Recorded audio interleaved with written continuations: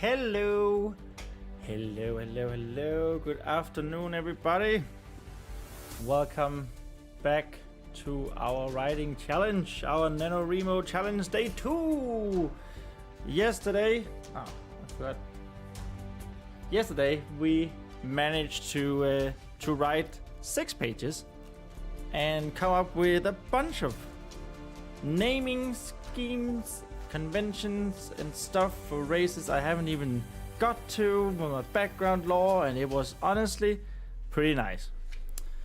And today I realized that I'm not talking to anyone except for myself and I guess you guys in the chat. So there was no real reason for me to be wearing these while I was writing. Especially because I actually have speakers here. And I've tested it and you shouldn't really be able to hear them anyway, so it's all well and good. I forgot something. Of course I forgot it. Just as I was about to start this. 1 second please. Where on earth is my... It's over there.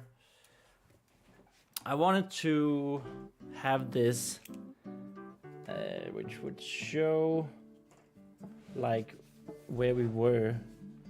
So if we're just gonna do it like this, then we can see that this is indeed where we were, where we ended up last night. And let me just see here. There's so much stuff that I just completely forgot about. I also need to have my YouTube comment up just to remind people that they can indeed subscribe. There we go. Which is all fine and dandy. There we are. Hey, it even comes up on my in my chat box now. It didn't last time I tried it. Right. All right, and also I forgot there's just so much stuff. That's one of the reasons that I ended up starting this an hour later than I intended. This is of course my short form video.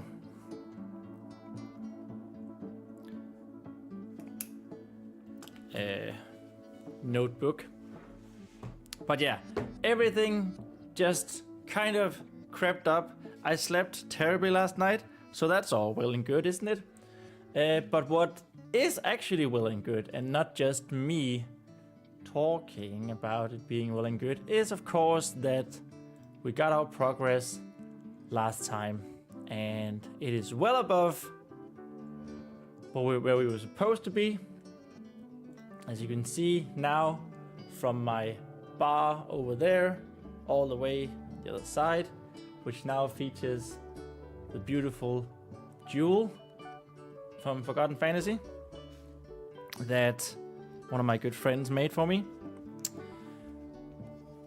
Well, it's a little bit difficult to see right now, right? But so the middle of the jewel and corresponds to the red bar, and the goal is just within reach for today. So that should be the least of our worries. Now I'm hoping we'll see how much we can do. Yesterday was a long day, right? It was 8 hours and 15 minutes, I think, which is by far the longest I have ever live streamed. So let's see where we can be after today. Okay. Are you ready? I think I'm ready. Yesterday we managed to do the prologue. And I need to remove that. Yesterday we managed to do the prologue for the battle for the dying light. And then we started chapter 1, where we have been writing about Vespa, our main character, who is a little girl, Feyen, 12 years old. I think we ended up with her being. There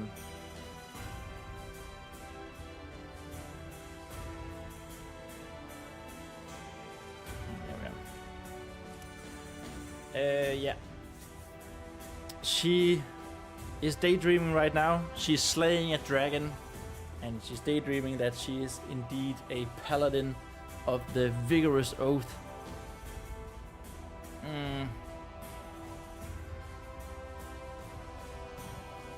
Paladins in my universe are knights that are knights of serving the teachings of the 5 pillars, which are the humans' main religion. And they're very much focused on water magic and healing, so they can feel and manipulate the water. And then we have the Templars, who are not gonna be like, they're not gonna have a huge role in this story.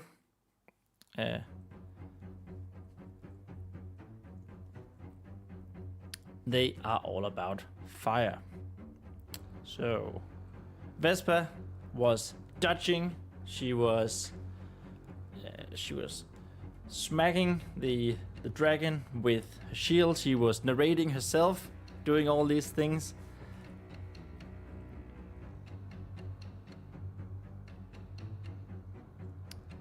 And now the dragon is flaming. The dragon is about to breathe fire onto Vespa.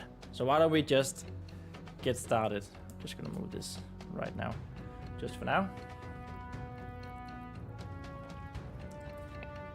I'm hoping to do at least 6, maybe 7, 8 pages today.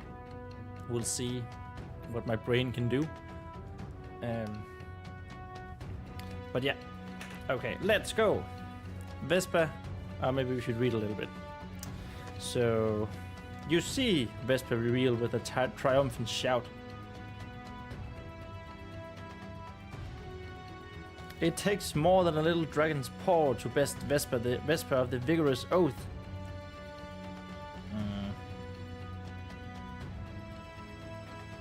Just talking here.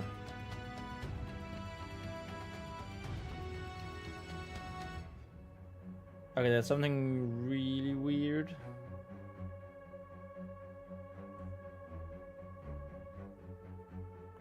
Wow, okay. So this is something that we wrote yesterday, obviously. We did discuss this yesterday, that Vespa narrating herself is a really fun quirk, but it's also a little bit difficult to actually write and read.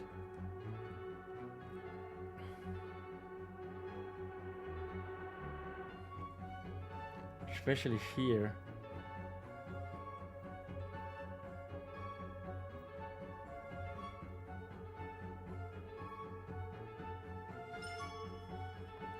There's also a spelling error there. Raised the hammer high once again and slammed it into the dragon. Okay, you see Vespa reveal with a triumphant shout. It takes more than a little dragon's paw to best Vespa of the vigorous oath. Our heroine was standing next to the other front leg of the dragon, preparing another devastating blow. She raised her hammer high once again and slammed into the dragon's other claw with all of her powerful might. Vespa was almost out of breath from the blow herself.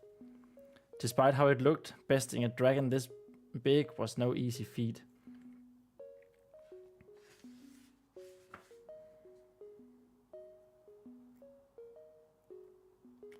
I don't actually know if this needs to be narrated by her.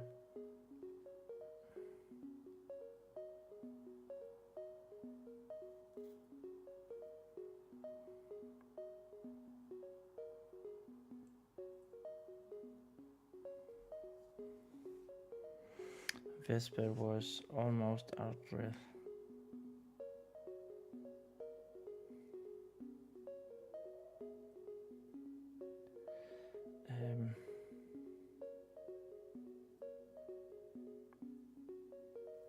I think... So we did say yesterday that whenever Vesper calls herself Vesper of the Vigorous Oath, that's when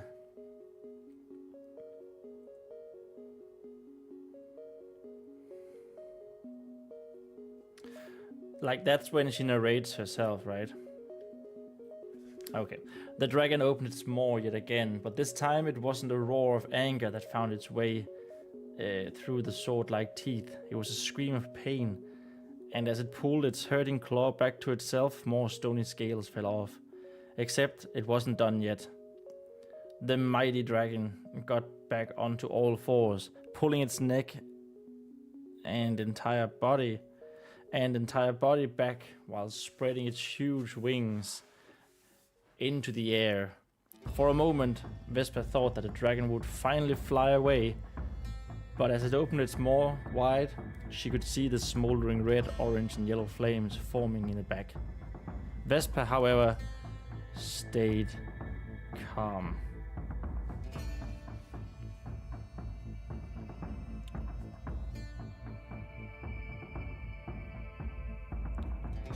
She was a paladin.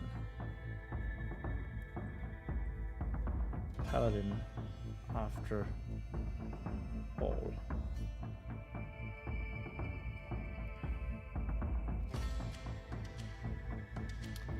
And a little fire.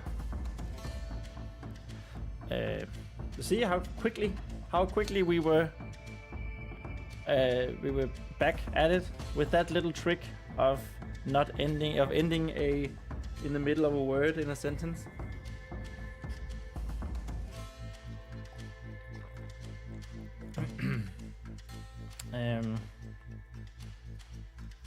So yeah, now we put this here. And this is where we began. She was a paladin after all. And a little fire never stopped. Never stopped her. Never stopped one of them.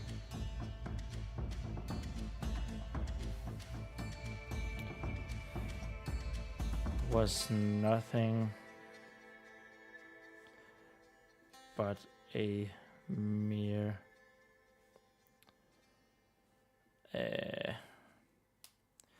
mere inconvenience. I think that's supposed to be an E. But a mere inconvenience.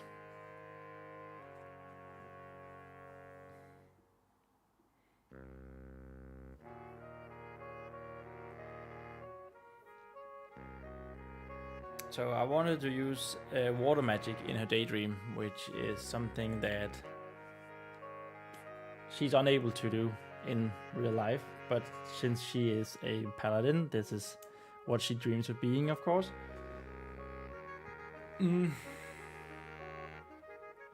Oh yeah. Now that this was page 4 that I ended up smudging so very badly yesterday.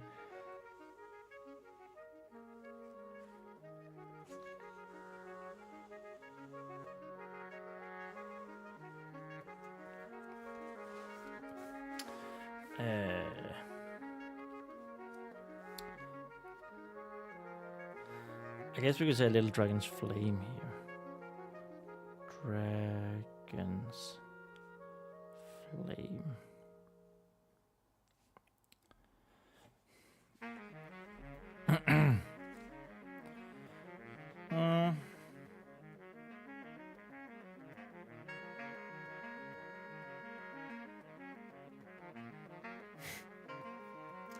Let's have a thinking quickly.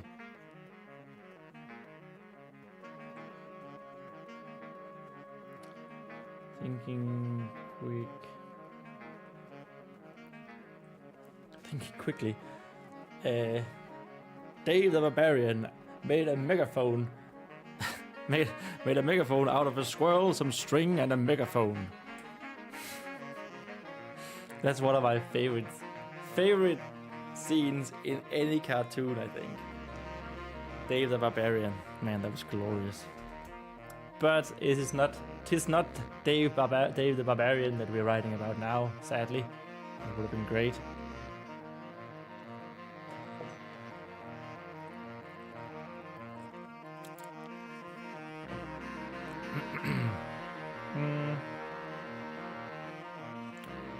Vespa.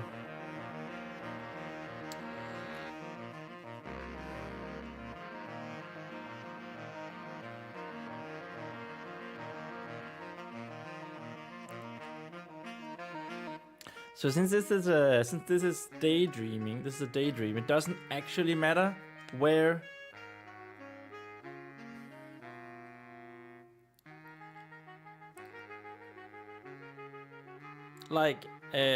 thing. So she would like draw water from a nearby brook or something, or river.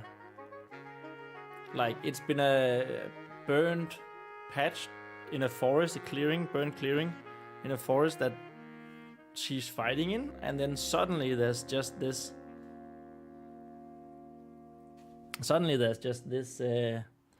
This river there, but totally makes sense because it is Vespa's own imagination that's going on right now.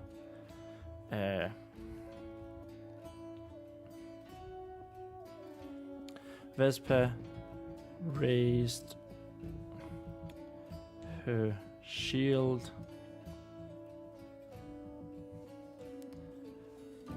with one arm and used the other to what?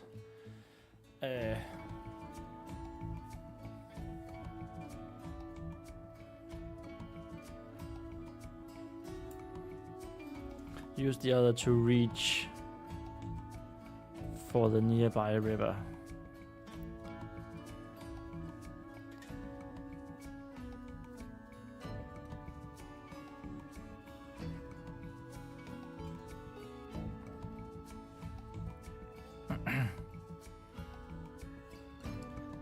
As she commanded the waters to protect her.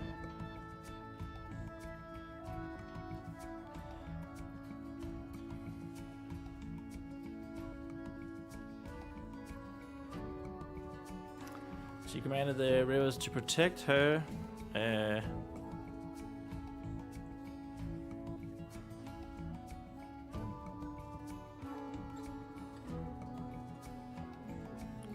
The liquid sounds so scientific.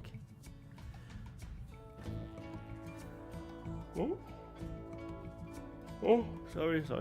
As I mentioned, I didn't sleep very well last night.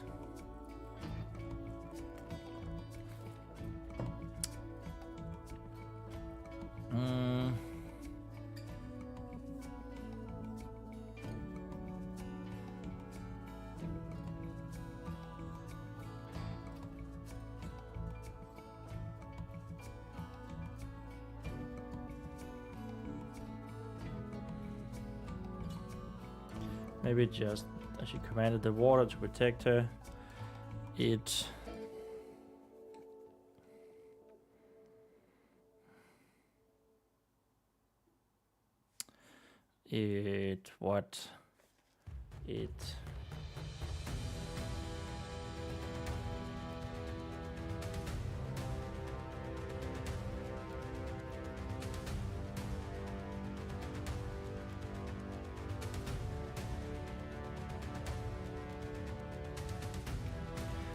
together to That's wrong.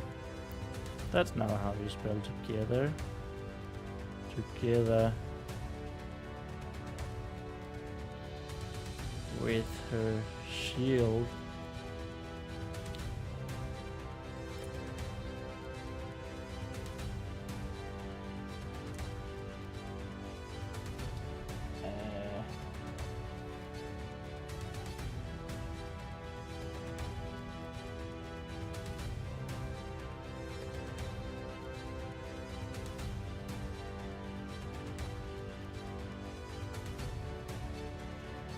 Okay, this is bad. I don't know how to write this. As she commanded the water to protect her. No, as she commanded the water to join forces. To join forces with her shield. Together they formed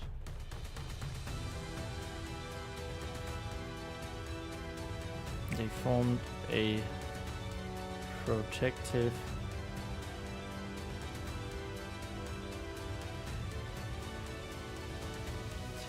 barrier.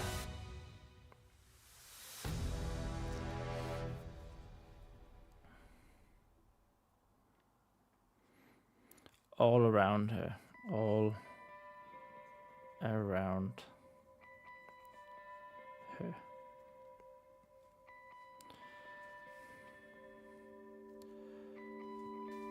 And now she's talking. And good thing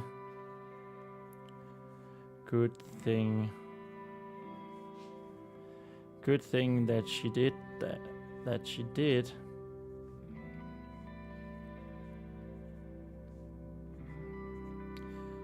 Vespa said.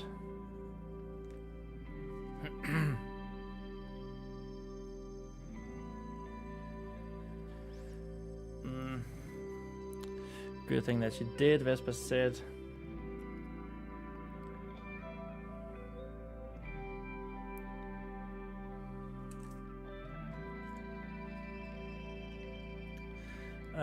Do we have something that's a bit more, a word that's a bit more actiony, that's a bit more, oops, did I just, I don't know if I just colored myself with ink, colored my own ear with ink. For obvious reasons I can't see that. Anyway, I want something with a little bit more urgency, I think. So, by the way, did you notice that we have a little animation now? Because I set up my Streamlabs to be much better than yesterday. That was one of the reasons why I started an hour later than normally. Anyway, let's go for the thesaurus. Say announced. Deliver, disclose, do, estimate, express, maintain, repeat, reply, report, respond, reveal, speak.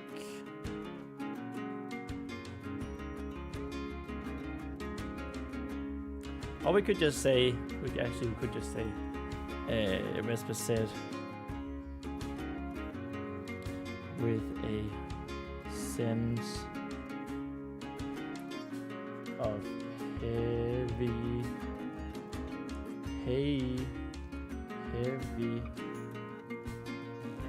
heavy urgency.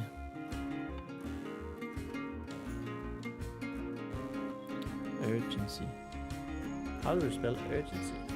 There's no T in urgency, is there? Yeah.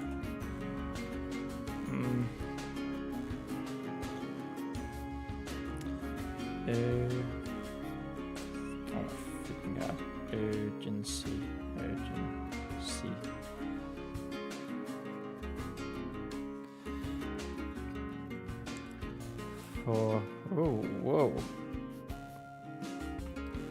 For just as the barrier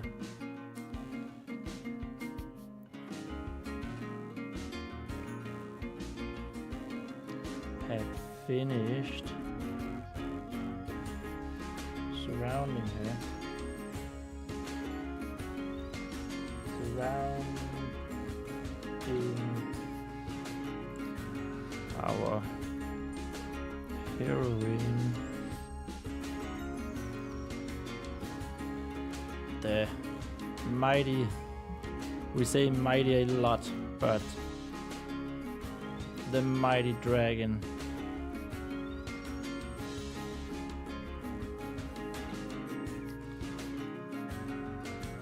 breathed its fire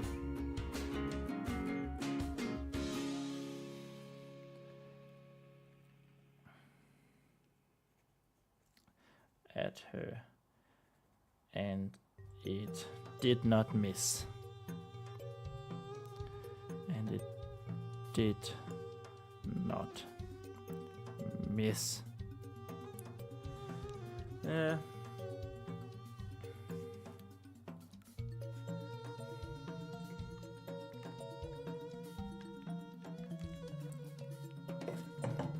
No, it didn't.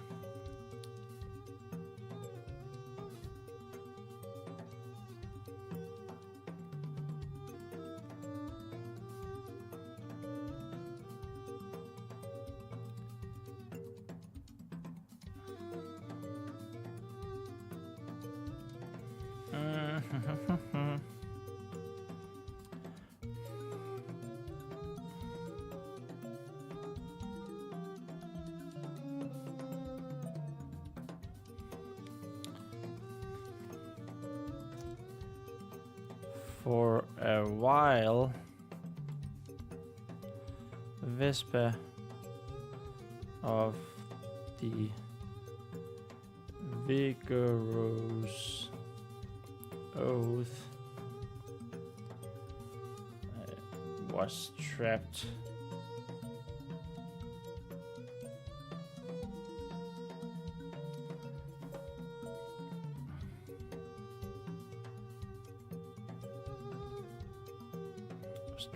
right there in the clearing.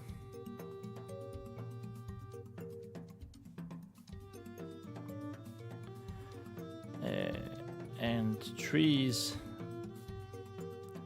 and now even more trees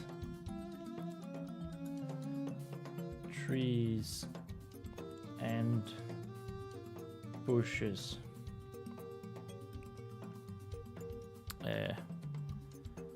was on fire. Boom.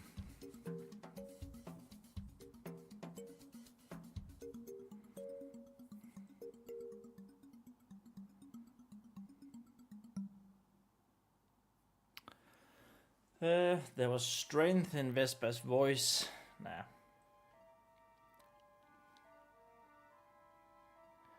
There was hardships in Vespa's voice. Nah.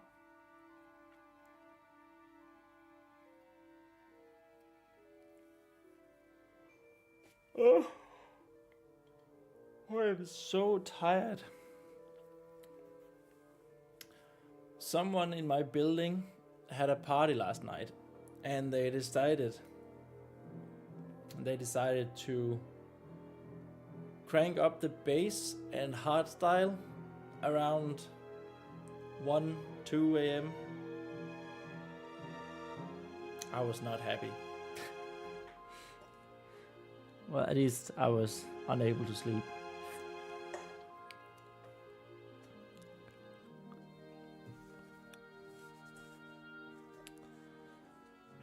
But it is what it is.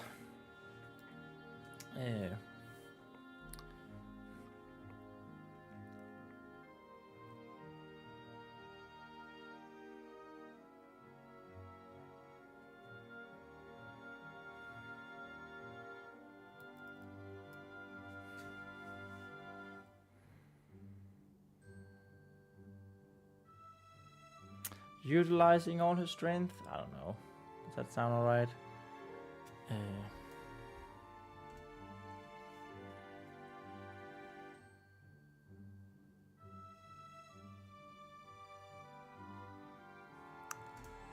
Is there another word for utilize? Using, utilize. Yeah. Applying, making use of all the strength. Yeah, we can use that.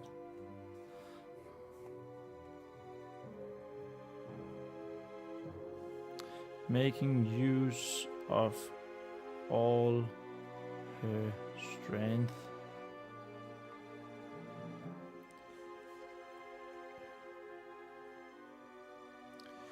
Vespa.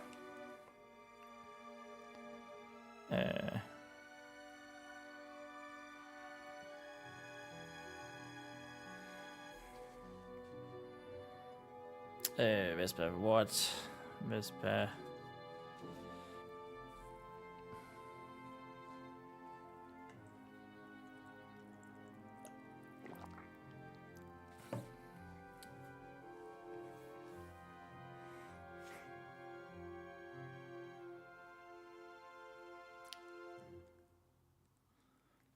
Wow, my blue screen is really sensitive, huh? If I do this. And now it doesn't have. Cool. Thank you, blue screen. Whoops.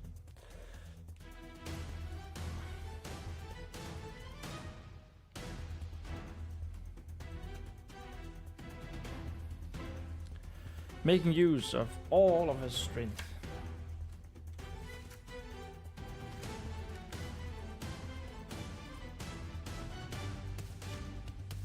Vespa stood her ground.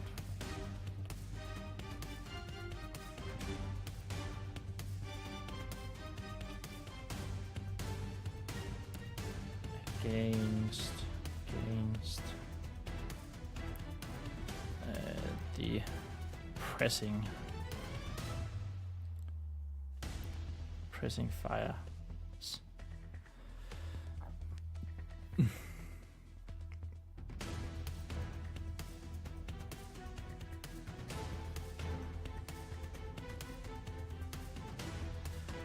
The water the water slowly draining.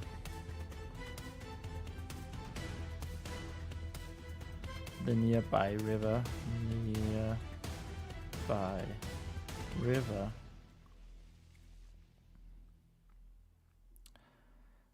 As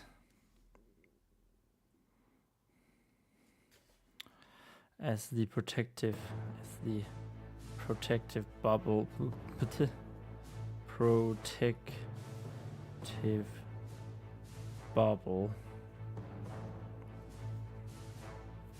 as the protective bubble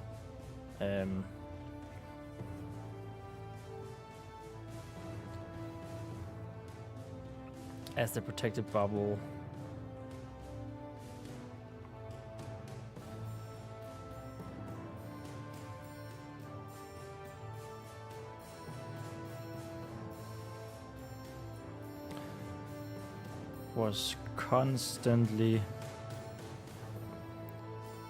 evaporated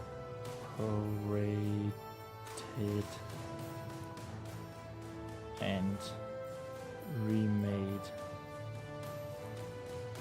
by the paladin.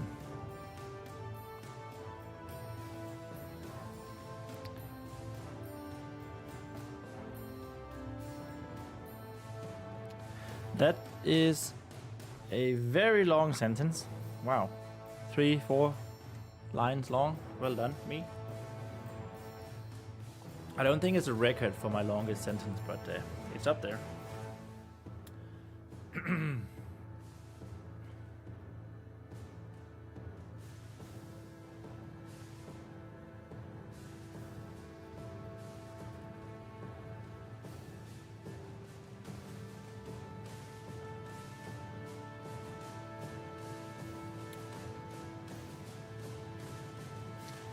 I want a... it's a little bit... So we're coming to the ending, the end of the daydream, right?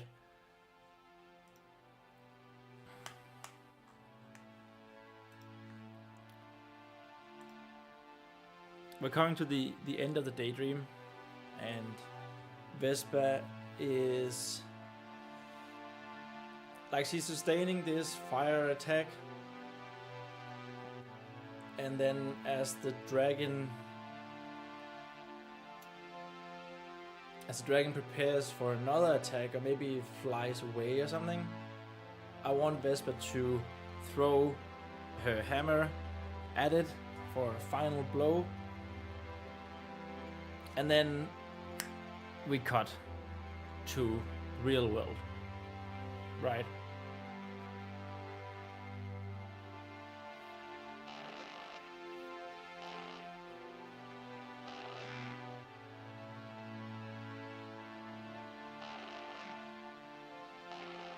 I think that's how I want it to play out. Yeah.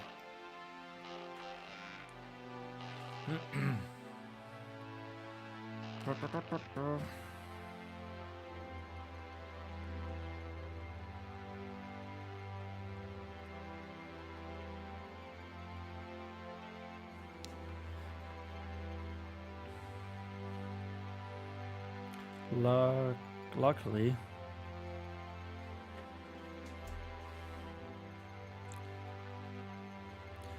the dragon was out of its fiery breath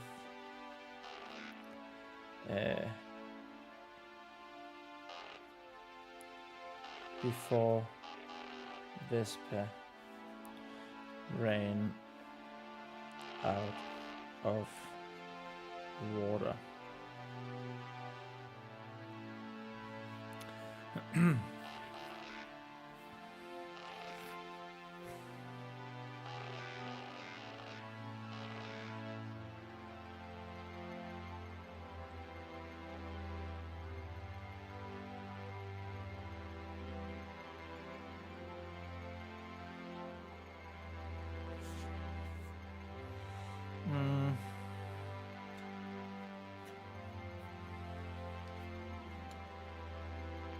Sorry, I just had an idea for the ending, which is a long time down the road.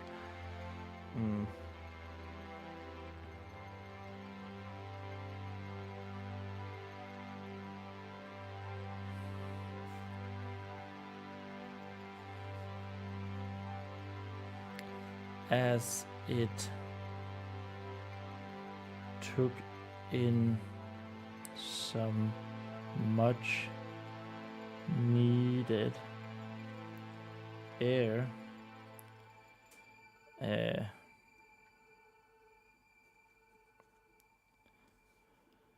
the mighty, she's also mighty, the mighty paladin. I really need to revise my use of mighty, because we're writing that, I'm using that word a lot. The mighty paladin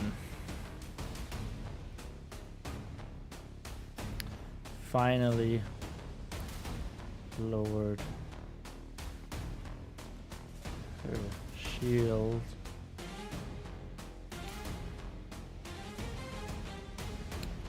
Everyone is mighty. Yes, indeed, Morten. It is indeed true. Everyone is mighty. The dragon is mighty. Vespa is mighty. You're mighty. Mighty Morten. I'm mighty. Mighty fine. Oh yeah. Paladin lowered shield. The mighty paladin finally lowered shield.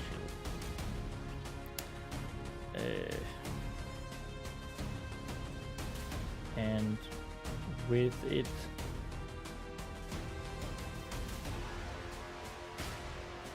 the protective, the last of The protective water barrier fell. Barrier fell with a splash.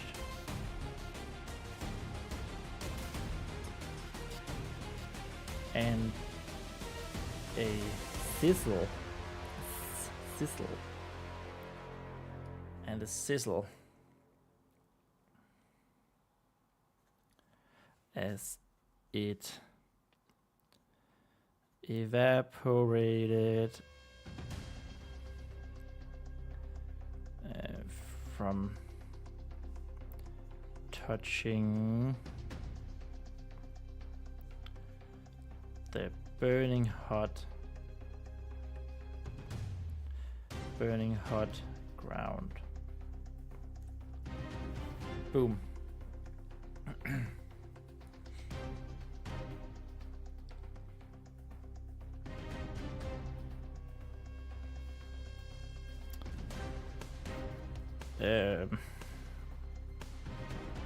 But our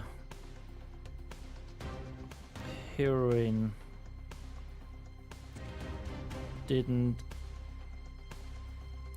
have much time to think.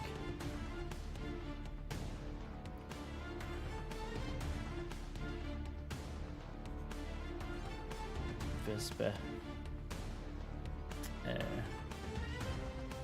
kept on narrating.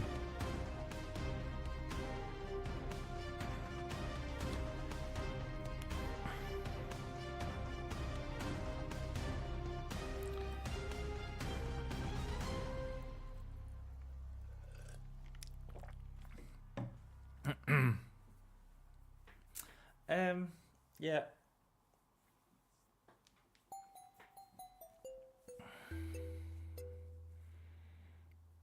I think we discussed it a little bit last time. Where I wasn't sure if I want to explicitly say that Vespa is narrating, but I actually think I kind of like it now.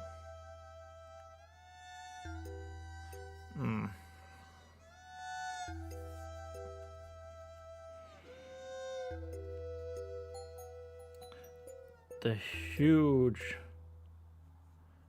dragon had regained its breath and it began to form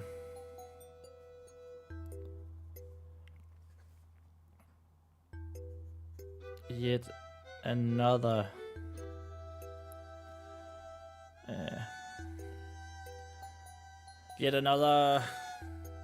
I don't think a 12-year-old would say salvo.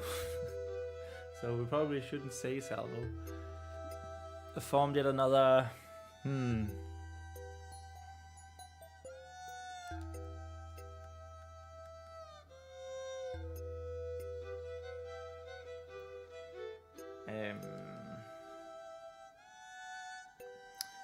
and form yet another attack with its deadly fire. We use deadly a lot as well. Burst, says Morten. Yeah, could be burst.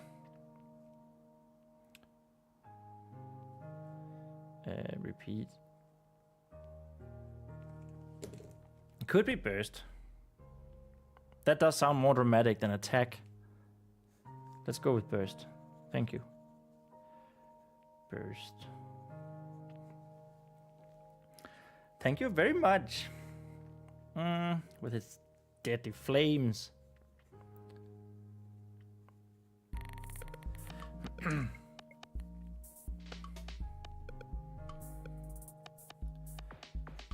Oh, I don't think so.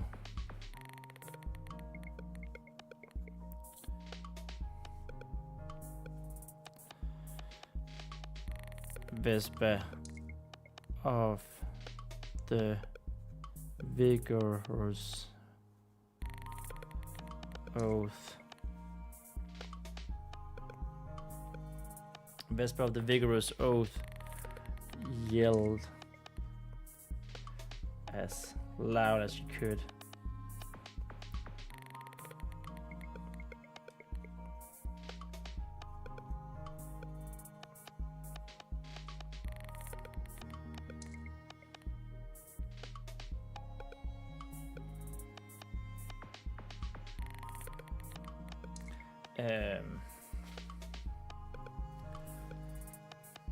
If it has to be more young sounding this morning, yeah. Burst was definitely a good one. I don't know if attack is just simply simpler, but we're going with burst. It sounds more dramatic.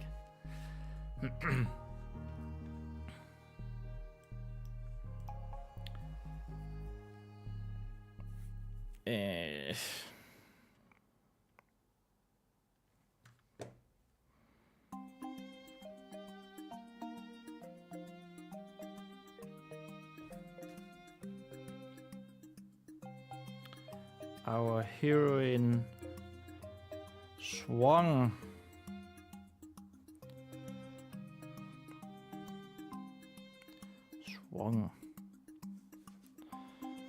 her warhammer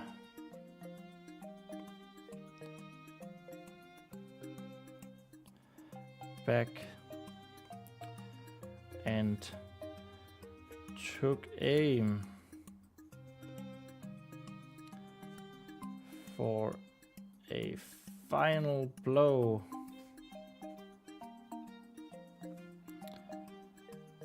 against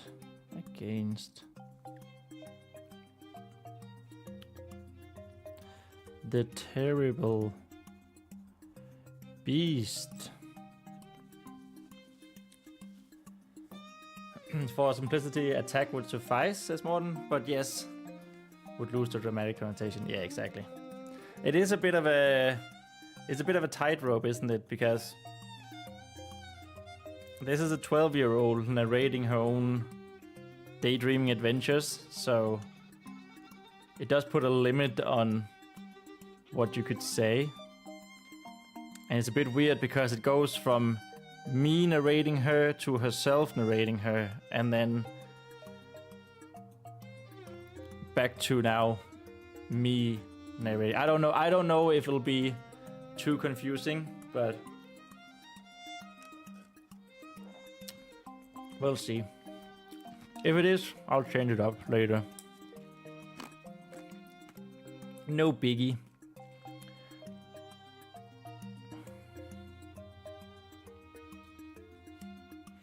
Yeah, oh, I didn't know that.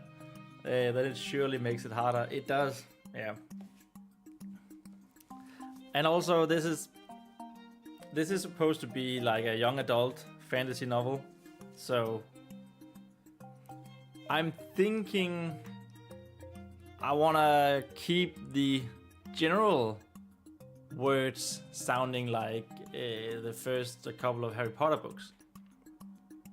You know, so people around the same age, around 10 to 13, 14 maybe, like that's the age group that we're aiming for.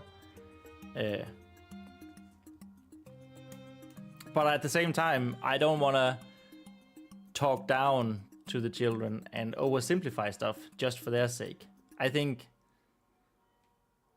it's a good thing that children potentially read, you know, stuff that's a little bit more intricate than what they're used to. And I'm basing that on nothing but my own thoughts.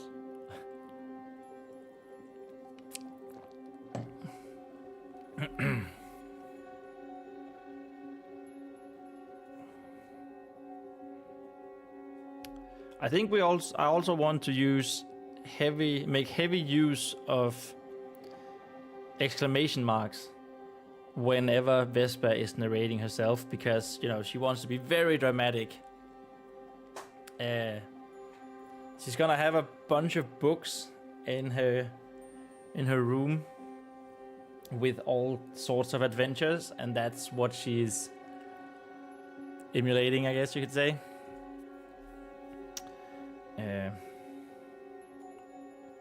Yes.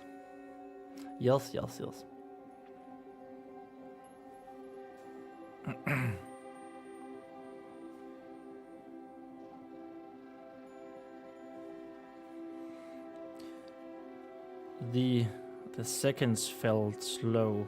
Seconds felt slow. All of a sudden.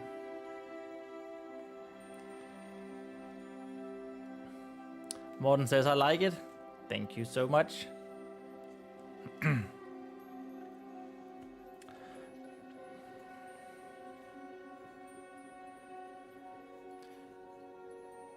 The dragons. Flames. The dragons' flames were forming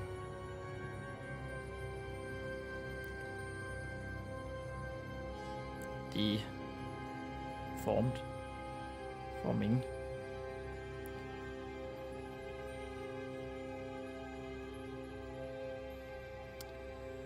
Now we already used form up here. Dragon's flames were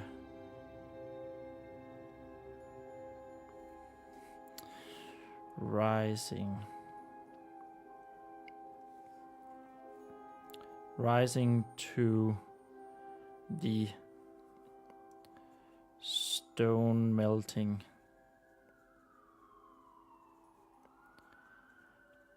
temperatures that made the beast so terrifying. I do feel like, well, it's terrible here, so not terrifying, the terrifying beast. They made the beast so terrifying.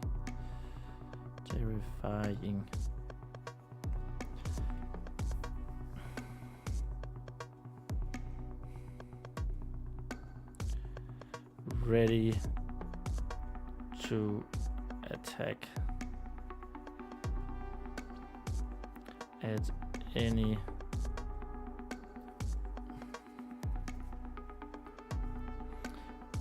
moment now. Ready to engulf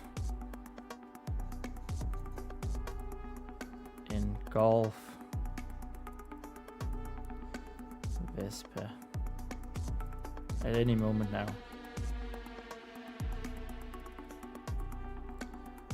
And Vesper herself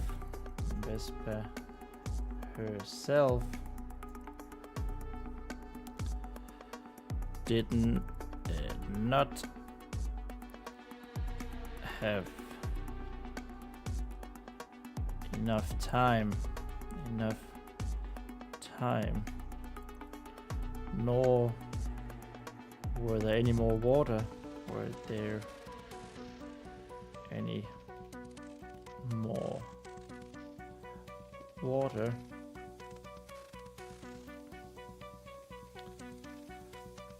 to make another barrier.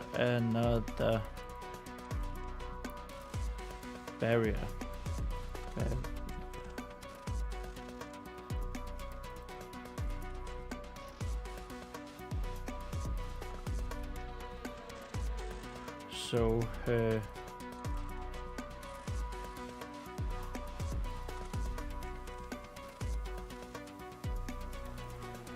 row had to count.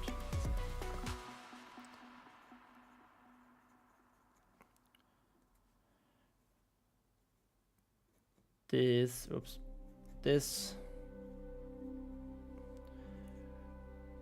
would be her final chance.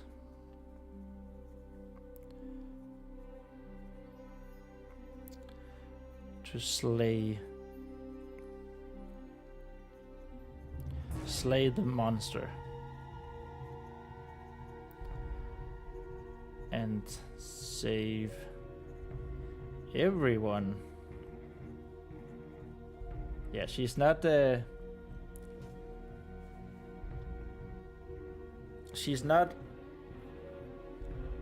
modest in her daydreams.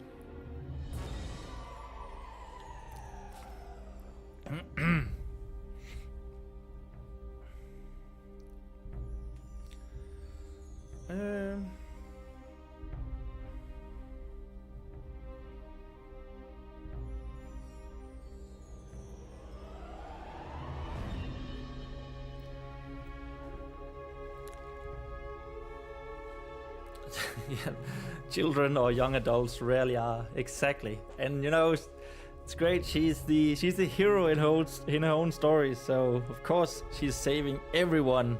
And who is everyone? No one knows. Just like how I really like that. I think I sort of captured the whole, when they're playing, they just make up stuff. So she's walking around in a forest, obviously. She's fighting this dragon in a burned clearing in the forest. Suddenly she just takes water from a nearby river. The river was not mentioned before. It's just appeared there. I think that's also a clue as to that this is indeed her making stuff up. This is imagination. And then save everyone. Who is everyone? No one knows.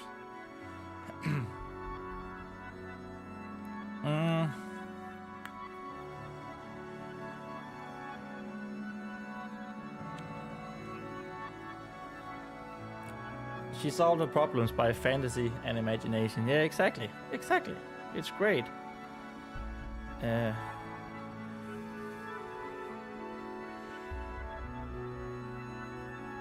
Her aim was locked in.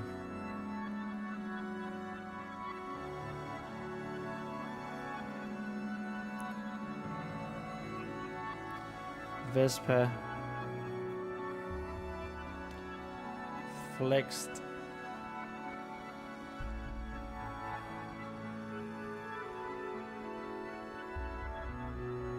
all of her strong muscles. Flexed all of her strong muscles.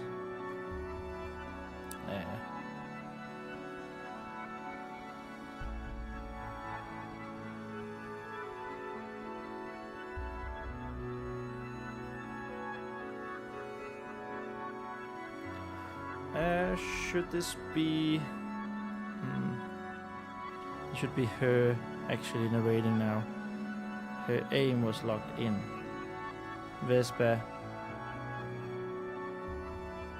of the Eagle's Oath.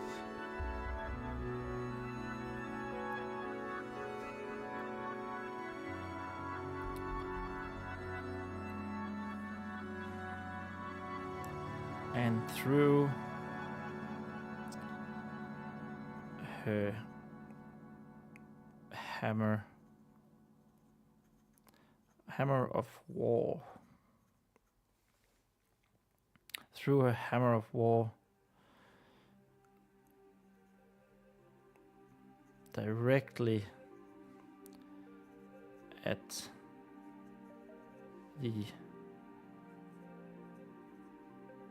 dragon's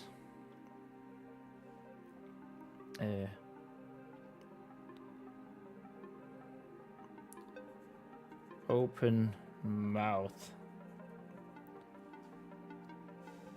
Hey, that's it. That's the page number 7 done. Hooray!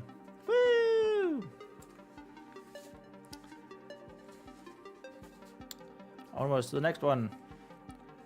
Page number 8.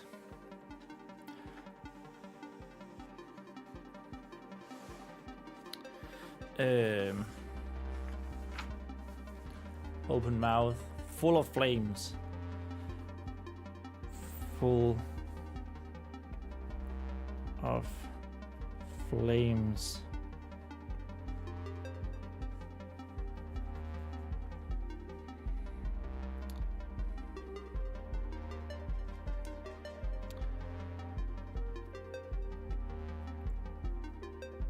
To deliver the final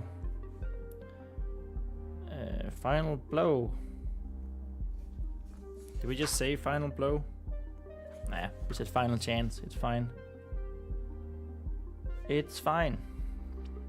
To deliver the final blow and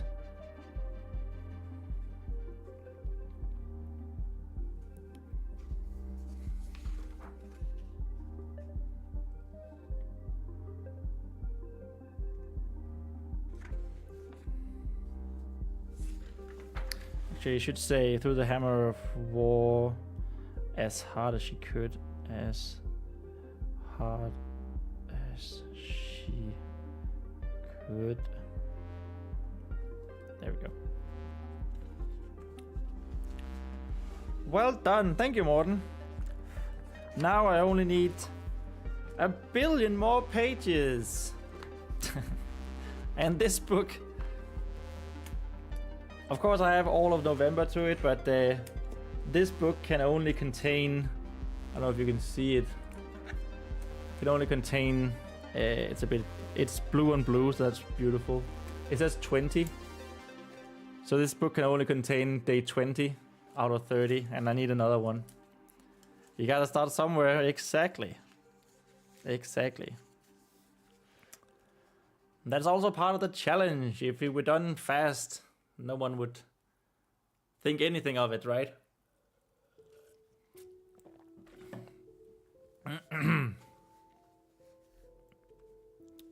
Ouch.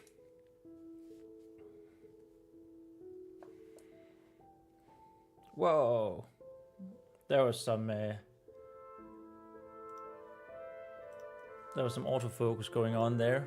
That should not be present. There, the autofocus is gone away. Yep.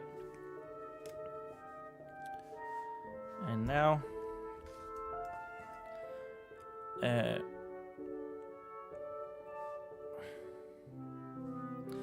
now enters a fire. Ouch. So she basically threw. The actual scene is going to be Vespa in a kitchen, and the dragon is an oven or a hearth or something.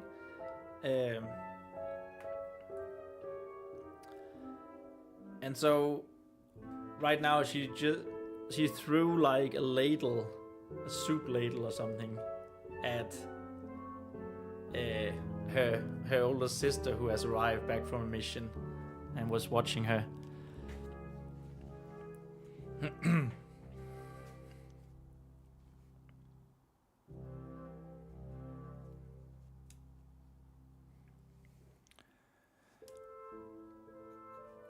The throw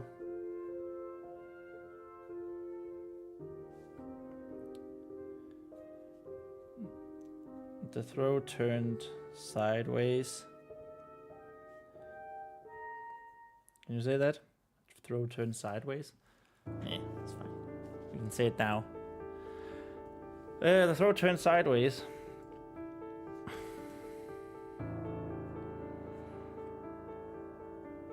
And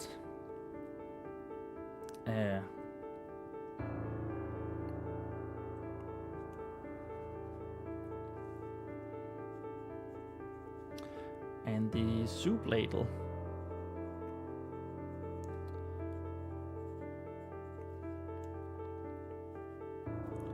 Hit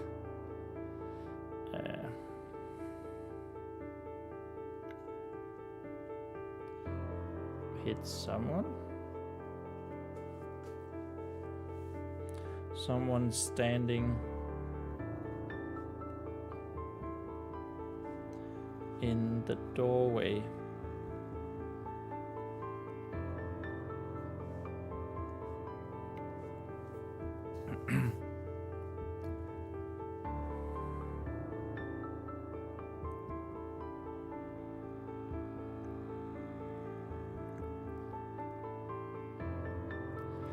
Someone standing in the doorway. Right on her forehead.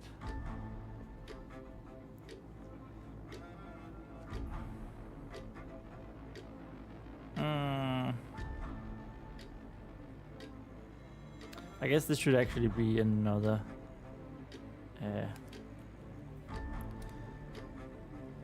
should be another line. So we just have a line that says ouch, and then another line that says the throat turned sideways, and the soup ladle hit someone standing in the doorway right on her forehead.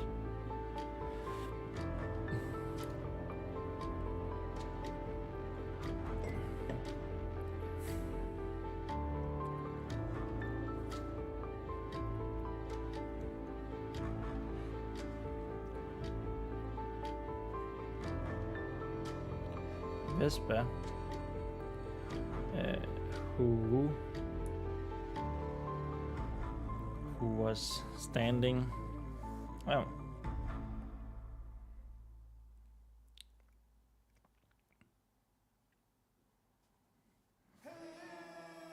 who was wielding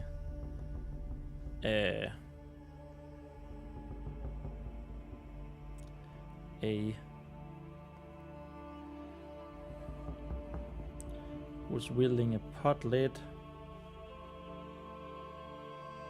and stood on top of the kitchen table, on top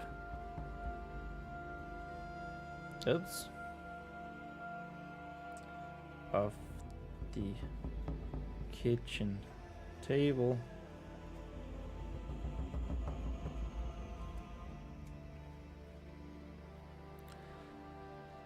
Didn't immediately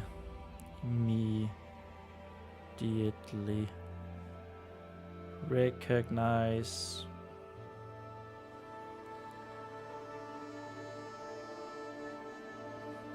who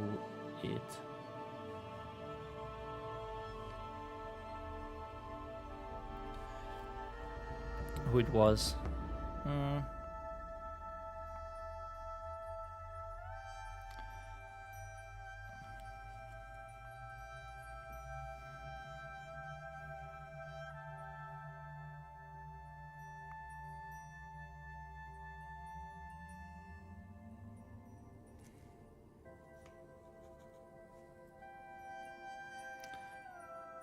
Wow, this is there's a lot of mistakes in this this first part of the new page here. Wow, holy smokes.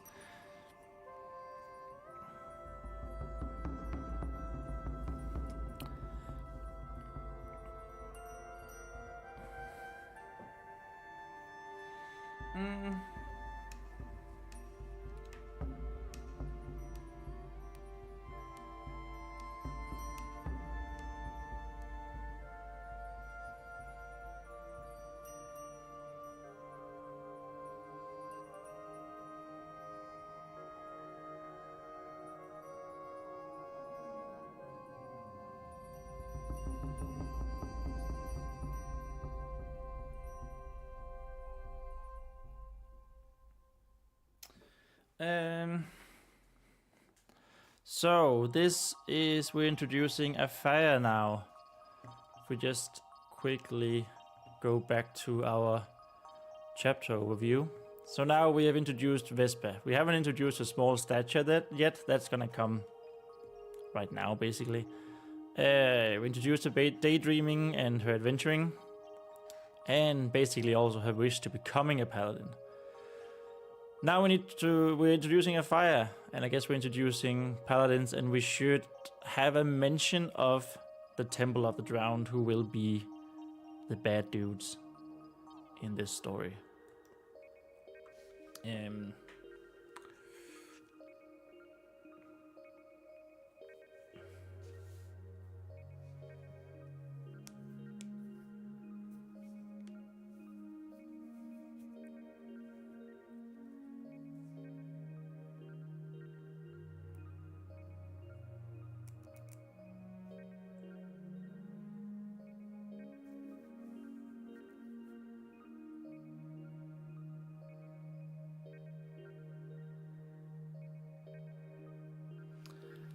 Right. What does she say? What does she say?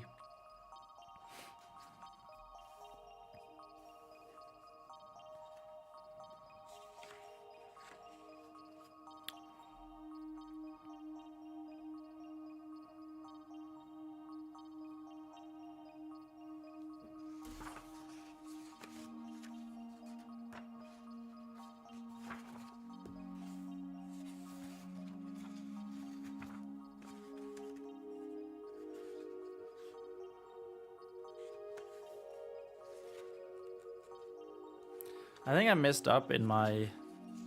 This is how I need to go each day. 1, 2, 3, 4. No, it's all right. Yeah, it's true. 1, 2, 3, 4, and then a little bit. Yeah, no, it's right. It is all right.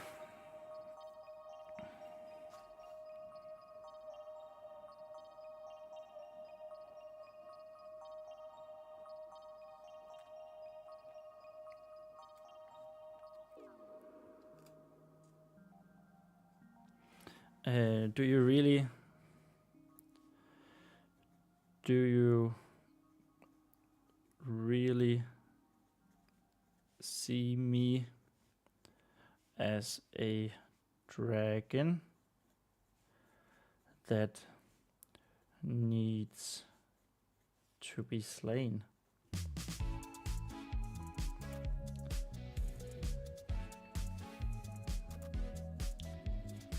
The woman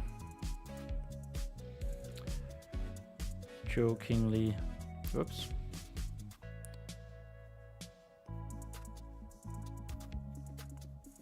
Jokingly said, as she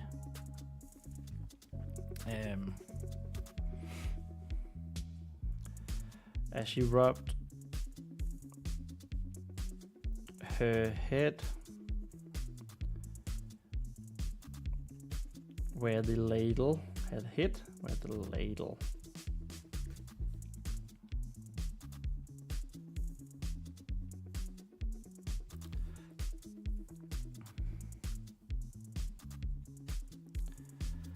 Vespa still couldn't see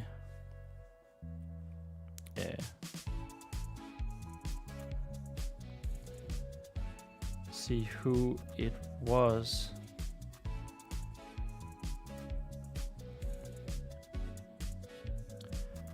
but she could recognize.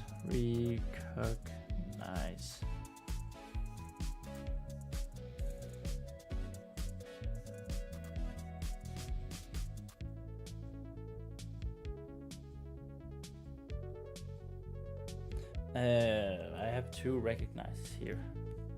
Let's fix that. Recognize.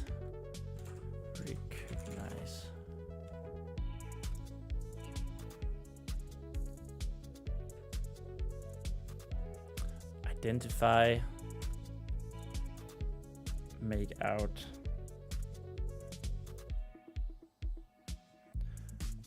Yeah, let's go with that. Make out who it was.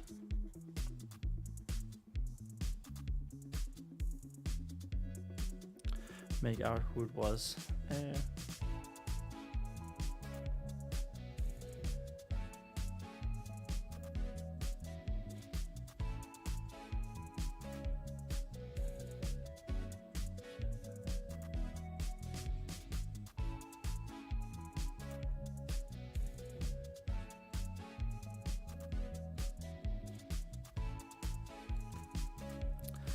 She could recognize the voice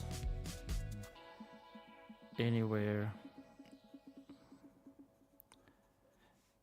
she would go.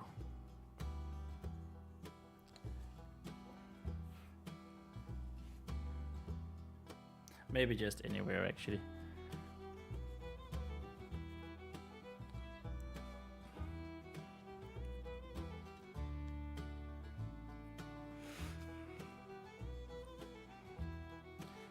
A fire! A fire!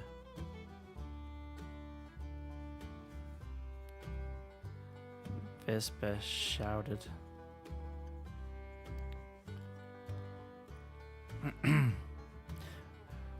With all of her joy.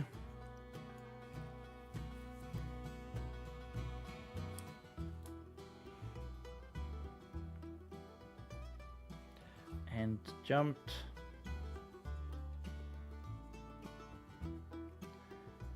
down from the kitchen table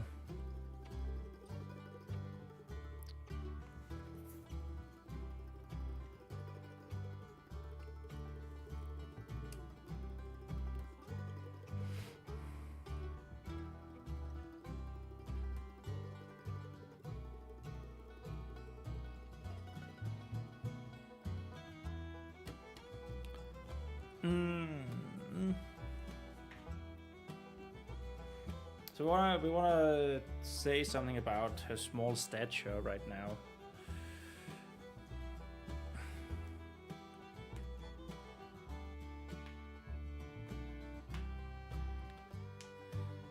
So like I mentioned yesterday, Vespa is 60 centimeters tall, which is just about this high.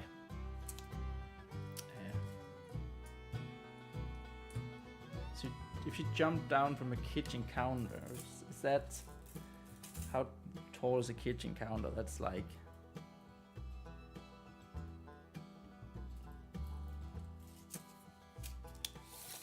well, it's not double her size, that's for sure.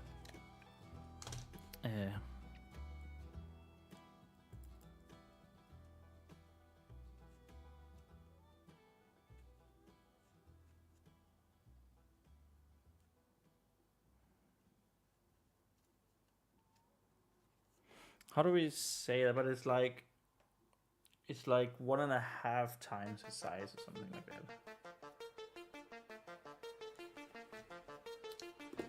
90 centimeters.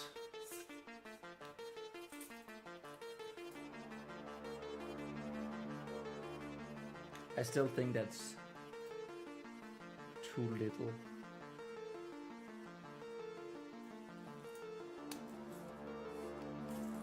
Is it an entire meter? Or is that...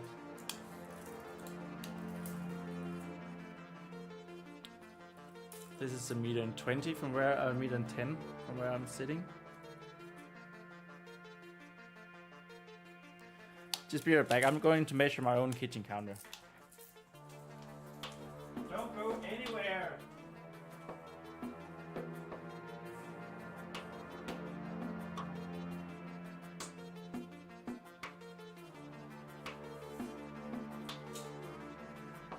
Okay. So my own kitchen counter is about 90 centimeters tall. So that is actually about 1.5 times her size, her height.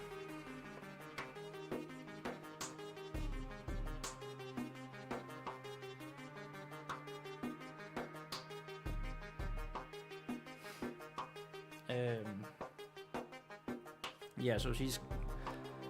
How do we best say this? We have avoided calling her short, small, all the way through this first daydreaming. And there's a reason for that, because it is in her own imagination, so why would she say that she herself was tiny? But I feel like now we're in the real world, we should clear that right up, that she's very short.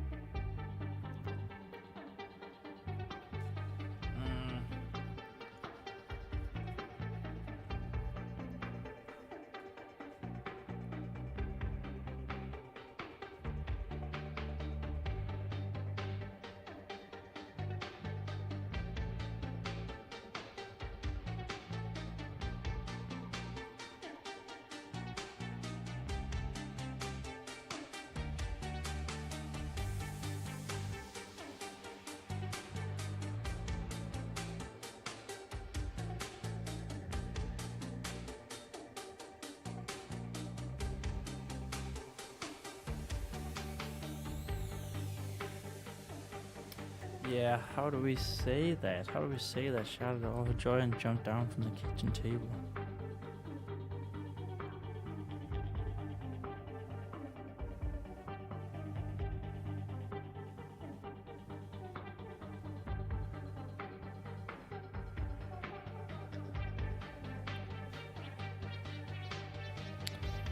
Can we say something like,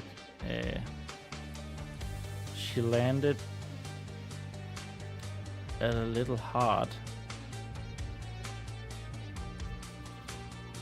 A little hard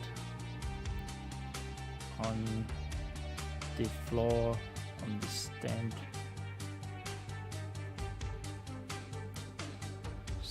ground floor.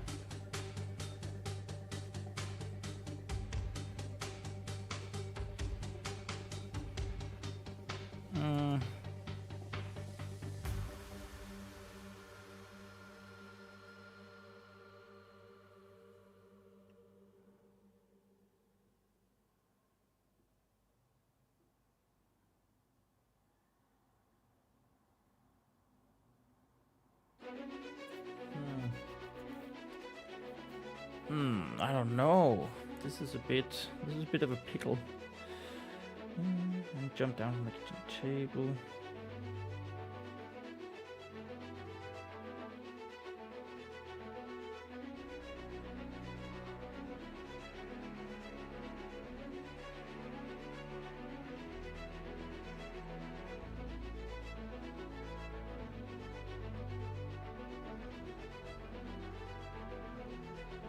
Maybe we should say it up here, actually, on the kitchen table. Almost 1.5 times her height.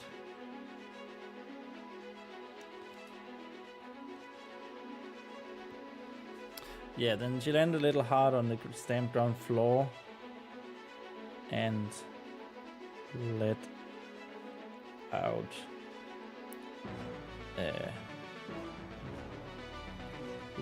an oomph and oh dear Lord, cursive writing and oomph.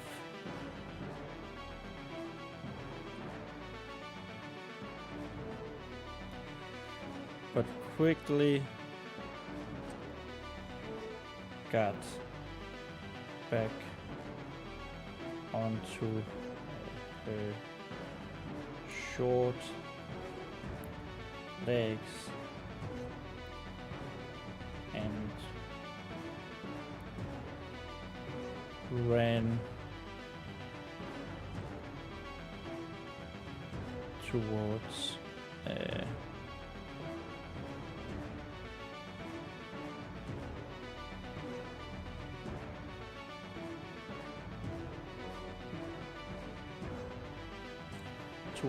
the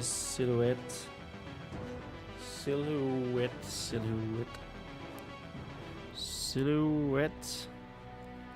That's not right. Silhouette. Oh, those are 2 T's. There we are.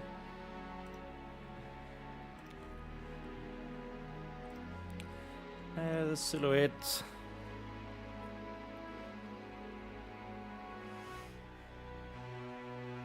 In the door to the outside.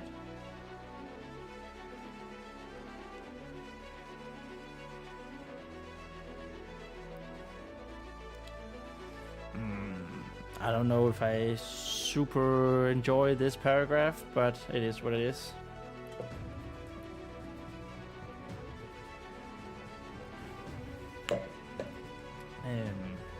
Yes.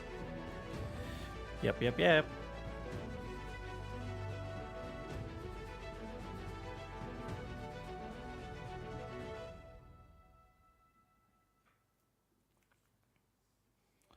Door to the outside.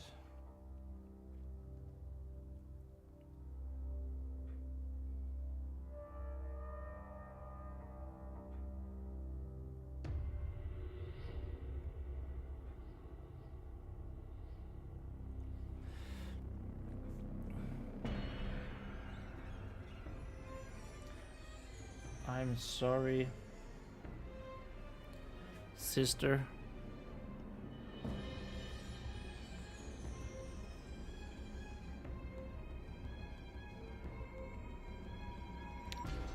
Was the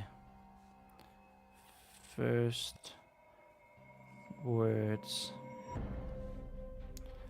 out of her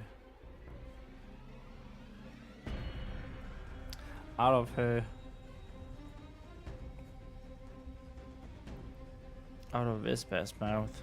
Vespa.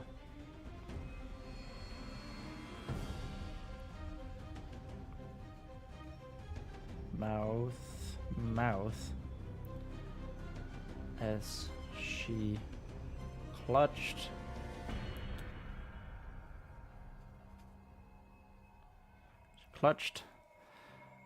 a fire's leg.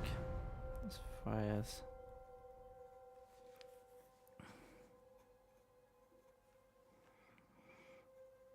And pressed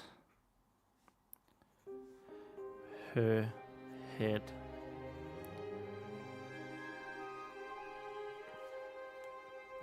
into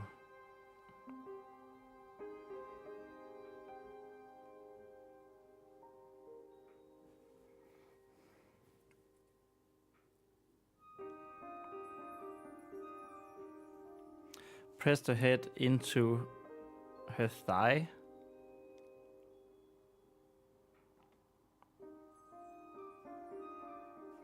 Into the thigh. It's just a little bit of a her could be both in the same sentence. Thigh.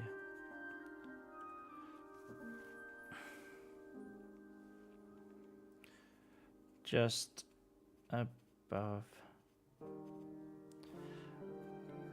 the knee. So I feel like that's very much like, okay, now we've established that Vespa is quite short. And if I just measure on my own.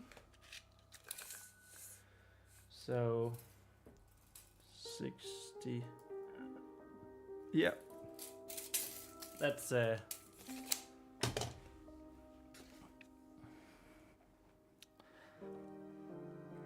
it looks correct with the thigh just above the knee.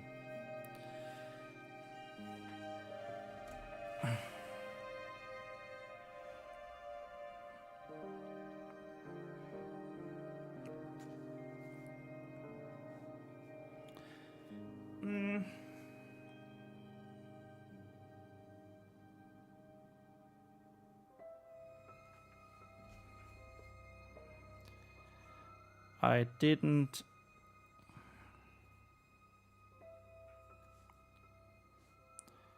mean to hit you.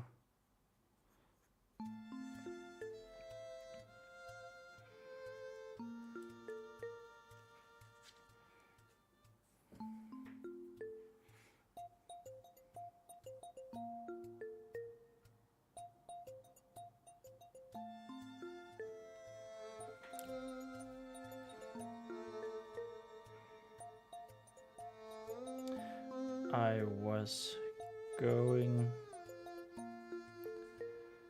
for the scary dragon.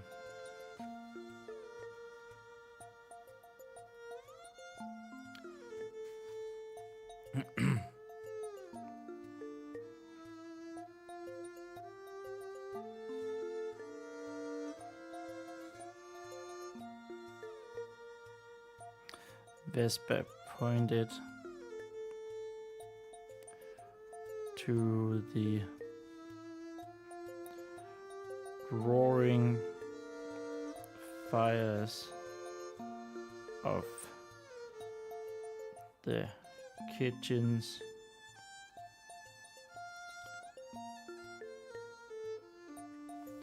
Kitchen, that's an S. Oh God. Kitchen.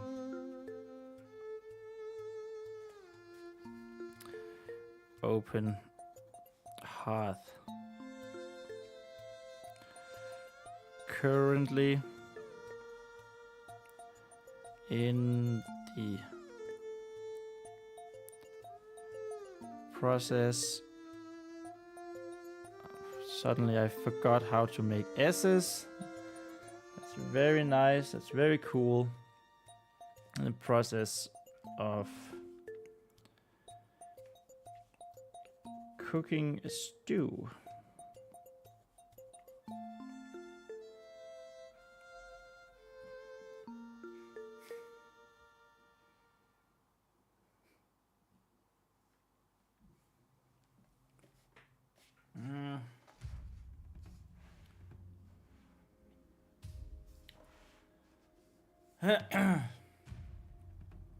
So I actually quite like the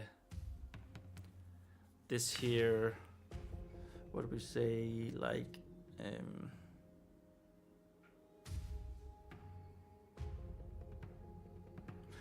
it's the same chapter, but we're going from like action and high tension and then all the way down because all of it turned out to be a child's imagination. I think that's a quite a funny contrast.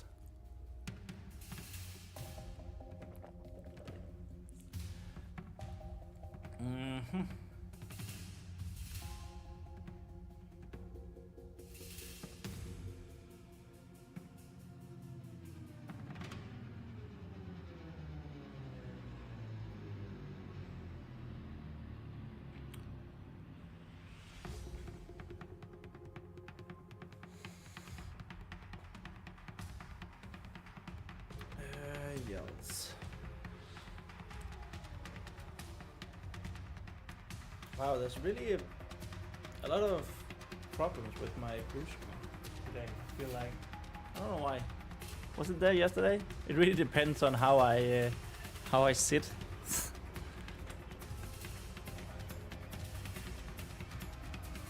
Currently in the process of cooking a stew.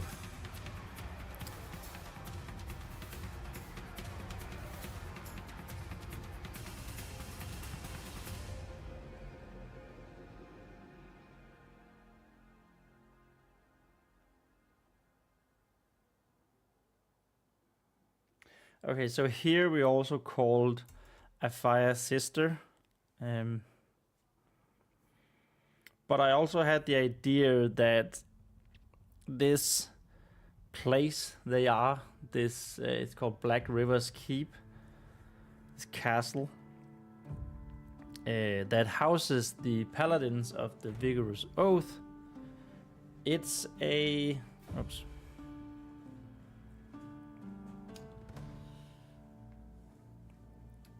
It's what do you say?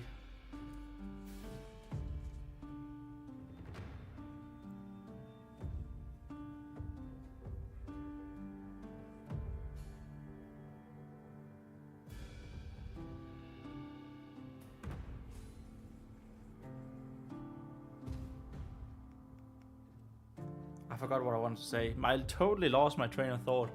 Wonderful, beautiful, very well done. Currently in the process of making stew. Oh my god, I thought I had something good to say, and I just went out. Oh yeah, so, right, we were talking about Vespa calling a fire her sister, which, you know, the first time around it might as well be her sister, but a fire she's her older sister. She's actually the one who has raised Vespa. Vespa is, of course, not a human. She's a fae folk. A fire is a human.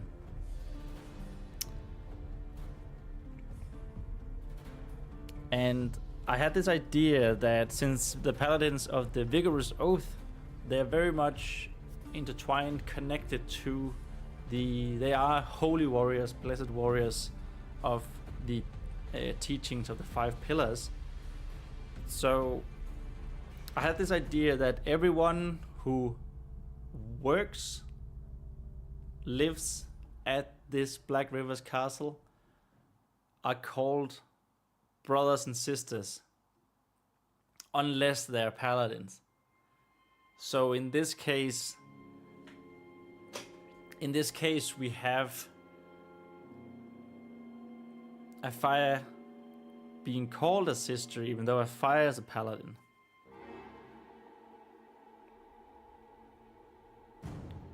So it's a bit of a double, like, entendre.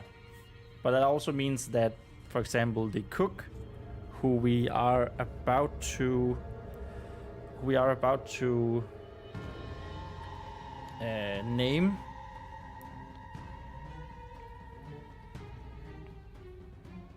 will be called a sister.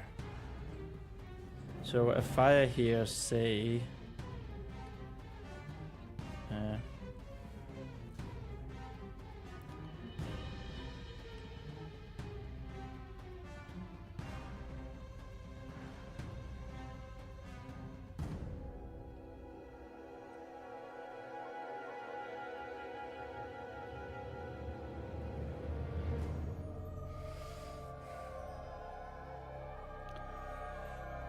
do you think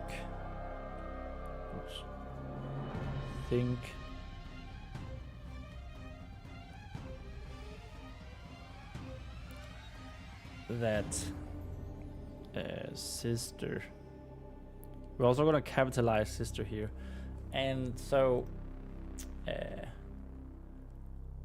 I don't have a name for the cook, but I have behind the name. I have an idea, because I thought I would like her to be played like I think it was Kai yesterday who asked who I wanted Vesper to be played as the actor. And it got me thinking, who do I want to play the different characters? And I thought Miriam Margoyles would be perfect as a cook. You know, a totally lovable and funny, and like she just says what she thinks type of character. So yeah, Miriam, what does that mean? Miriam. Can we search here for Miriam? Yeah, Mayhem? No. Miriam. From Mary. Okay, so that's from Mary. But, you know, it's fine. She watched over the infant Moses, blah, blah, blah, blah. The name has long been popular among Jews.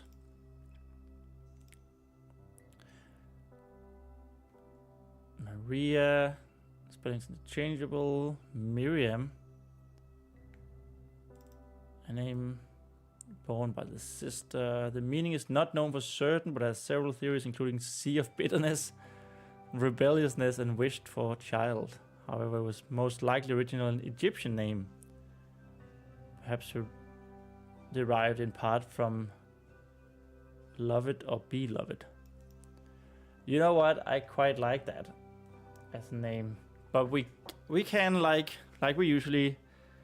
I don't know if I should do it with every single human name, but you know, go the George R. R. Martin route and slightly misspell the name to make it more fantasy, like we did with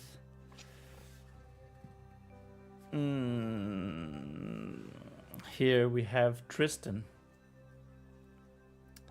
That's of course Tristan, but I think it was also a Welsh spelling, Tristan. Obviously, that's a human as well. I might want to call him Tristan just. I think Tristan may be enough of a fantasy sounding name. But here we have Sister Miriam. Sister Miriam. So we can either say, let's just, before we write anything down. Let's go here, Miriam. So this is the normal way of spelling it. Let's just go big. Title. Or we could say Miriam. We could say Miriam. Or we could say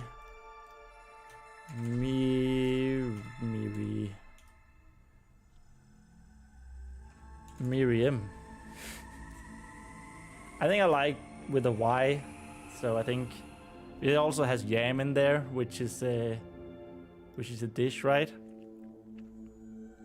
So that's big brain plays, automatically leading you as the reader to a cook because of food.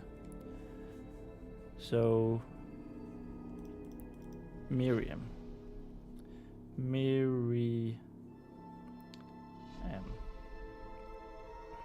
Do you think that's Sister Miriam? That was a quick and fast name, though to be fair, I did think about it lots before. It was something that occurred to me yesterday as I was trying to wind down from the first of many streaming sessions this November. Do you think that Sister Miriam approves of you flinging her cooking tools at dragons and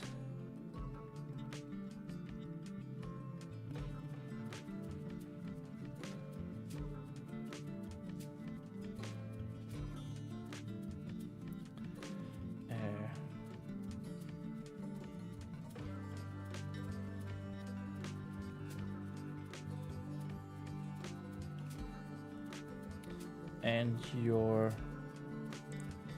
older sister. Okay, so I'm a little worried now. I am a little worried that sister and sister can be confusing. So that's something we should be aware of once we start digitizing this. Right.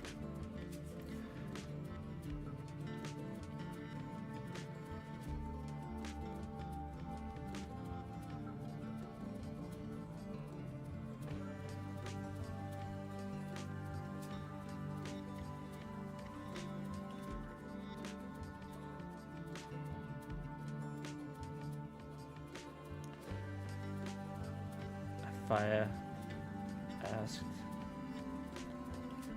with a smile.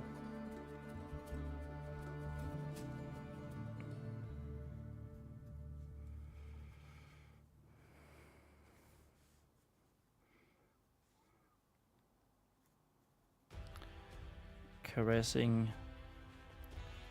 Vespers. Crimson hair.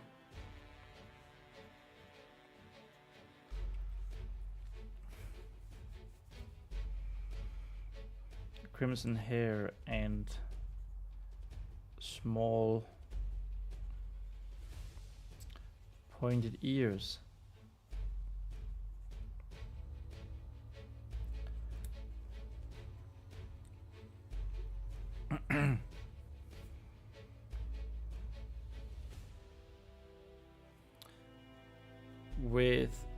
So I want a fire as a character. I don't remember if I wrote it down yet. So here I made some notes for her appearance. She have olive skin, which is like southern Mediterranean complexity.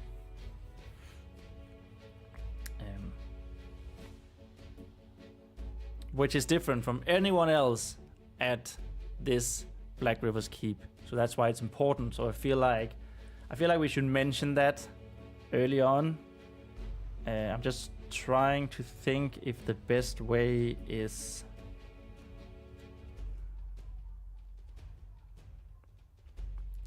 we could say here with her olive skinned hand, but that sounds a bit weird. The hands of olive, that also sounds weird.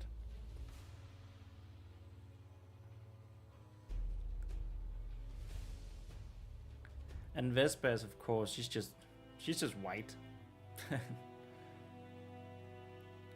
She's just normal white.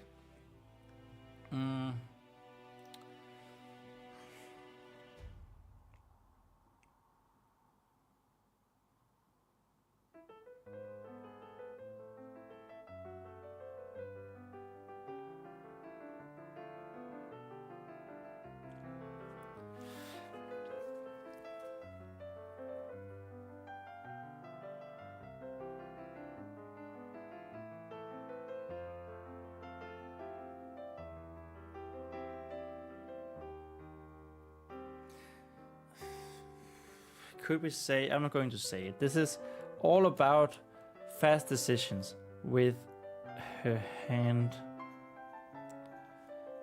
of olive complexity.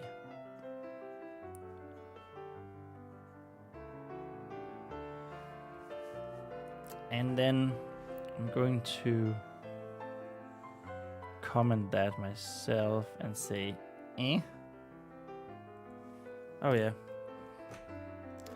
I think it could be a fun short form video to the one with Miss Miriam, Sister Miriam, and that was like around 1 and I guess 5 minutes ago. Miriam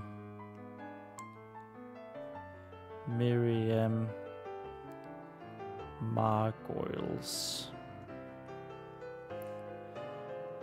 as actor and namesake.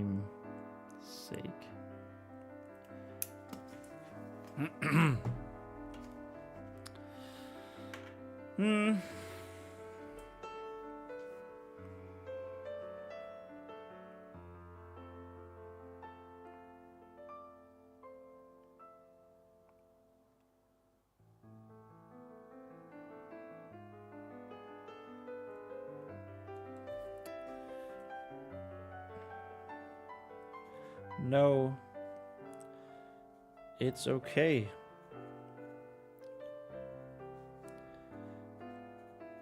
Vespa, reassured. Reassured. Yeah, it's 2 S's in reassured. There's not, however, room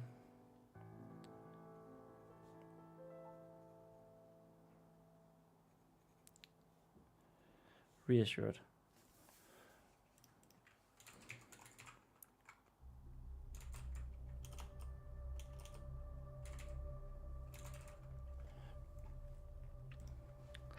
It's not, however, room for bad spelling or bad writing, as you can see from this beautiful, beautiful piece of craftsmanship with 0 errors in any of the handwriting ever. Oh yes. Vespa reassured. Sister Miriam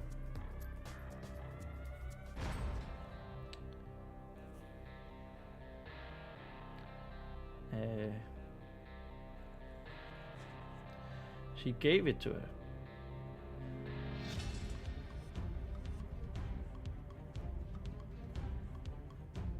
Gave me the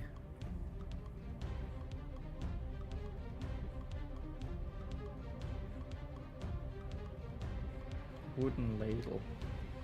Do you have like a wooden ladle? Wooden ladle. Yeah, you can totally have wooden ladle.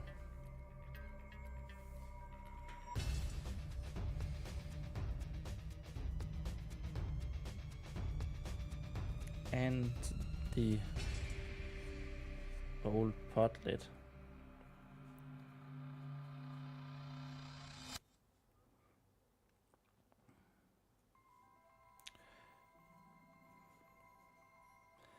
They both looked to the floor.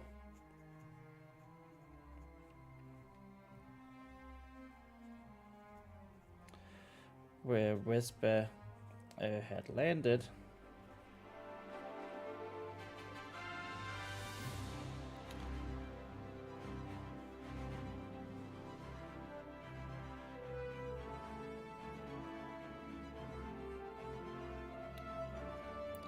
The spot now being covered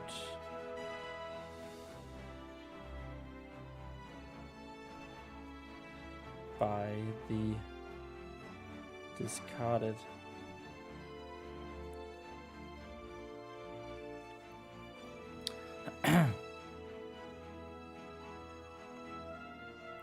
if I say shield here, by the discarded shield,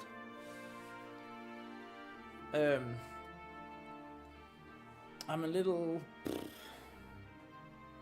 bit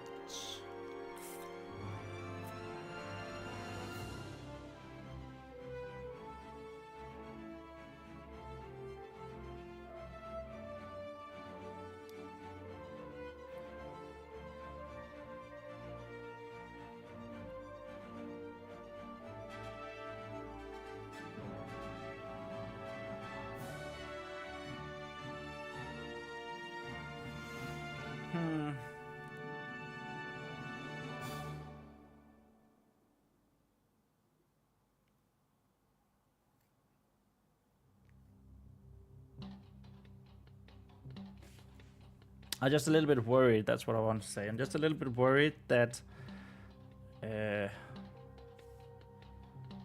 gets confusing.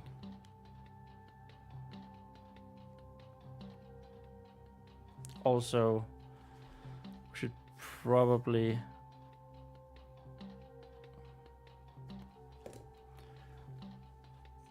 by the discarded shield. Okay, let's just write it. Discarded shield that had protected her.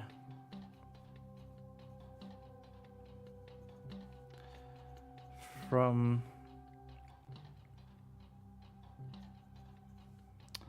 the dangerous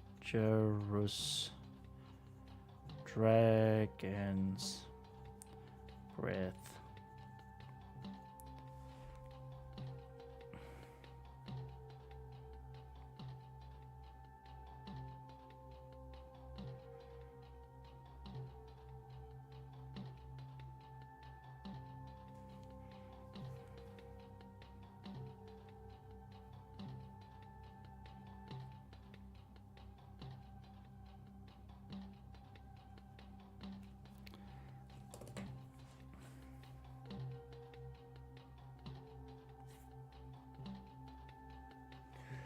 Actually, I want to comment like up here.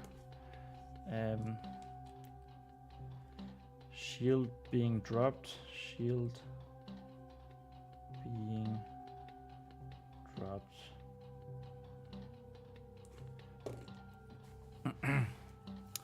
Just for the digital version.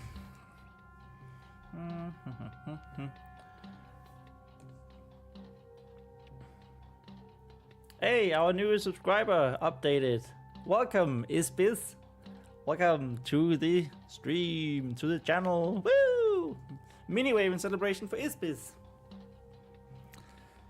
Great.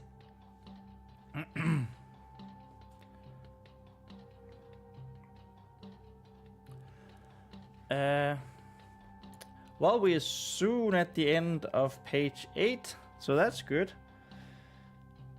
The bad part is that we're not following the 1 hour equals 1 page timer. I guess it's not really a timer. I don't really have a timer for it, but that is like the usual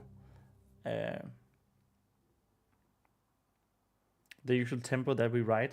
And we are a little bit behind, but it's all good.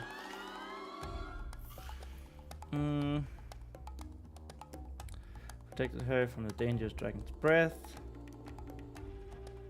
And then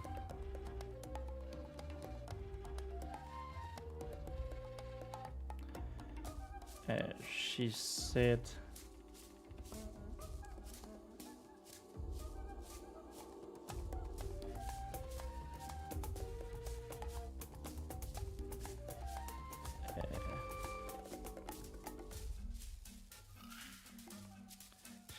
the lid was from an old pot that broke, and the ladle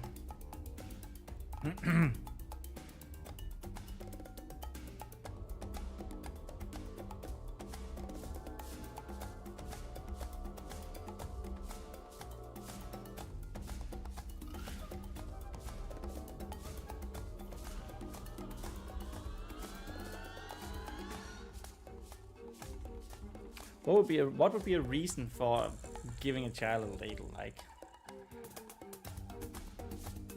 okay, maybe we don't need a particular great reason, but maybe she got a new ladle.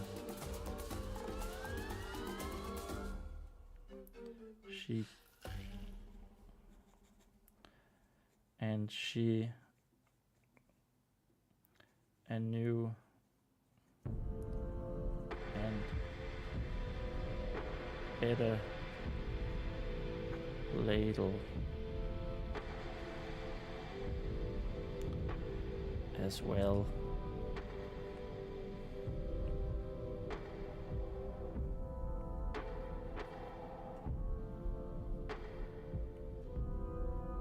She got a couple of new and better ladles as well.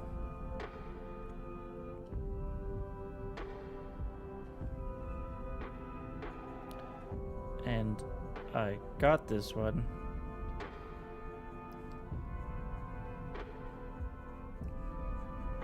for helping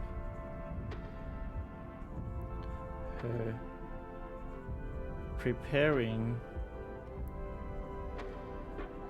the stew for tonight.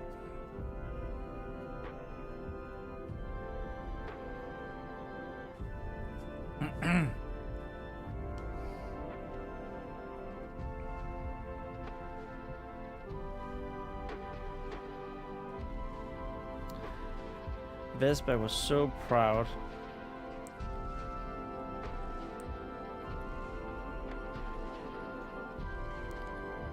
Of her new equipment.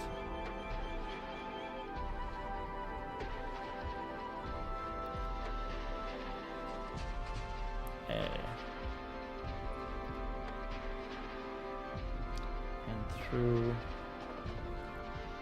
a big smile at Affair.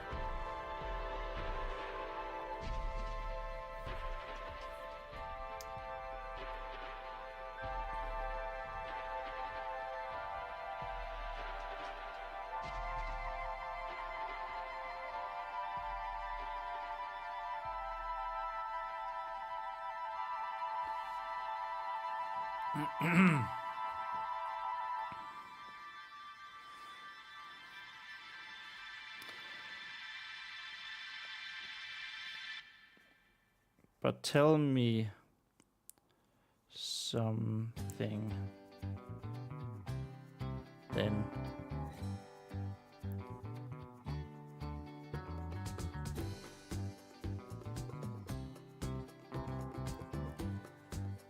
A fig. A fire.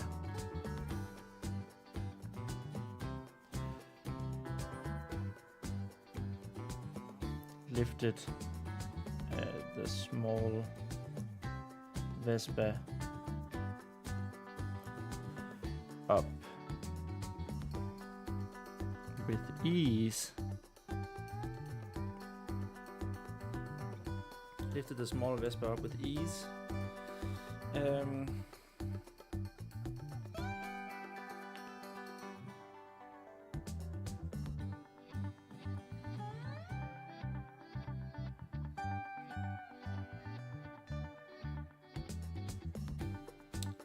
And balanced her and supported her.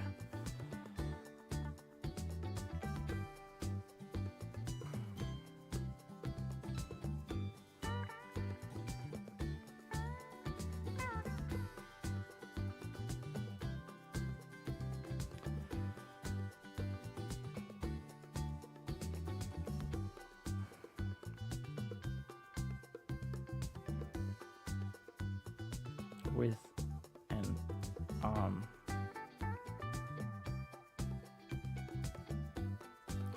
Then the what's that called? The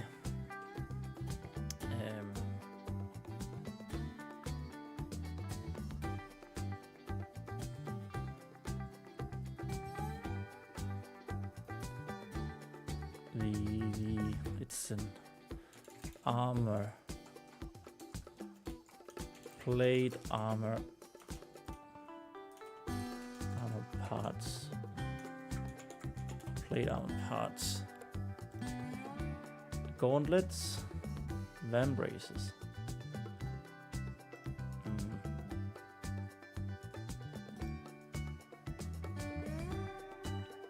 It's probably van braces.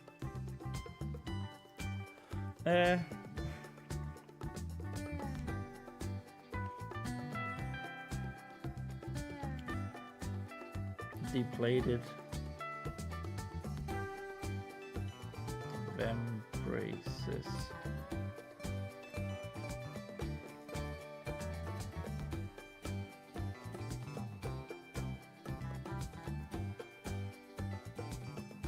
The blue shimmering. Blue shimmering.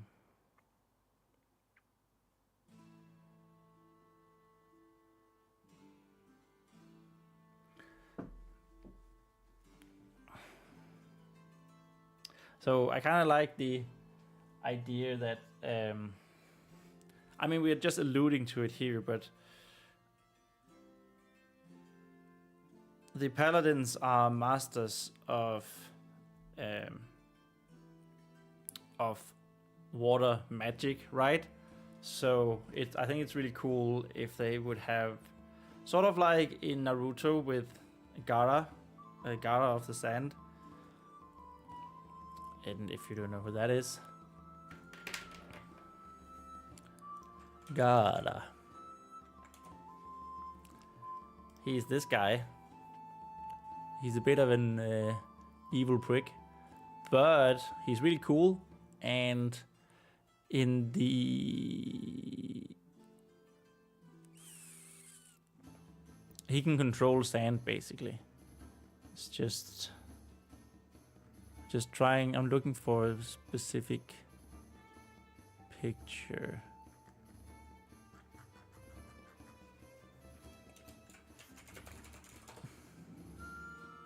Here. So he's basically he's covering at all times his entire body by a protective layer of sand. And I thought it would be cool if these paladins, who are masters of water and masters of defensive warfare, they would cover their armor with water. Also, so they always would have water on them, right? So that would be why it was blue shimmering. So it's like blue water. I think that's a good layup for a potential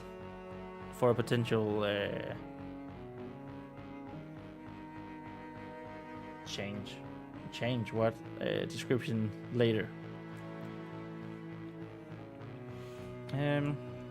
The blue shimmering and plated vampiresses felt a little cold to Vespa.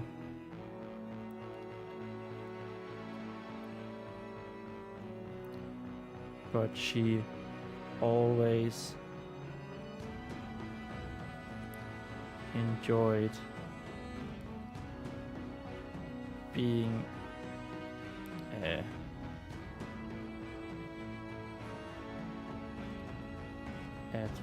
face height with her older sister.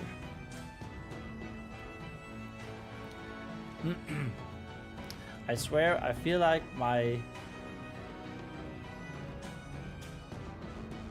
my writing skills are deteriorating the more I write. That ain't good.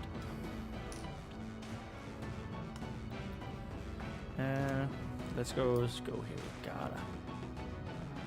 So round 2, 8, I guess.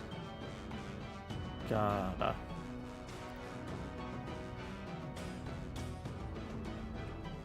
Water armor.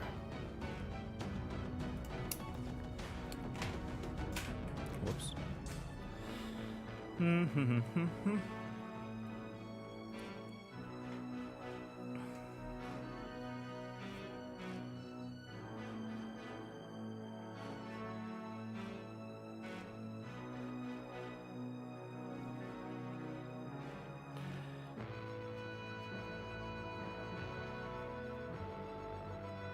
If you've been helping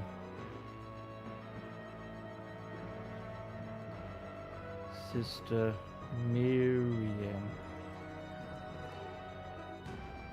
with her cooking.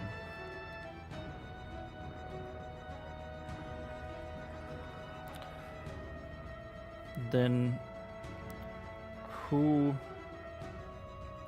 was supposed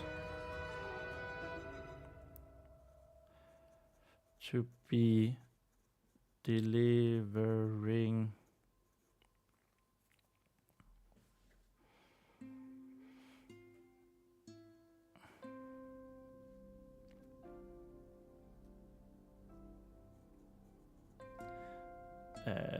this crate of. So yeah, I want we want to show that Vespa is a little bit of a, like, she just does whatever comes to her mind, even though she has chores.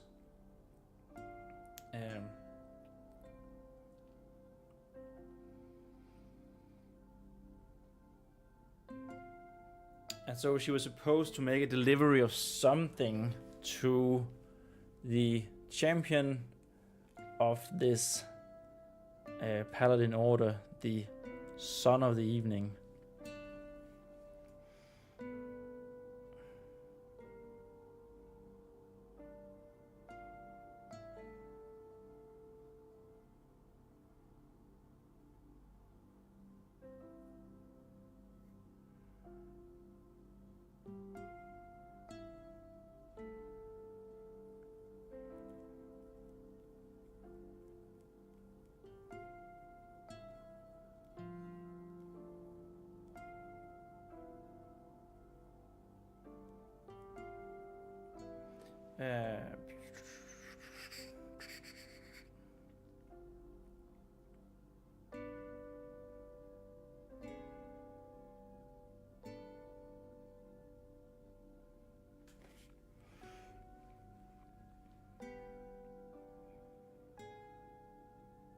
Which I think should be like, this should be the first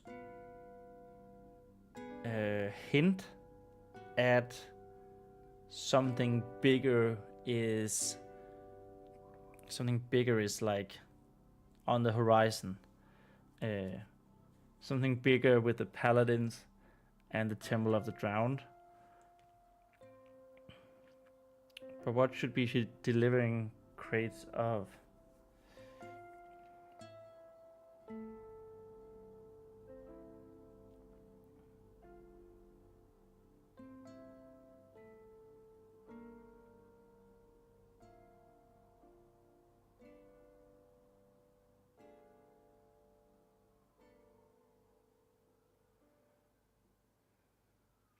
Maybe it's training swords?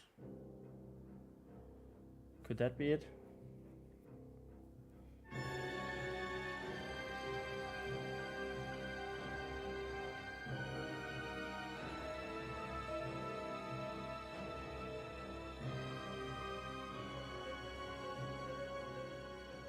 Yeah, let's go with that for now. Of training.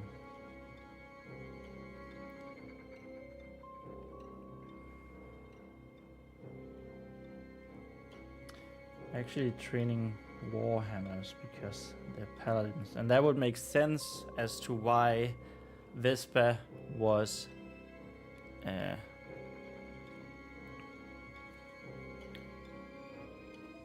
like, she wants one of these warhammers herself, but she knows that she's not allowed to.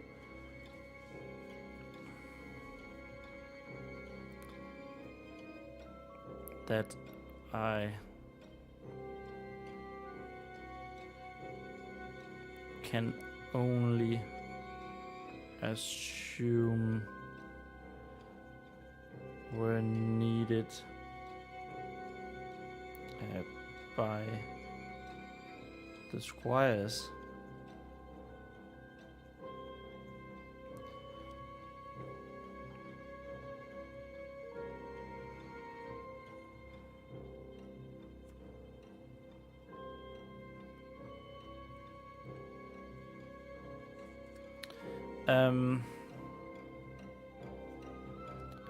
That's a U, not an O.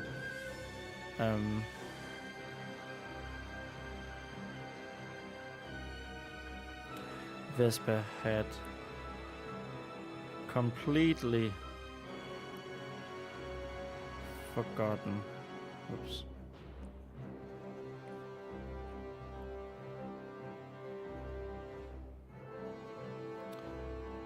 About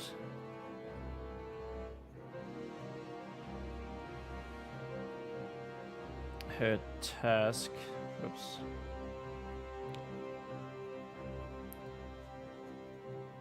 From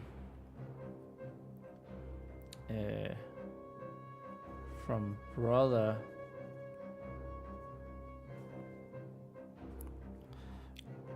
brother 2. Okay, so I have an idea here, and that idea is that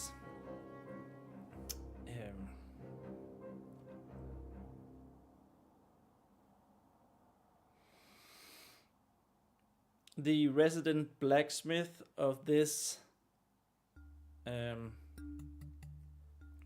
castle, he is a dwarf, and he's not just any dwarf, he is a dwarf from Calamity, my very first short story.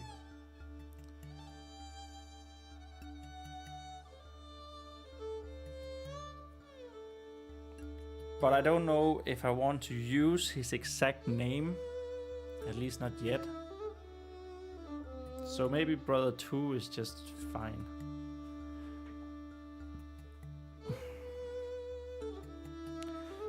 The resident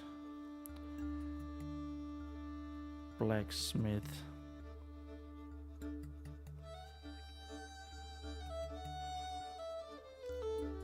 At Black Rivers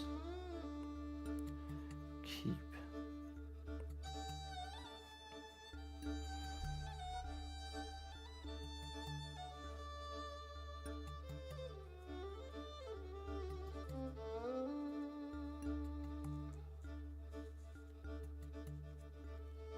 I also want in this conversation to introduce the fact that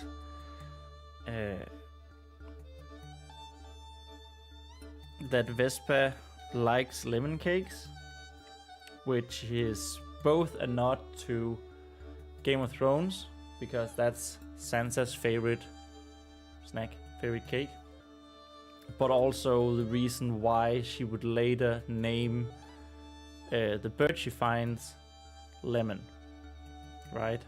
Because she loves lemon cakes. Now I did intend, as you can see here, I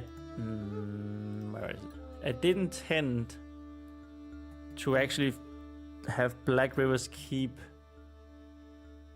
mentioned in chapter 2 and not chapter 1. But I guess we just make it more descriptive in here in chapter 2. Yeah.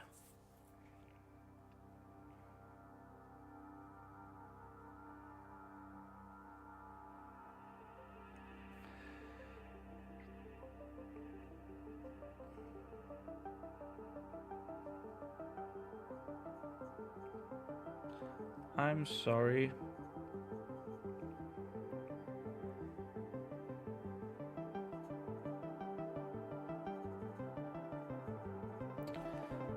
She said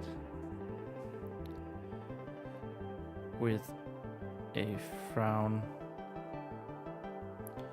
immediately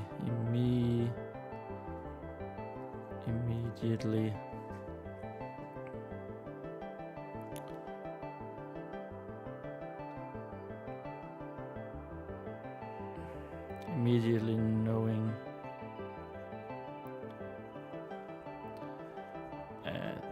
that she had fucked up. Immediately knowing that she what's it called? Had messed up.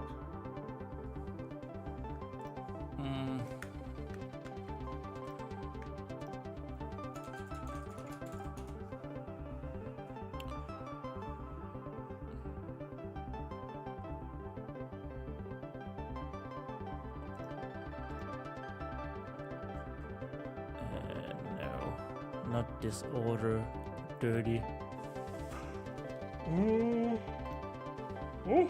That did not work out the way I wanted. Immediately knowing that she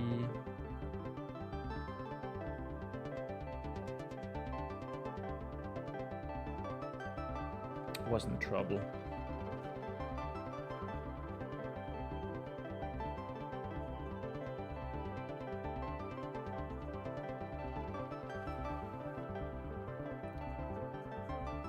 It was. Hey, we got not chapter 8. Oh, I wish I had done chapter 8. Page number 8 done.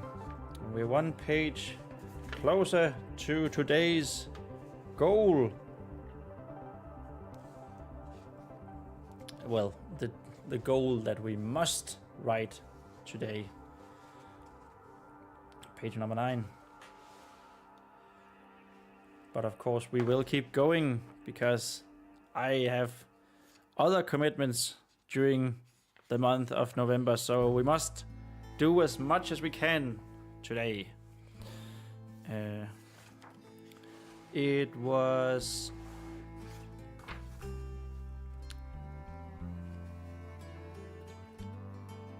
just because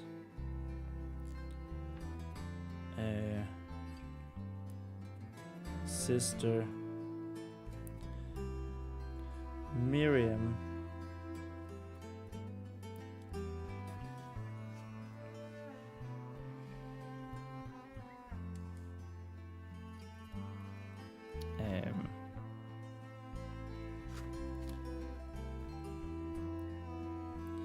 was struggling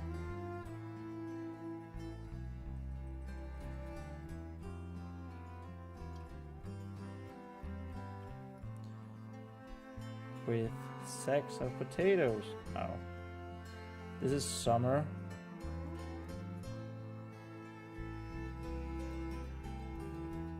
Onions.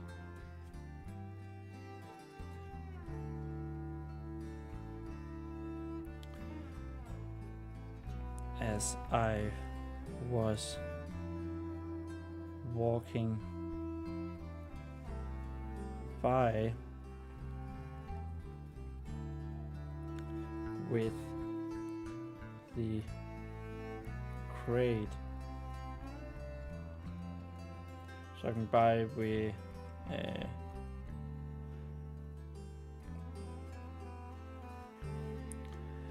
on my way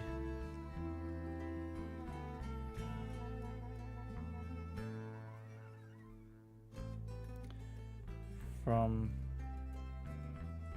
the blacksmith.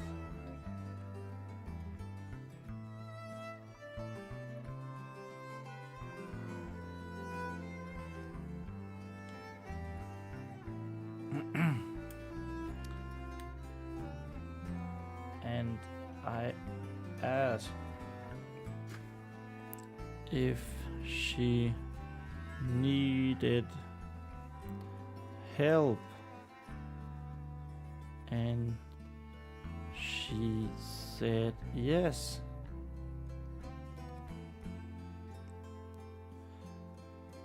And so I helped her.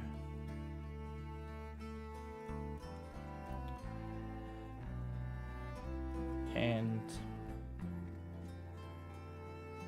then she asked. This is just basically one long sentence of a child trying to reason why she messed up, right?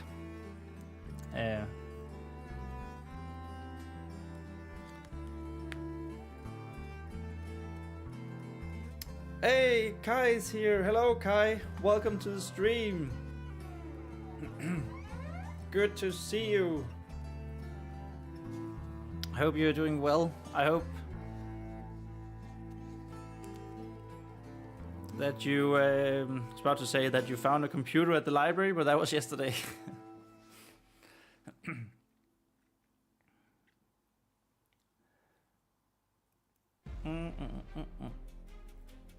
Let me just check something.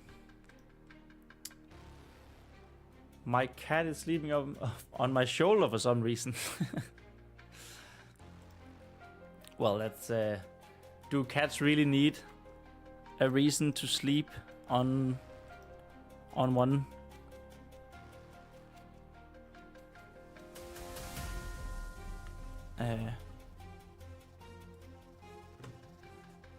I mean, they just pretty much sleep on you, right? And you just can't move because that's just the law of things. You're not allowed to move whenever a cat is sleeping on you.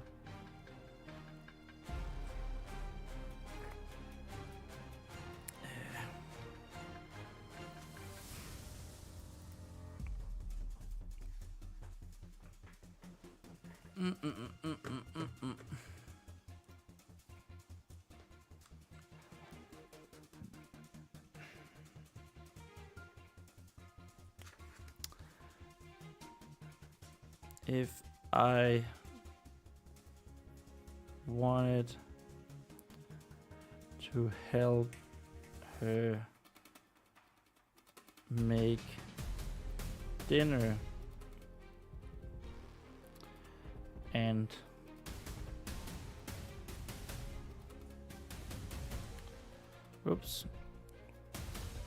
Vesper was almost out of breath. Was almost out of breath.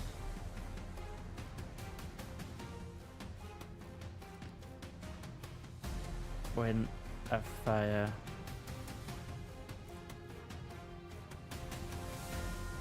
interrupted her.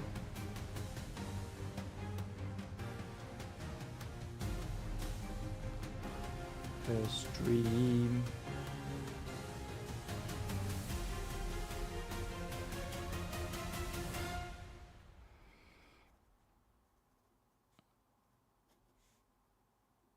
of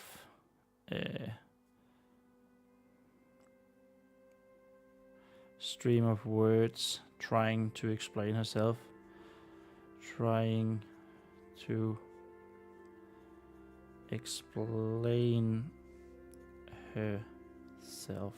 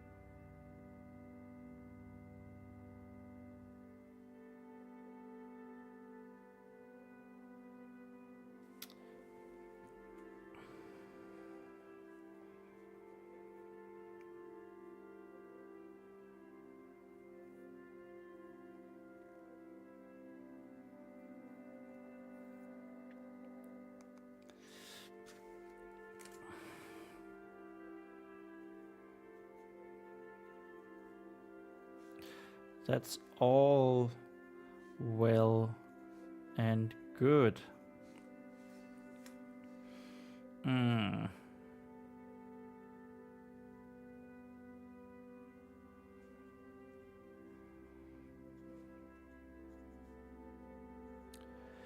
It's good to help people.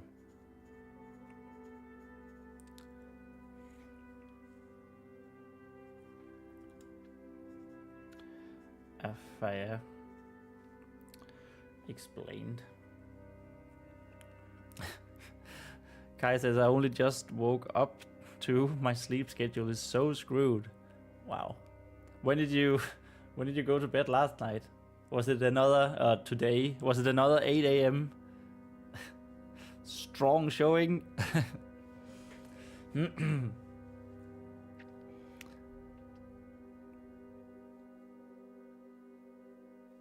if I said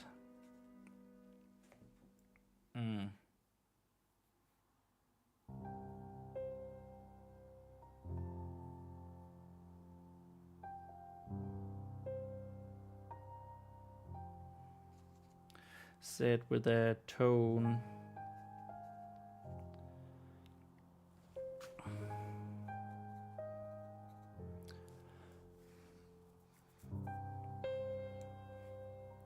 I went to bed around 4 a.m. Well, you know, yeah, that is a messed up sleep schedule. Maybe you need to do one of those where you're awake for over 24 hours so you can just sort of reset everything.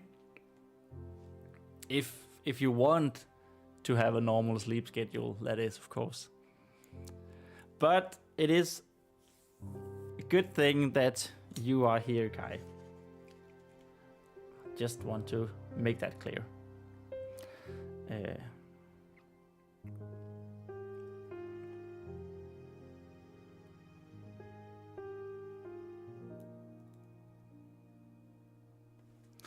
With a tone indicating a serious talk was about to happen.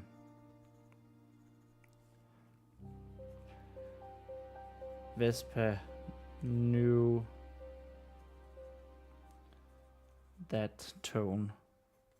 Hey, look at that. The same word. Right beneath each other. Yeah, that looks terrible.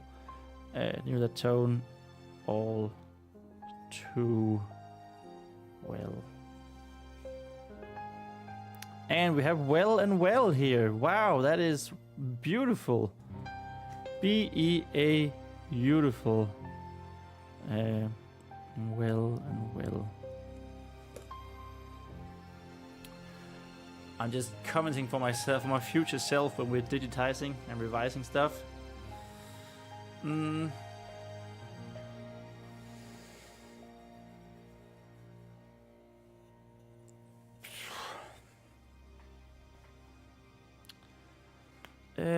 Yes.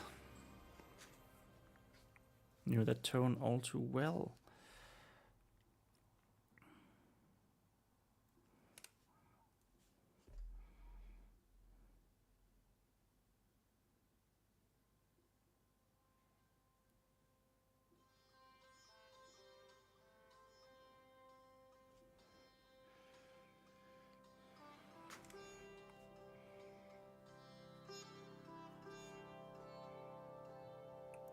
Dot up here, yes. But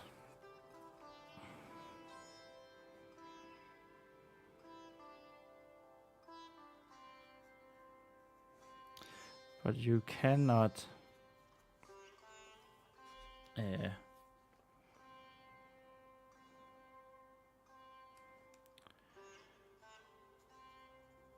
leave and forget your other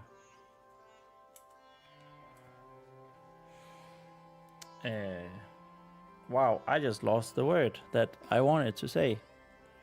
You cannot leave and forget your other commitments.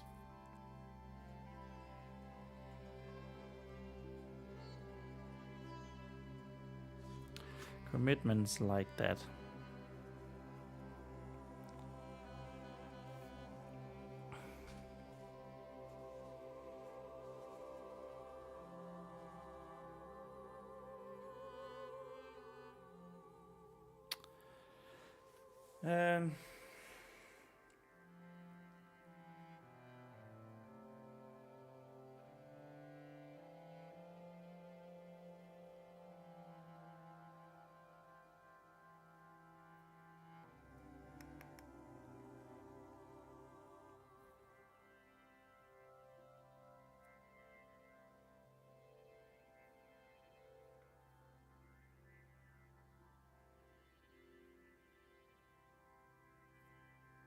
Okay, so we need a new name here.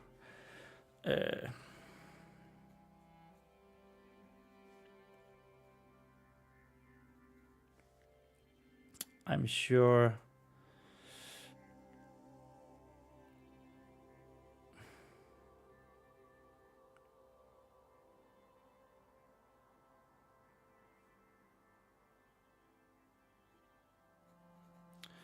Old Paladin. Okay, so now we need a new name. Behind the name, meanings, tools, meanings. Warrior. We didn't have warrior yesterday, did we? Warrior, fighter, soldier. Bardur. Bardur. That sounds pretty cool. Bahodir. Faris. Gazi. Haida. Hera. Hildinger. Kemp. Miles. Really? Rami? Interesting. George in form of Bahadur. What does Bahadur mean? That is Hindi, Persian. Hero, warrior. Okay, not bad. Means lion or warrior in Arabic. Haida. Miles. Milo. Introduced by the Normans in the form of Miles. The meaning is not almost certain. It is possibly connected to the Slavic name Milu, means gracious, dear. From an early date, it was associated with Latin miles, meaning soldier.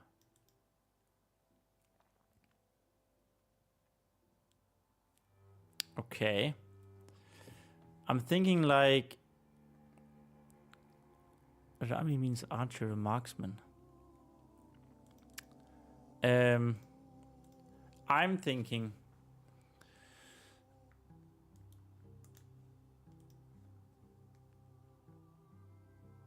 that this is like an old Master of Arms type paladin character.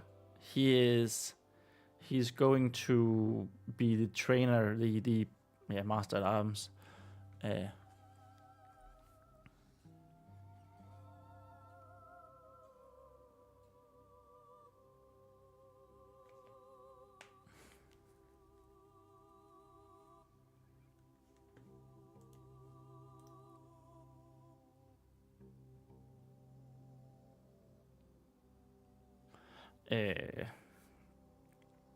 So yeah, I kind of want his name to mean like warrior or strong, strength or something.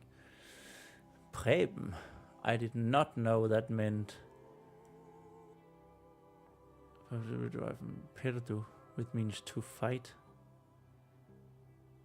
It was imported into Danish via the medieval Potbus family, who were Slavic nobles. Interesting. Pritbjørn. Pritbjørn.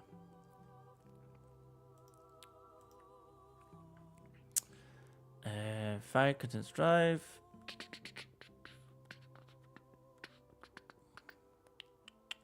Maybe we need to go with the random renamer again.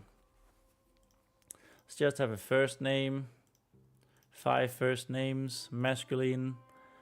And we want it to be German or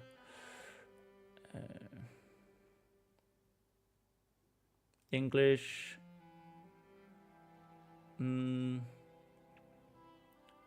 Indonesian, Greek, no. Portuguese, Scottish. Urdu, no. Arthurian. Ancient, Anglo-Saxon, Celtic, Germanic. Well, let's go with Norse as well here.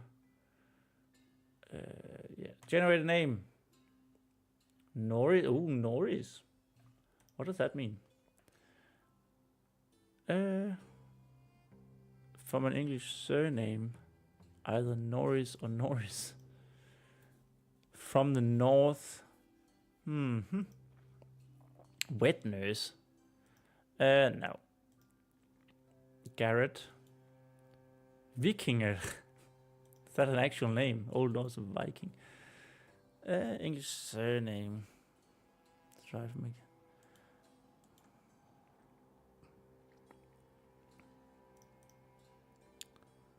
Ooh, power of the spear. Geralt.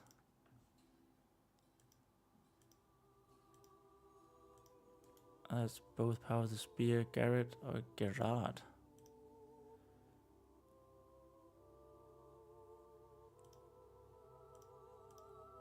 You know, that's not bad.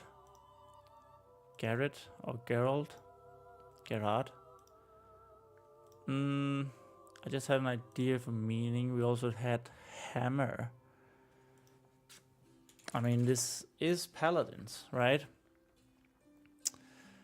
Hammer. Jarla Banka. Ky, Maccabee. Marcus. Martel. Really? In French means mallet or hammer.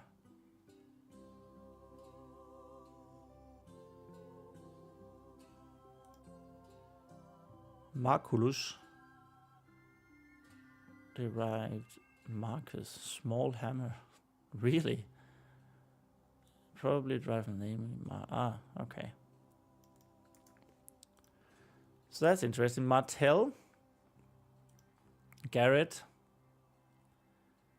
No. Ealdwine.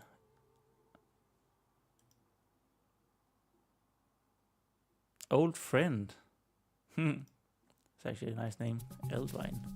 Should remember that. Mermin, Bertie, Otmar. Chuck, Robbie, Dyson. Jonas, Sieg, Ollie, Harold. Harold is an old name. Herwild.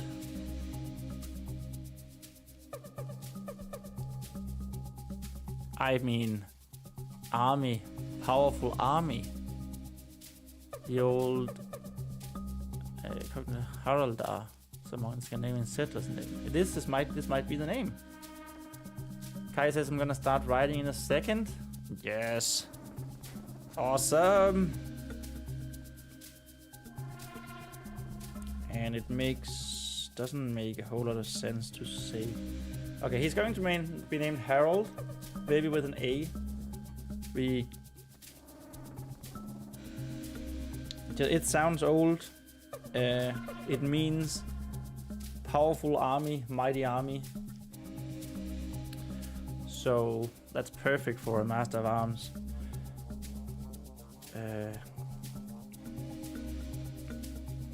I'm sure old Sire Harold. Let's just go with old Harold.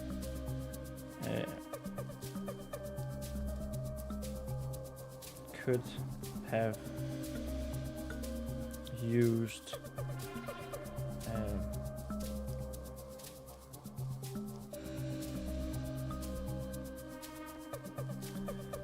for his training.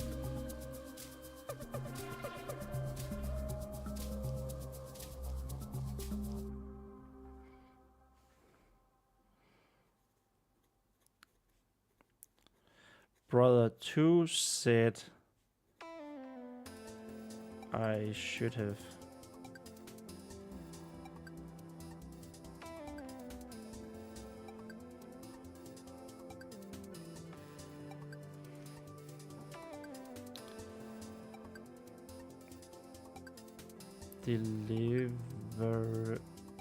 delivered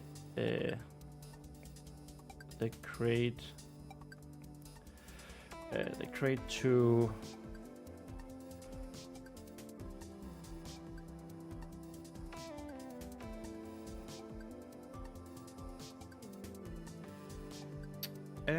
and then the next one. So the next one is another name that I don't have. It's going to be the Son of the Evening.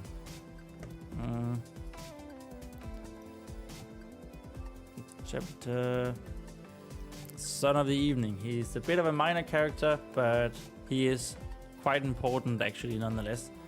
So another name for him. I think I had a little bit of backstory. No, but he was like he's the champion at the Black River's Keep. He's like the best paladin that is not the leader of the paladins of the Vigorous Oath. And his backstory is that he is from a noble family. He is like third or fourth in line for a kingdom, for the crown of a kingdom. And the rulers sent him away far away to this place to make sure that he wouldn't claim the crown. So we would have a noble name now. We would need a noble name.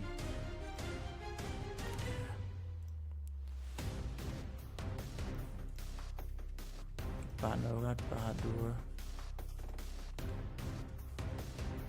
Martel was hammer. That's interesting. Garrett, power of the spear. Geralt.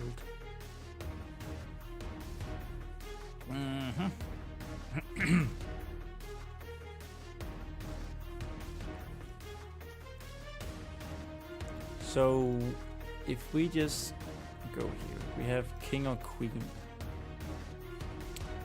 Basil. Derived from Basil's meaning king. Brendan. Old Irish, Brenain. Brenin. Old Welsh meaning prince.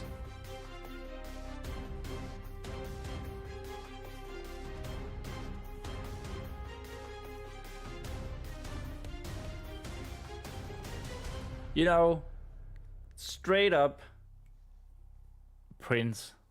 I think that's his name.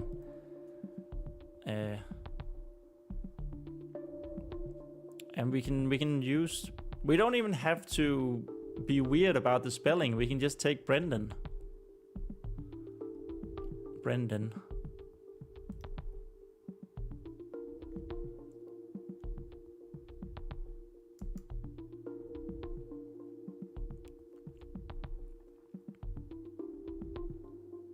I think I like the O better. It's a bit more oomph to it. Sire Brendan.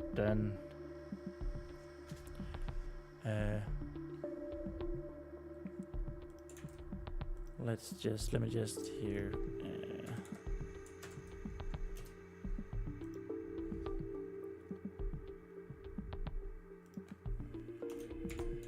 Brendan. From Brendan, meaning king or prince.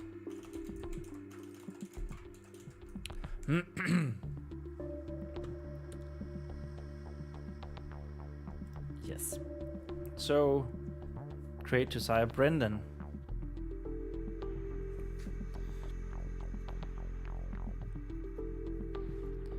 Vespa interjected.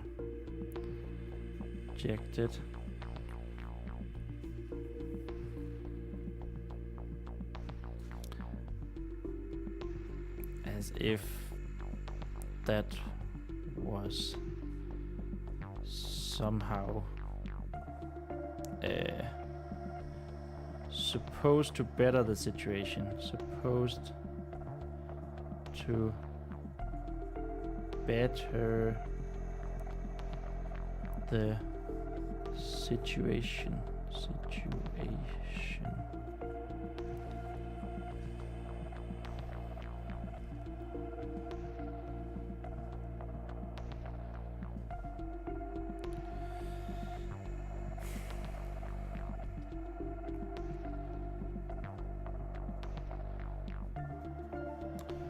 Sire Brendan.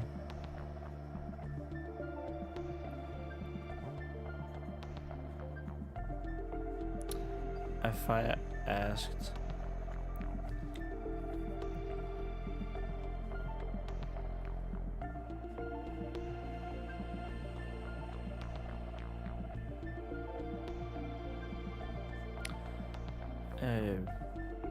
with a slightly higher volume as she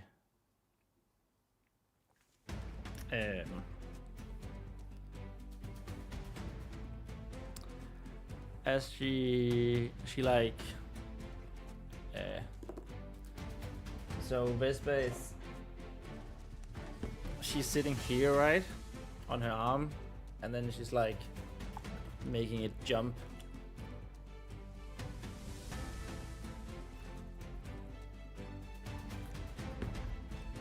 Making her jump to improve her support.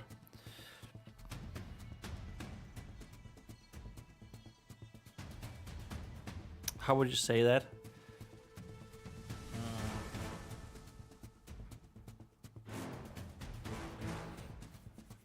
How would one say that?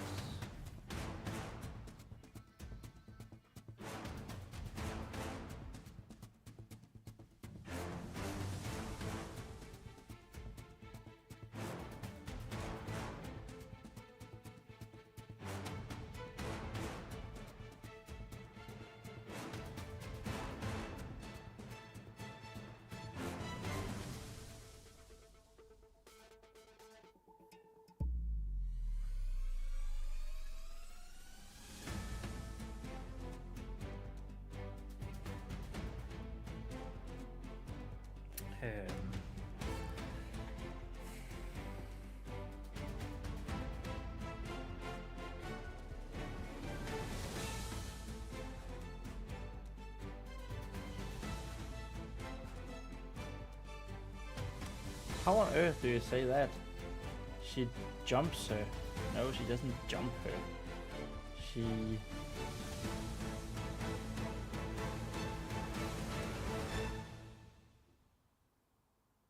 I have no idea.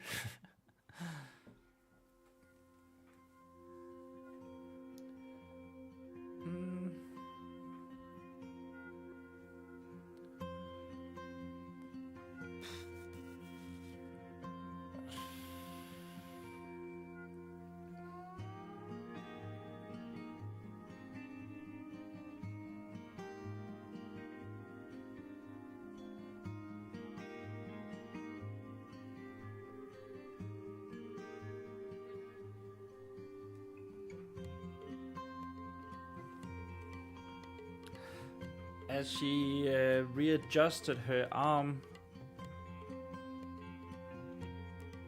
and support for Vespa.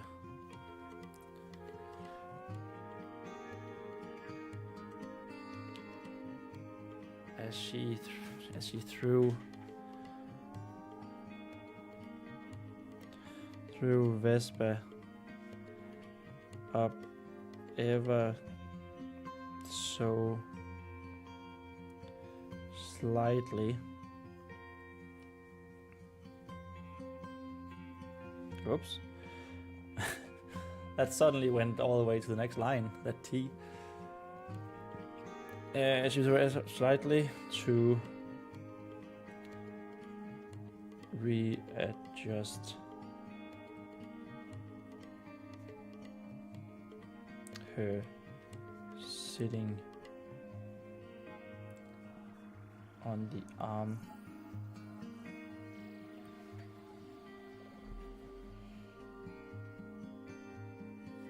Yeah, I guess that's all right, but I'm not sure about through.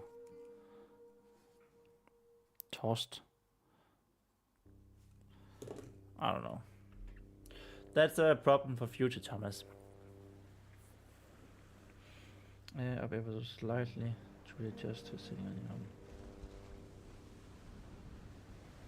Her seat.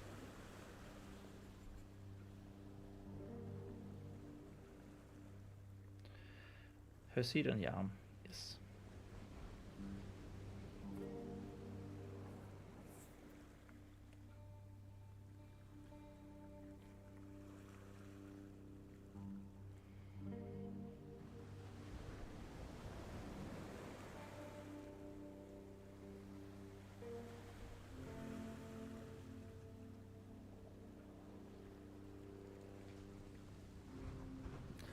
Are you telling me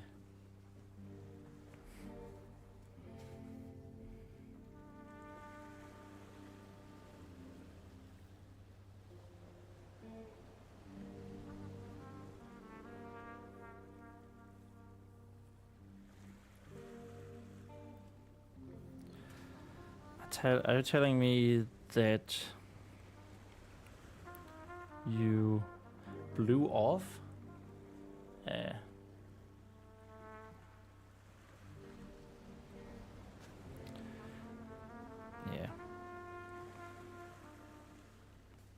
I feel like there's another way of saying blew off. Blow off. No, not blow.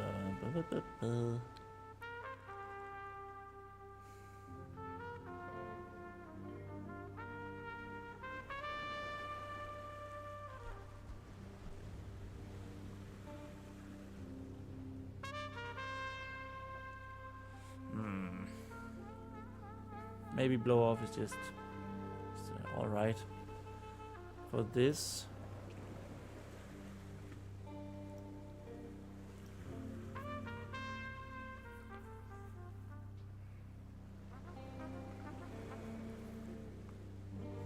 Blew off our son with an O, son of the evening.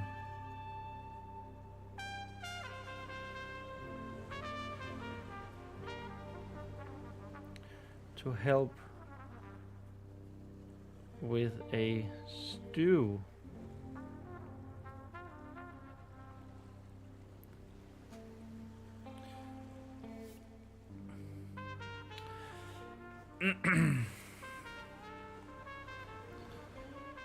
Vespa didn't say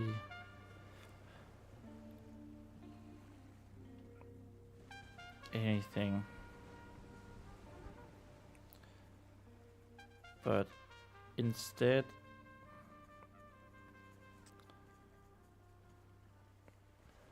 looked away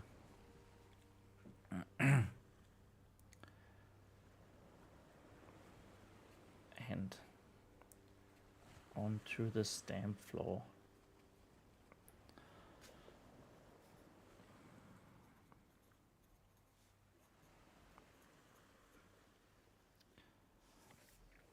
Okay, so we're introducing at least the concept of the son of the evening here, and we're actually establishing that he is a big deal.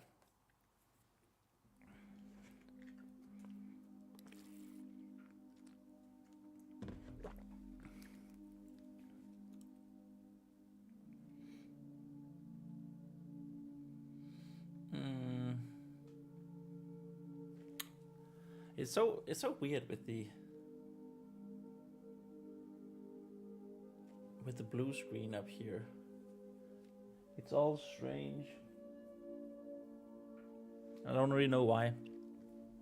Well, it's a matte or like a canvas. So I guess there are reasons why. Oh wells.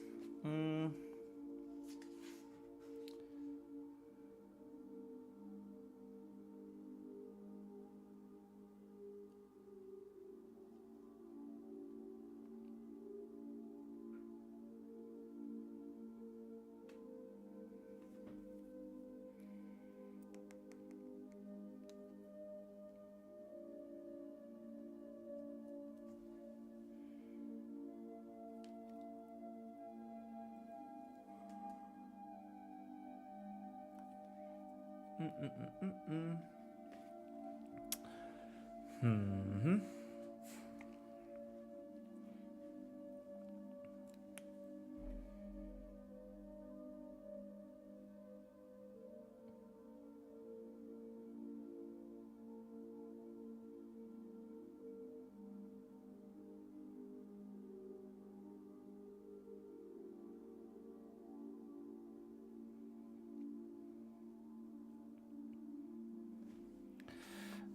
So I don't want a fire to tell Vesper off too badly here. Huge dragon. This is also turning into a rather long chapter, doesn't it? Isn't it? So it's like 1, 2, 3, 4, 5, 6. No, I don't know. Maybe it's all right. I'm just treading waters, to be honest.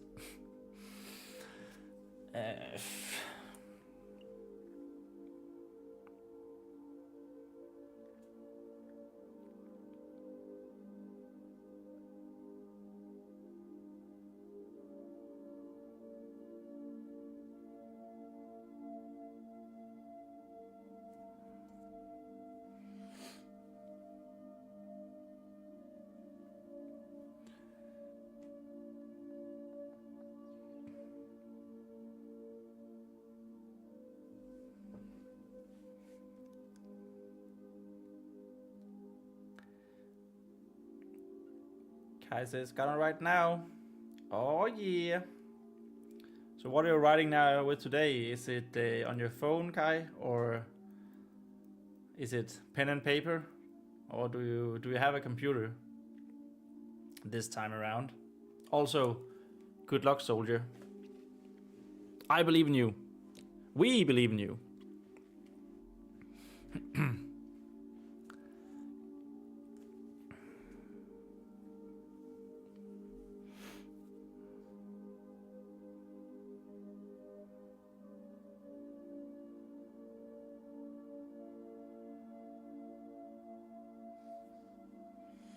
On paper at the moment. Yay!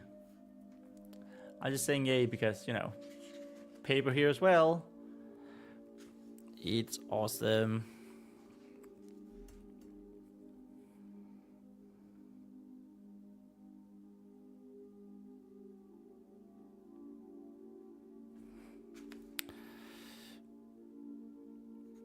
Vesper. ...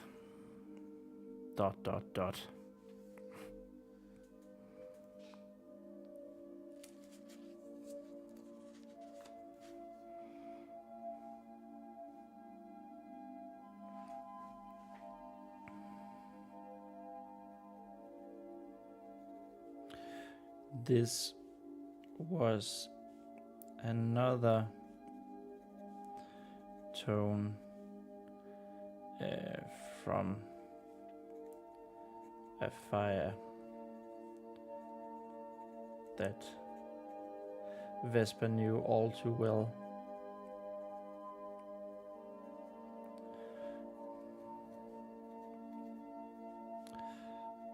And she didn't like it one bit. She didn't like it one bit.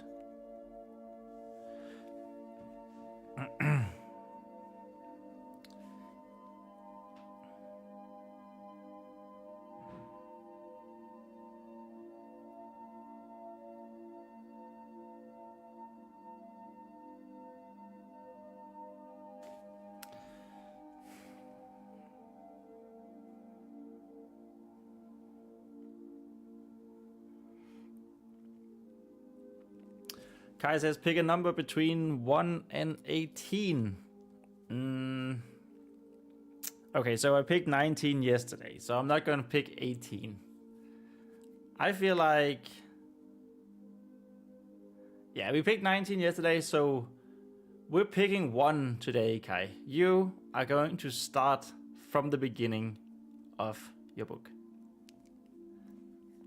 Now you have the ending, you know what you're moving towards.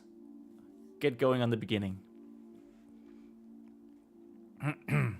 I promise tomorrow I'll pick a number. If you're here tomorrow, I'll pick a number that's not at either end of the range you give me.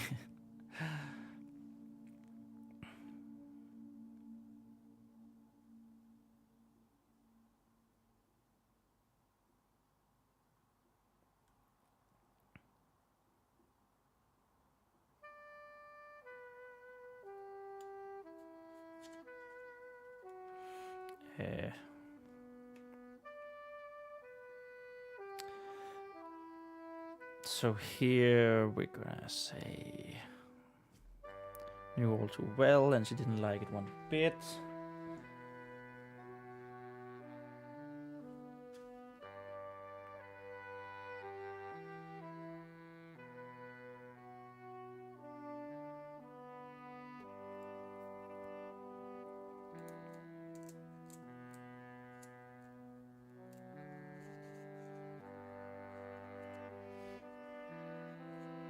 Do you want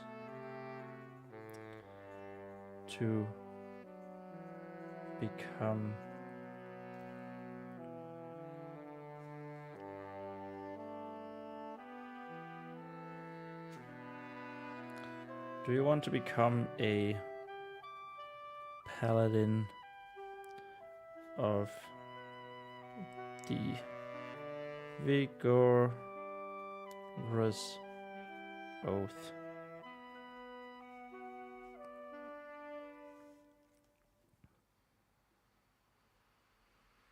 Dot dot. Vespa didn't answer.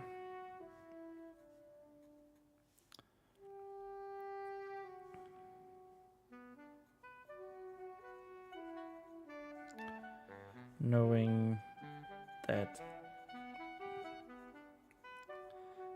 a fire must have heard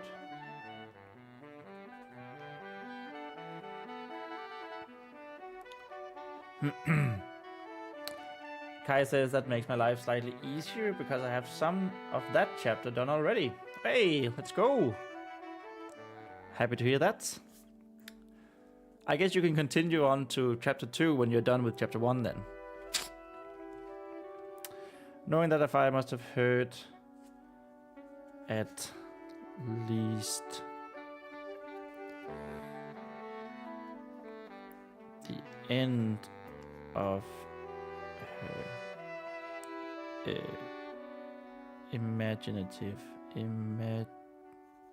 of her narration.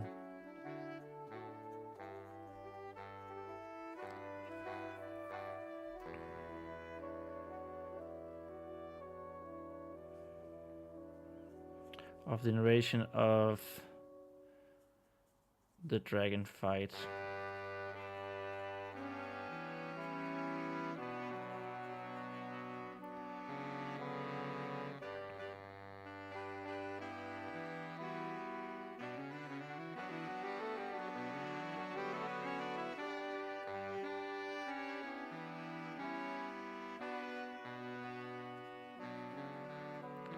Besides,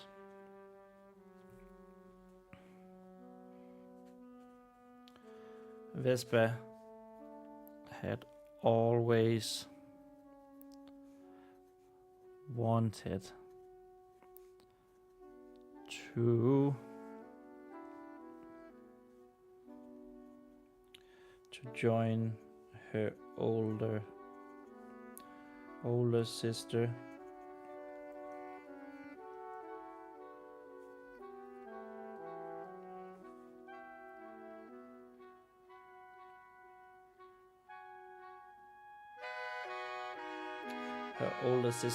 in the ranks of Paladin. Do you say that? No, that doesn't make much sense, does it?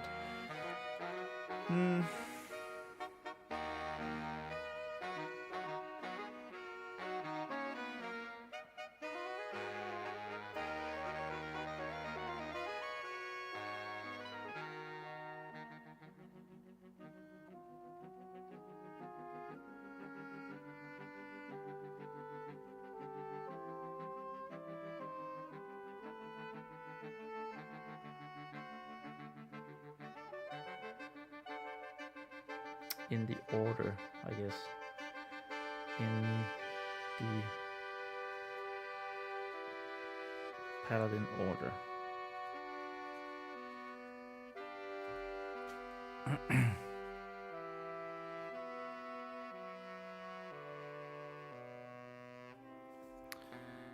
Everyone knew that.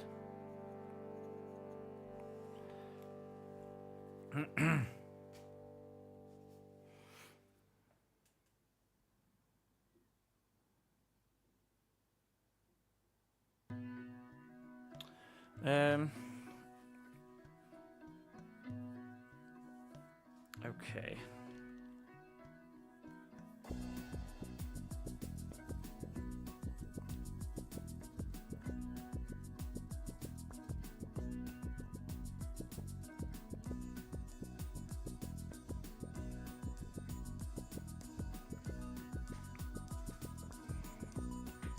So a fire here continues.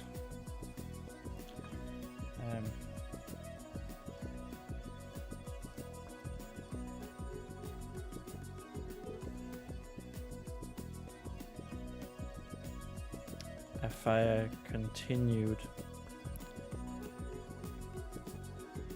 not waiting for an answer.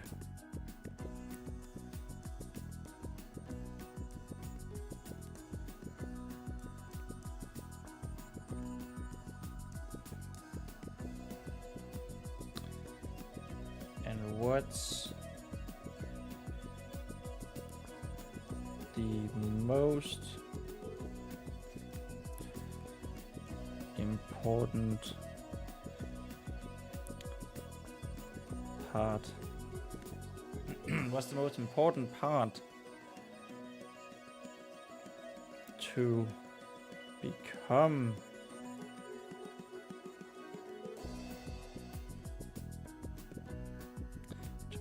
a paladin?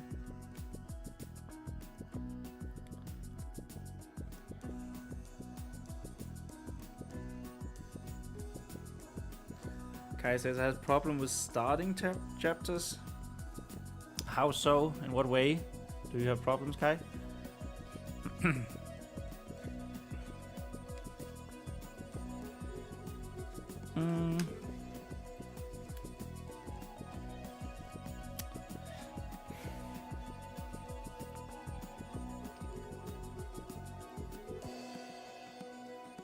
I mean, it's always difficult, right? Especially because it's the first chapter. You want to find a beginning, a start that is gripping, like almost from the very first word, or at least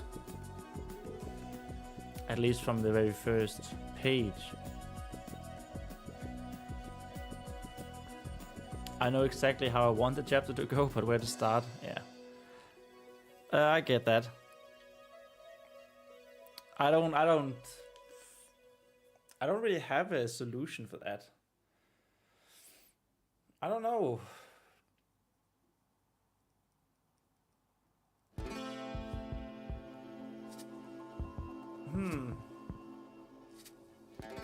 I don't actually know how I force myself to begin chapters, because so this prologue, of course, starts with the word black, and then we introduce Renaid, said quietly, soil isn't meant to be this black. So that's, I'm trying to go for some sort of dramatic, something is wrong here in the very first sentence. And then we had chapter 1, like the dragon's lair was near. That's also quite dramatic. So I guess that's what I try to do. I'm actually quite happy with both of them. This one is way more actiony, which is nice for the first chapter to grip the reader. One start that I am very, very proud of is the beginning to my very first short story. The fires and the candles lit up, so did the flames of the fireplace. They always did that when Hurhun was agitated. Judging by the roars coming from the hearth, furious might be a better word, Tubihan thought to himself. Like,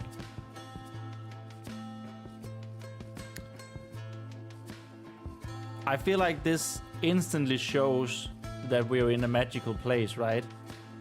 There's a person who controls the fires with her, with her state of mind, and she's angry, judging by the roars coming from the hearth. Furious might be a better word. I'm very, very, very happy with that beginning, and it ties really well into the ending of it that I'm not going to show. But I did spend years coming up with that specific beginning and ending before I put something down on paper. Kai says, I'll just brainstorm. I'll describe the weather first because I suck at remembering to do that. Yeah, but remember to then describe. So you can use the weather to set the scene, the emotions that you want in the scene, right? Is it happy? Is it sunny? Is it chaotic? Maybe it's windy. Is it sad? Is it raining? I think that's a good way of, like, you're setting the mood from the very first sentence as well. Using the weather as your vehicle for that.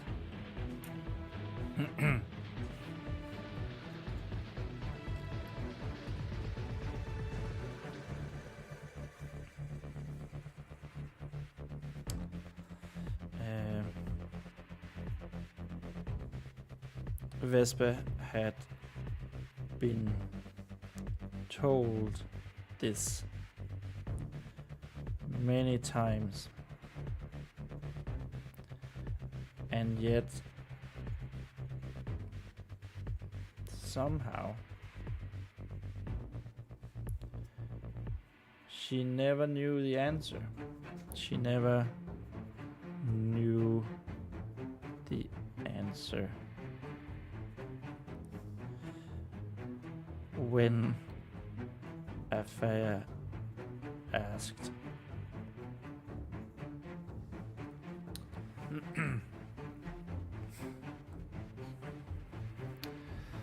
So much never knew the answer when Afaya asked.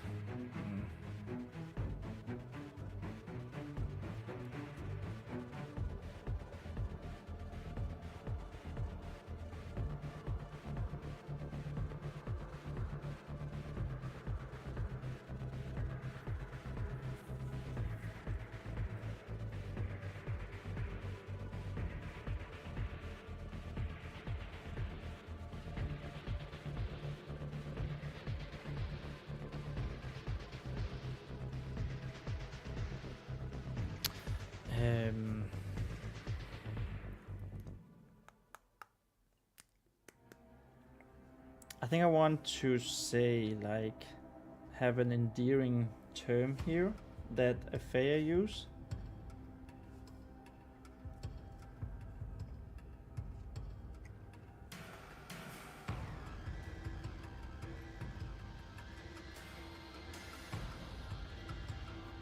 Actually, we want her to talk first.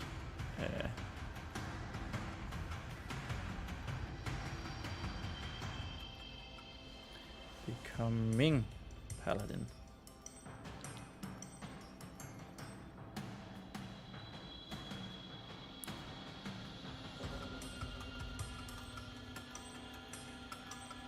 Controlling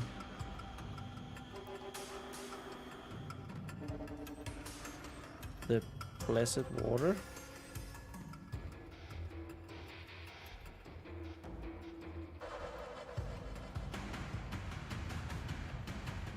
She finally answered.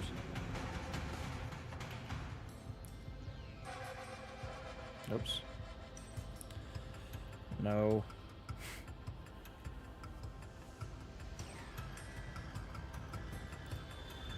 I think if she says my love, so we have this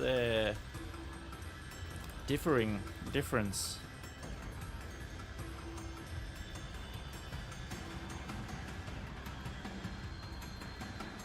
Because I want to convey that they're not actually sisters. Like, they're sisters in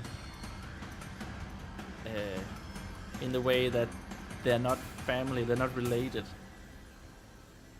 That doesn't make sense. I want to convey that Afaya raised Vespa. And they're not family, but they still see each other as older sister, little sister, right?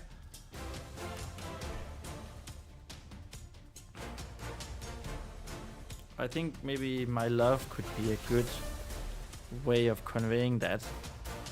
It's because that's something a mother would say and not a sister. Which I guess is more on the nose to what their relationship is. No, my love.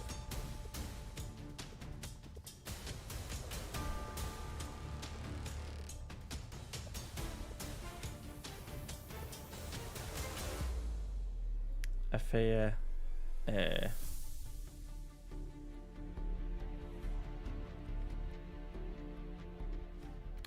Almost chuckled, slightly chuckled, just chuckled.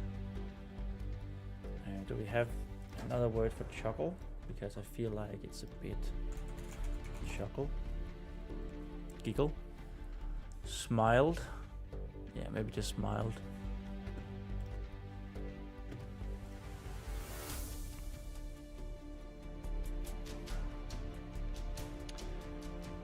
With a slight shake of her head.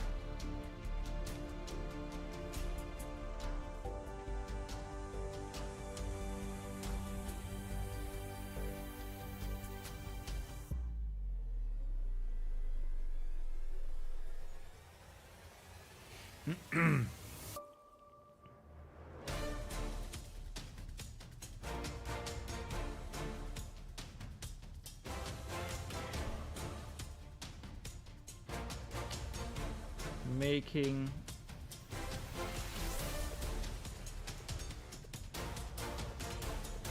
her wavy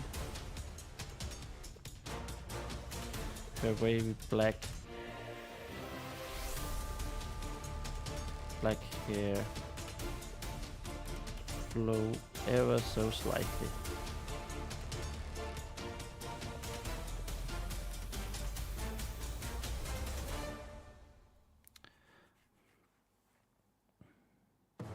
Not have slight here. Slightly. Her long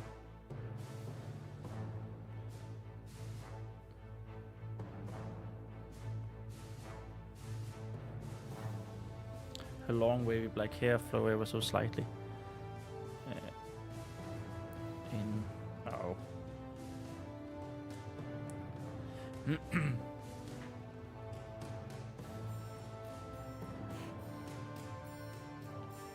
Discipline.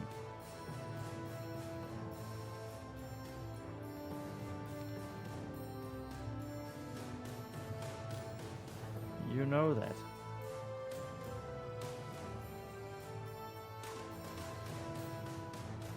I know that.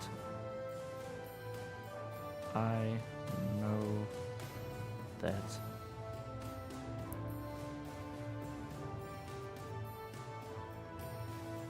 The little girl repeated.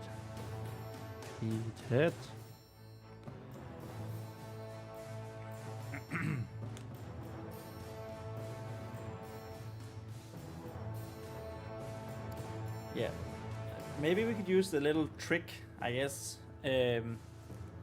calling her little girl when she feels belittled, basically. Like now. She's being a bit reprimanded, right?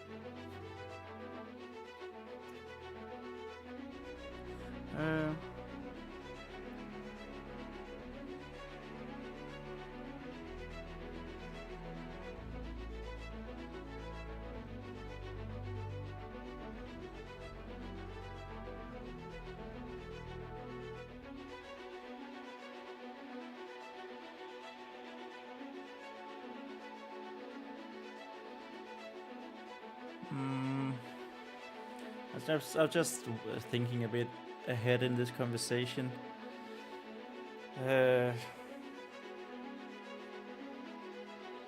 So I did.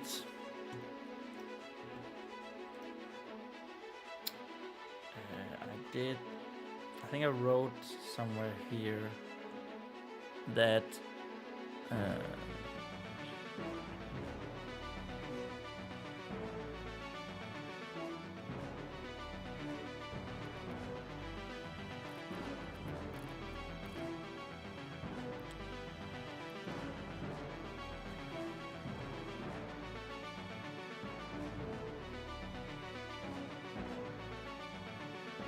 Yeah, I think I wanted when I made the hero's journey here, I wanted a fire to I wanted to put Vespa in Squire training, but I think she's too young for it.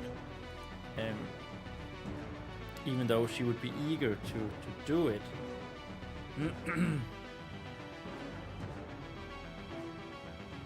But this would be an opportunity to also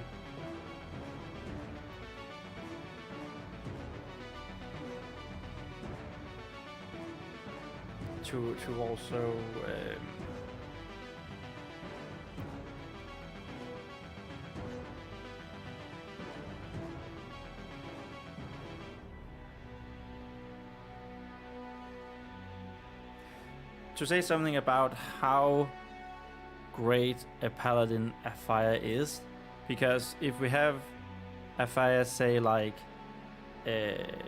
discipline to do your chores and carry out orders,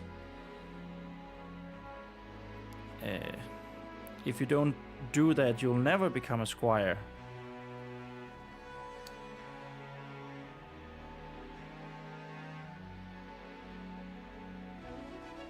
And then Vespa could say something like, do you think I could become a squire?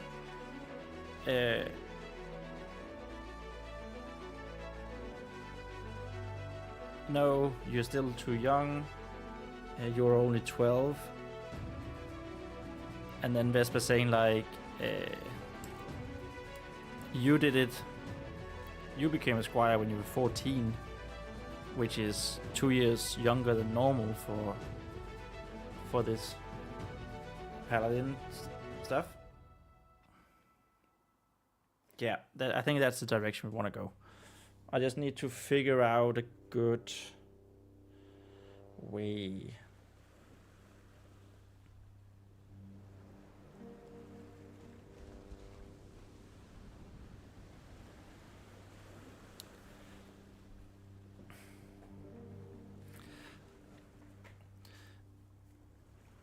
And discipline. And discipline means doing your tasks and chores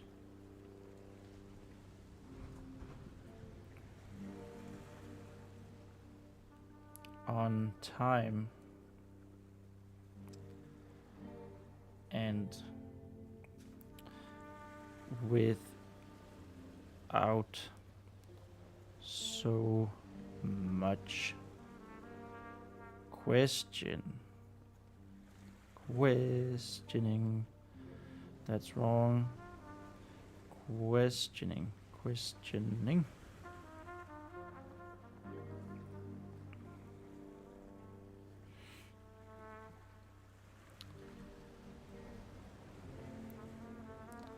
And when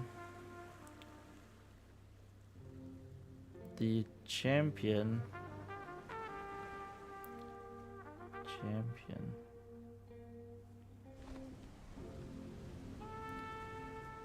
of Black Rivers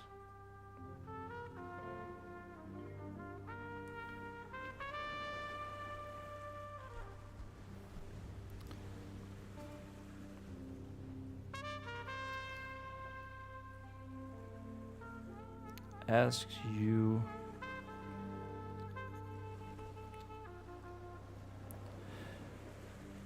to do something,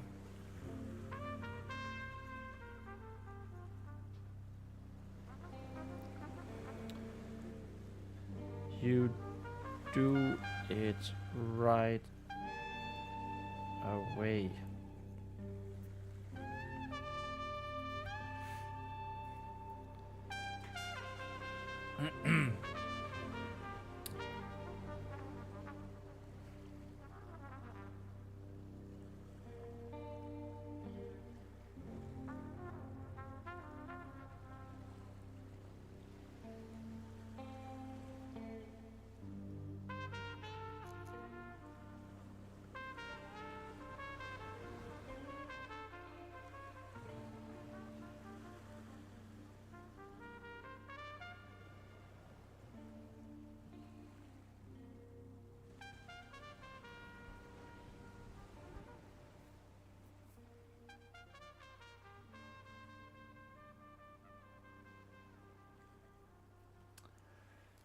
Kai says pick a season because I'll change it when I figured out the dates of the chapters. Right.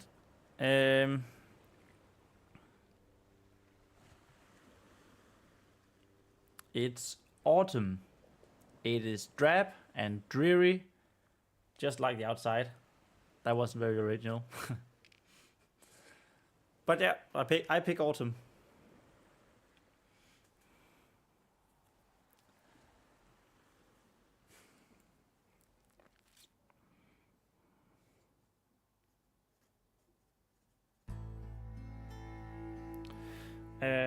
So do you do it right away, okay?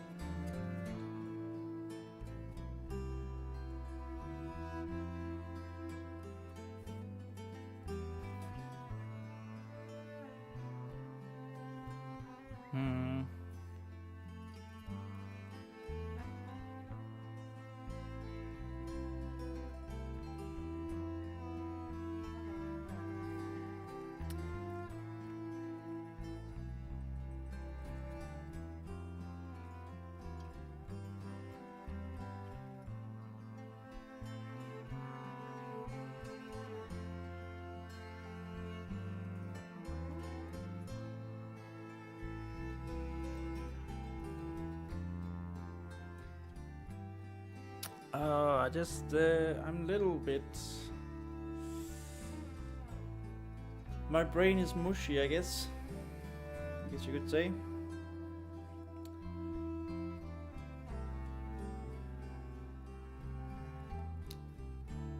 I'm a little bit unsure of how I want this conversation to proceed towards the ending. So I wanted to end with Vesper going out and delivering the crate of training Warhammers, right?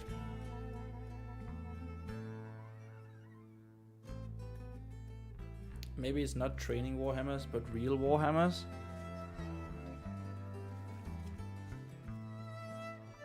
Actually.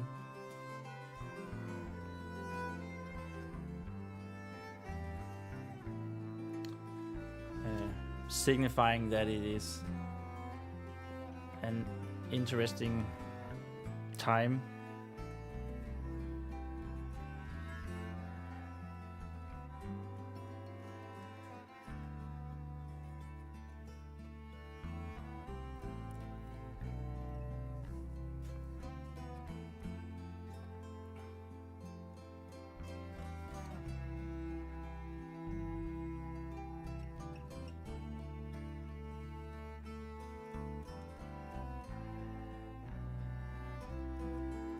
Actually, maybe we...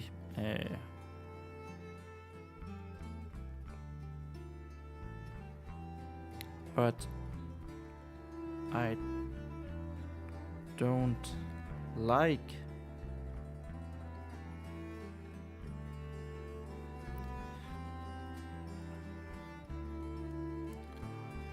Vesper's protest was interrupted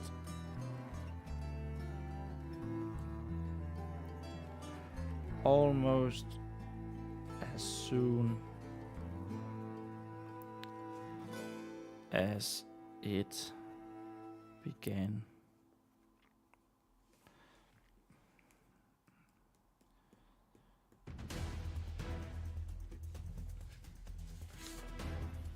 And that was page 9. Heyo! We're moving on to page number 10. And we are closing in on where we must be, our daily goal. Right there.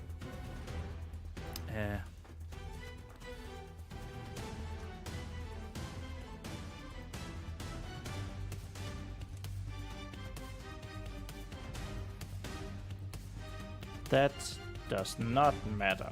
Does not matter.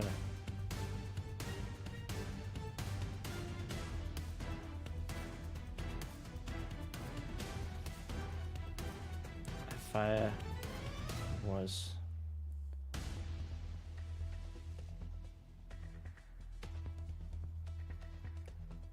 made sure to know it's sure Vesper. Vesper knew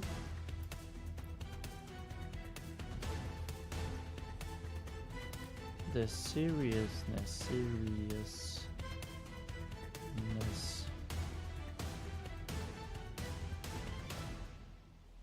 of what they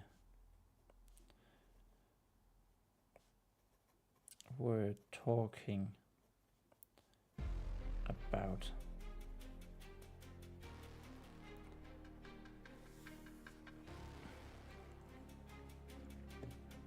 Guy says wahoo in Mario voice. Wahoo! Wahoo indeed for page number 10. And our daily goal.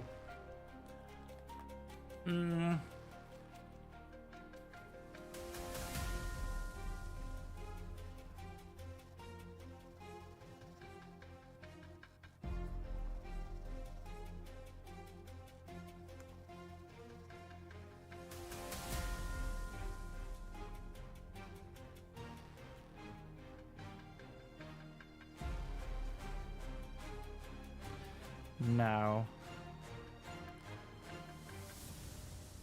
I know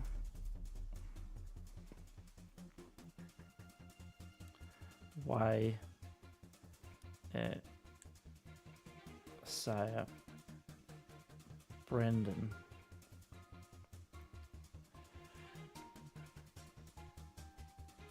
needed these warhammers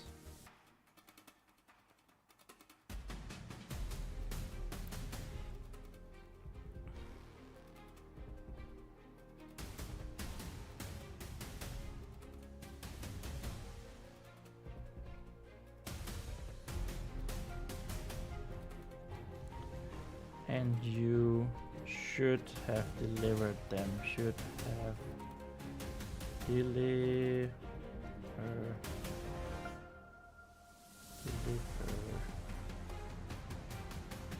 delivered them as soon as possible.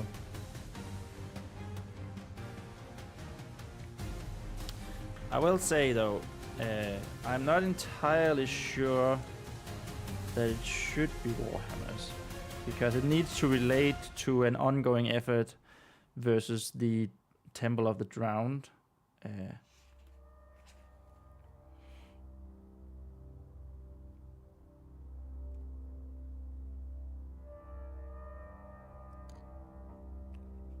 Related to Temple of the Drowned.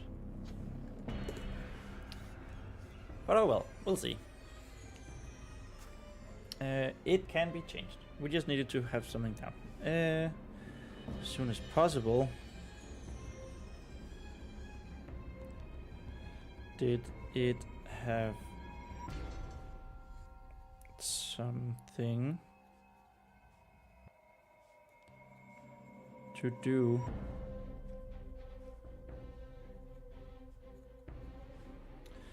with your mission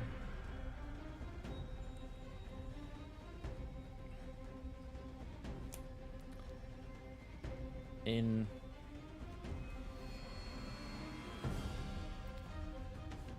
okay, so we need to have, I don't have a map. I really should have a map, but I haven't gotten around to doing it. Also because it's big decisions, right? But in my mind we have this Strife Wither Valley, it's called, which is where the battle took place. Black River's Keep is on this little island with two rivers around it, or like one river splitting into two and then into one again. So it's like on this little island, and around the island and the rivers around the keep and a little bit of the land beyond is black and dead. Even the water is black, hence the name Black Rivers. And then the river goes to a town in my head. Sort of like a trading hub town. And I need a name for it. And I keep wanting it to be called River Run, because that's a cool name, it's rivers. But it is also a castle in A Song of Ice and Fire, and that's probably where I know it from. But I can't get it out of my head. Let's go with River Town names.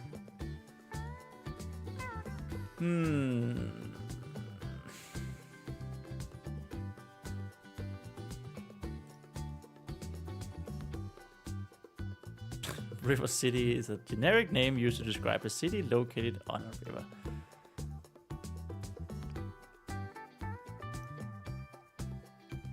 Are there any places that are named after the shore of a river, like seashore, lakeshore, which are pretty common?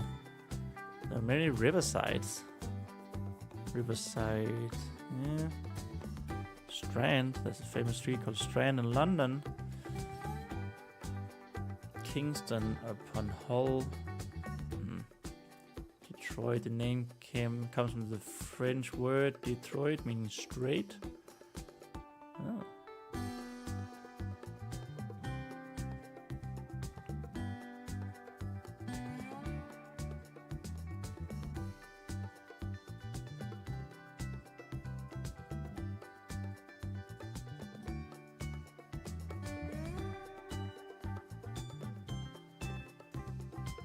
Oh, Inver and Aber means where river meets, confluence of. Not quite sure, but it's the same idea. Huh. So like Inverness and Aberdeen is a like shore or river. It's interesting.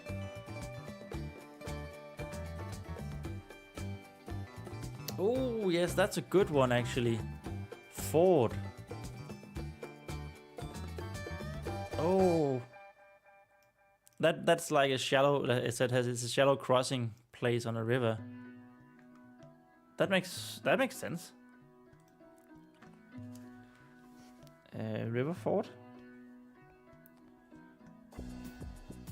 It's a little bit generic, but it's what a town would probably be called if it's located near a river crossing.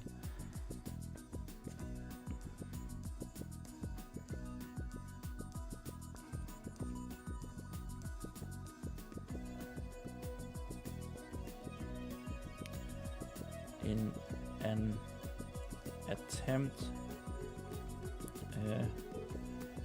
to change the direction of the conversation.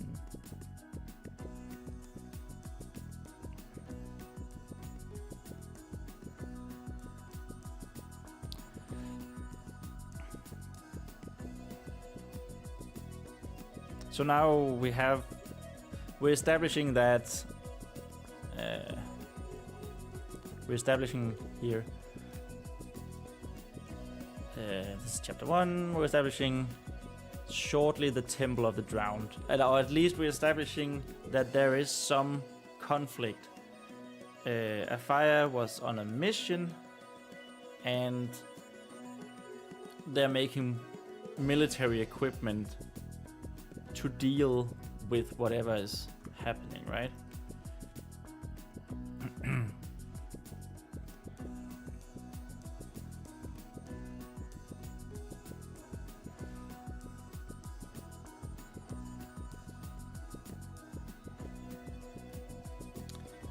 A fire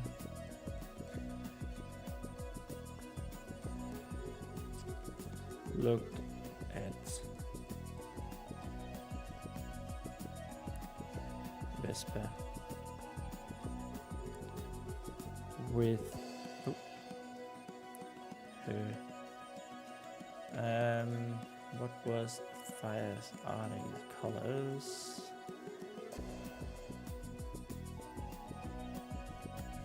With her deep dark blue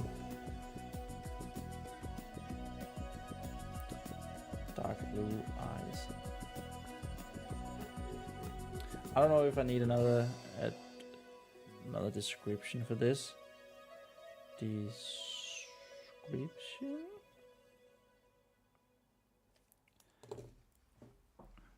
Another descriptor.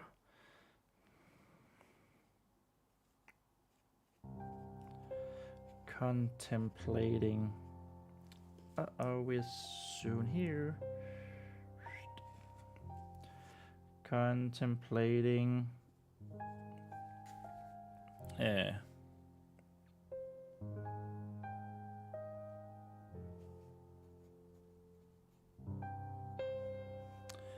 What she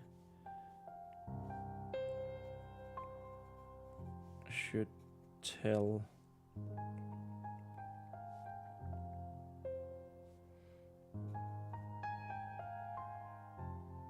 how much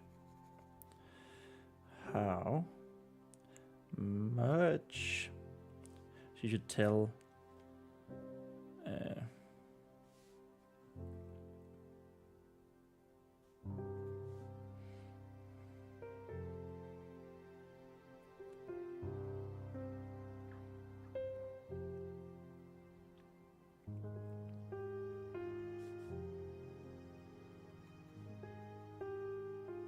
how much she should tell her sister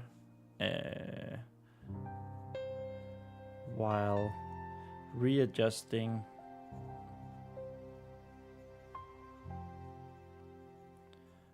her arm again.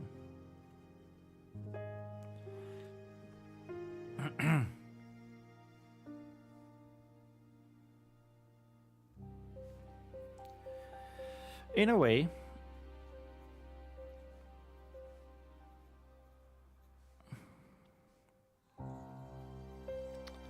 she then said,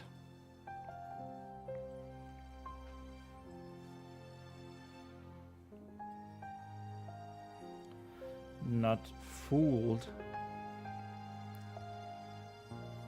by Vesper's trick.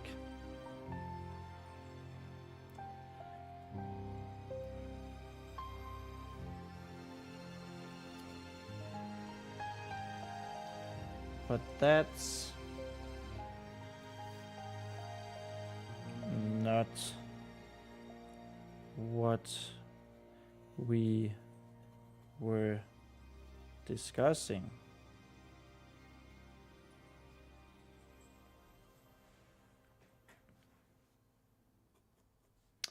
I know your tricks. I know when you try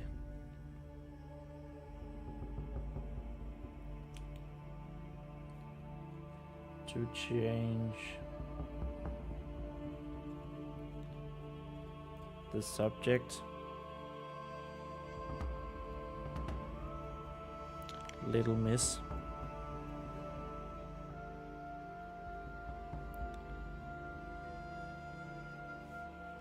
Hey, will you look at that? We are over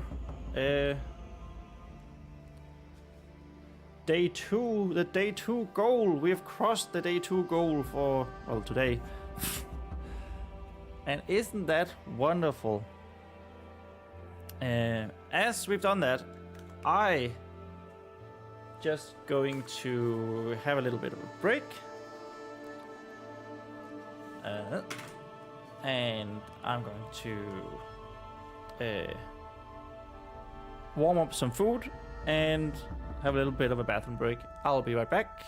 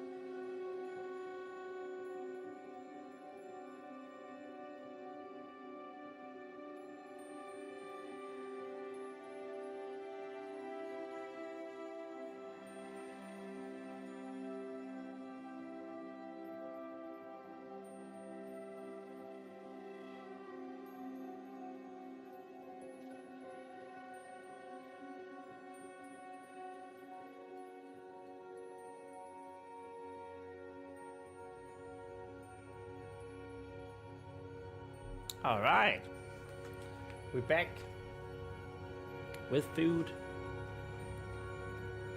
Oh yeah. I just need to make sure that I don't actually hit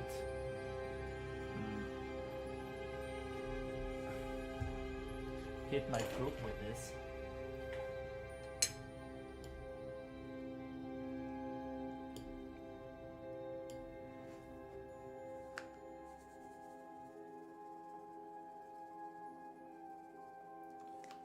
Nothing like eating on stream by your PC. Isn't it wonderful?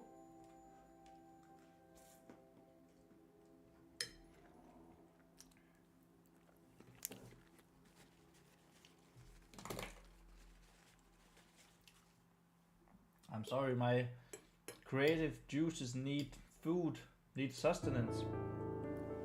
Otherwise it's, well, it's gonna be worse than what it already is.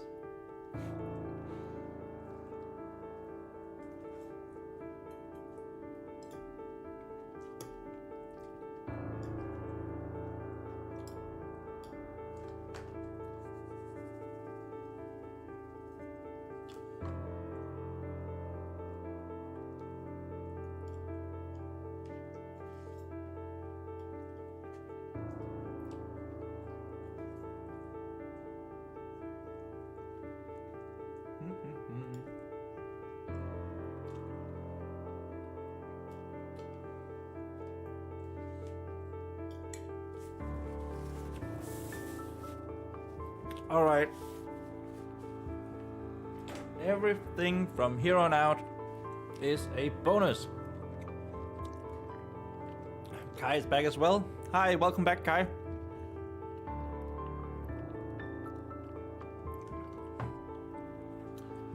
I'm back as well, as you can see. Here, I guess. But that's not what we were discussing.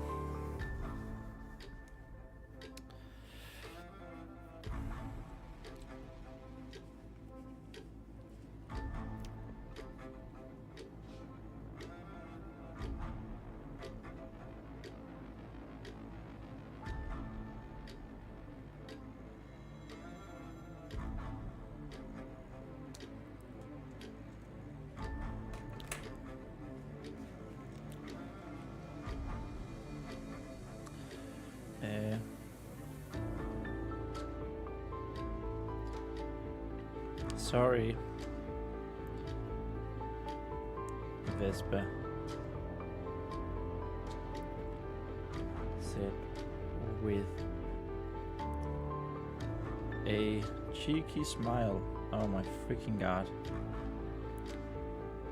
I cannot be this bad. I've written for over a year.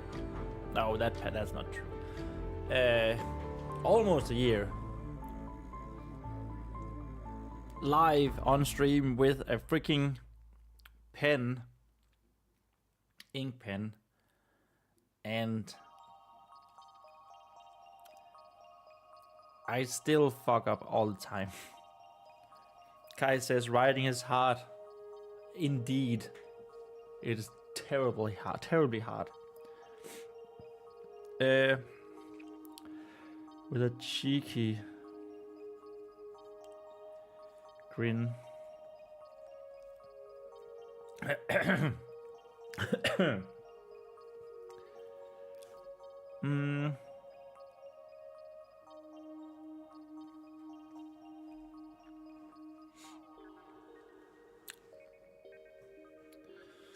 So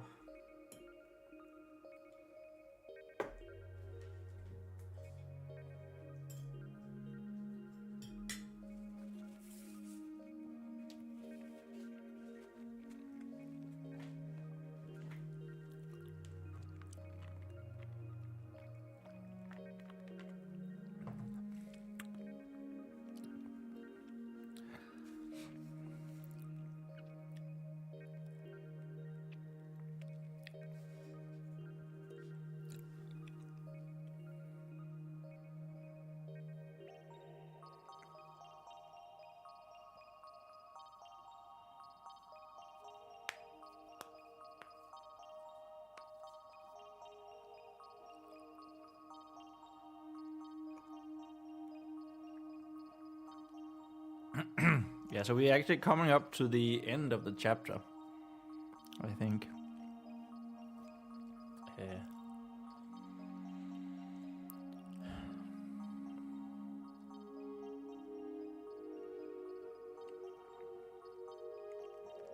Also, we just turned the 4th hour of this live stream. Let's go! Woo! And it's all bonus. It's all bonus pages from here on out. Let's see if we can get like 3 pages more. That would be nice.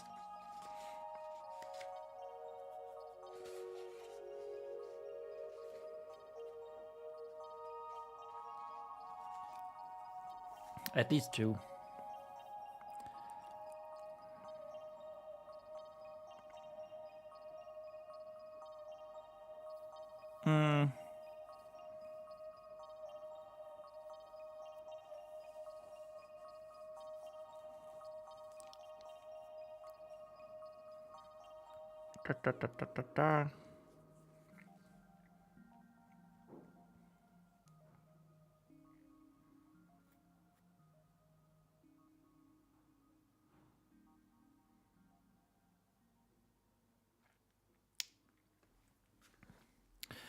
I'm serious.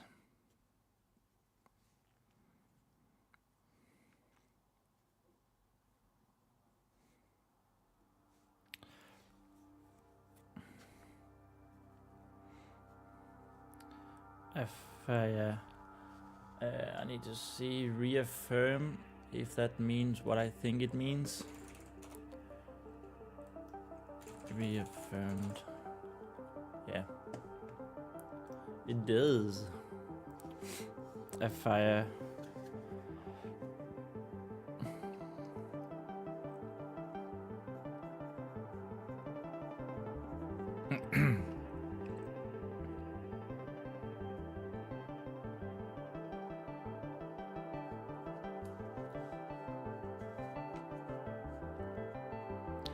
reaffirmed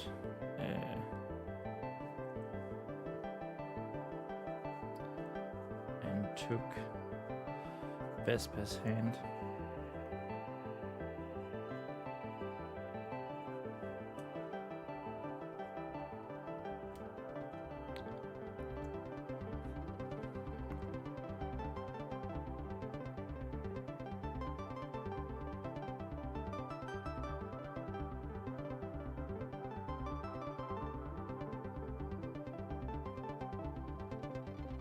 So if we can use here, like, I think I want Fae folk to have like bigger hands than they have a large head and bigger hands and like tiny bodies, right?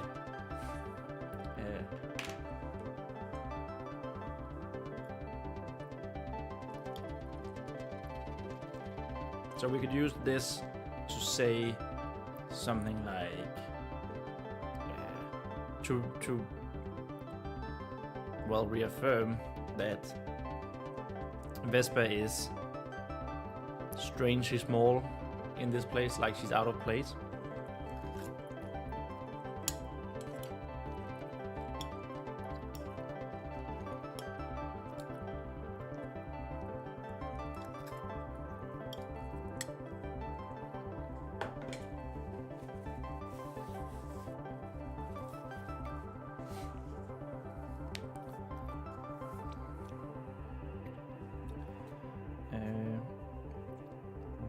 The difference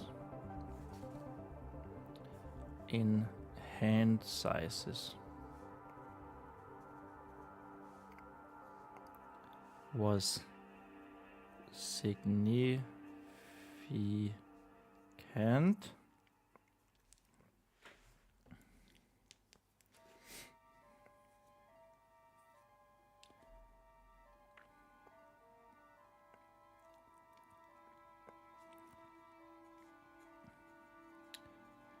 Though not as big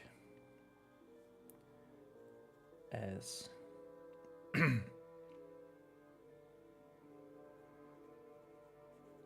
if comparing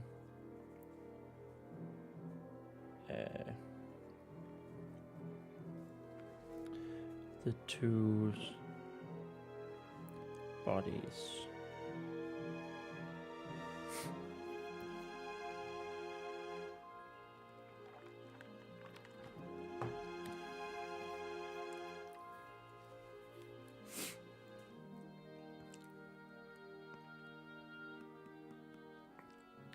Yeah, that's all right.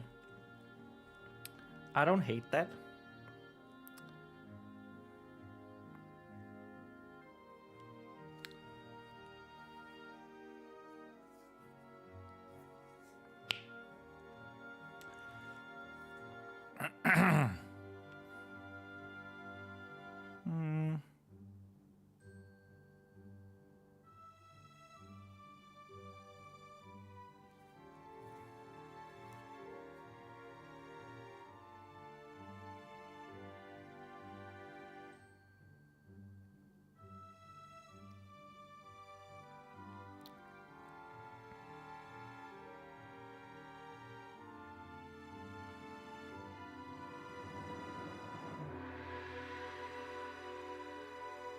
Oh, I think I have a way of progressing to talking about squire training and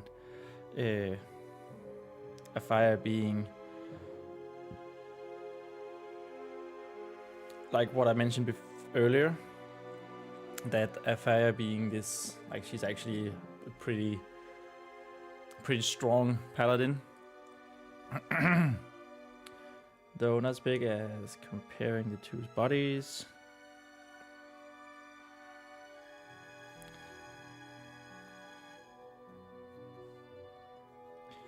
If you ever hope to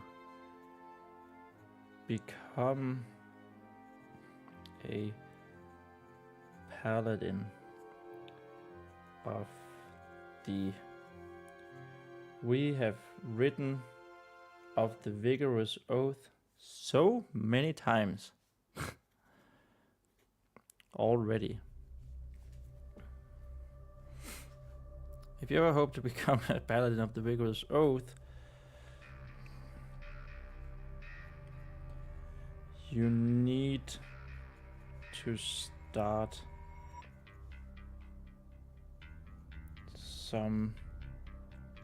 showing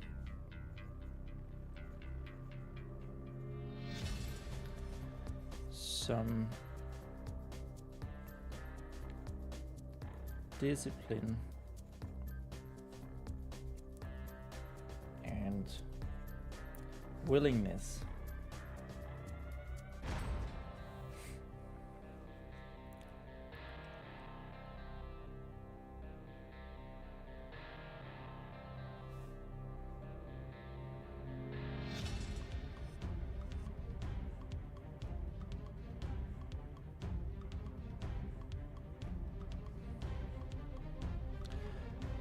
A girl of your age should know better. Of your age should know better.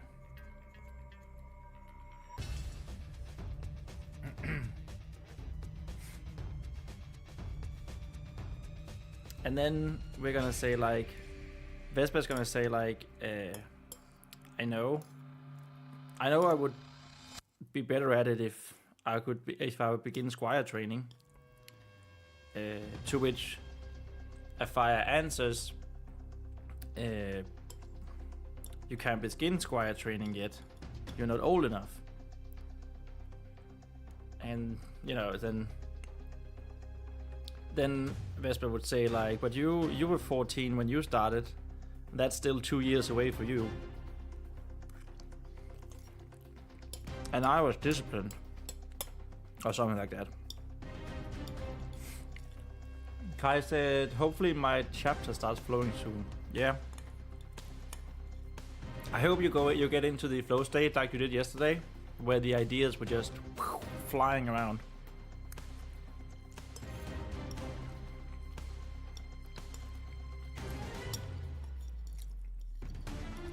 Just don't cut your hair today. As a procrastination, right?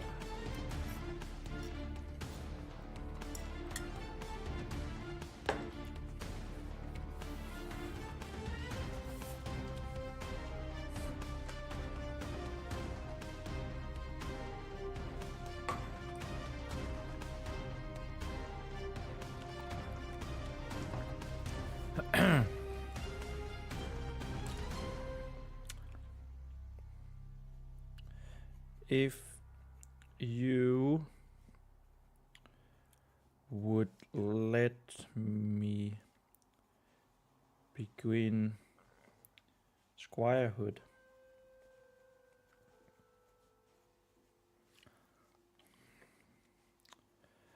I know that I would do better.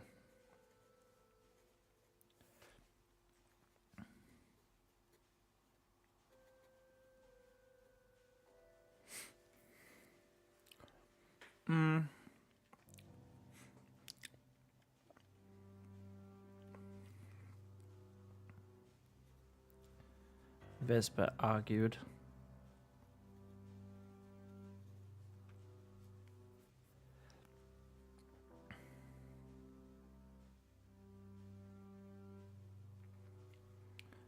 I would start taking everything seriously or something.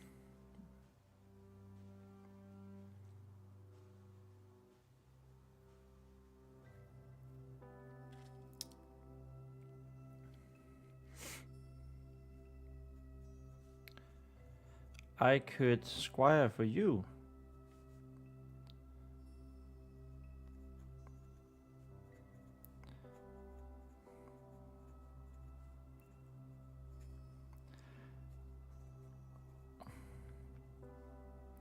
And help you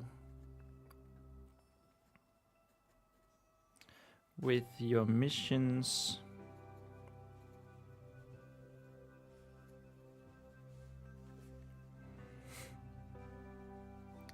In Riverford.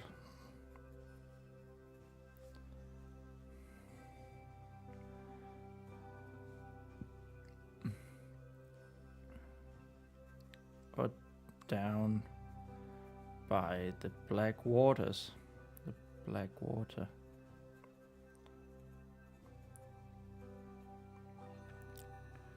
So yeah, this is like introducing. I feel like we're introducing a lot of stuff. We're not explaining them, but we're introducing the concept. So here is also the reason why the Paladins took up residence at Black River's Keep after the castle was raided by the Templars in the Blessed Crusade, was to cleanse the river and the soil with the holy water, the blessed water. Okay, we need a squire name here as well.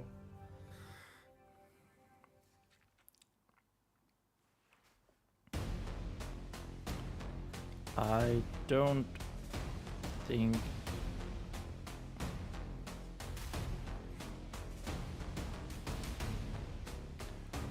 okay, so we need a name now again. Let's see. We already have Brandon. Ryan.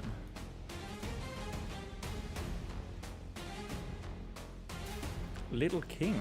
Ah, that's cute. Very no. Christmas. Interesting.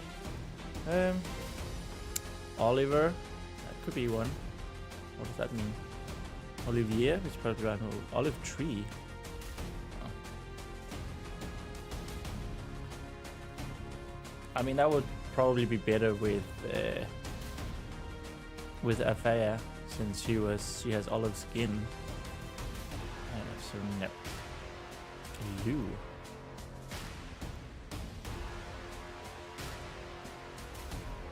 Short from Louis.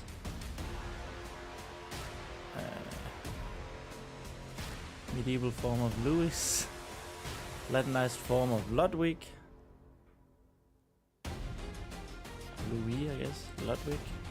Famous in battle. Ludwig. That's not bad. That's cool. Cool name. Famous in battle. Now we know. The more we know. Mason. Yeah. Stoneworker. Yeah. I don't even know what would be a good name for Squire. Thomas is a good name, says Jamie. That is true, but it's not what I'm looking for. I'm looking for something that sounds British, medieval-like. But also he's not super important, so just call him Dyson. Also, hi Jamie, welcome to the stream. Jamie, yeah?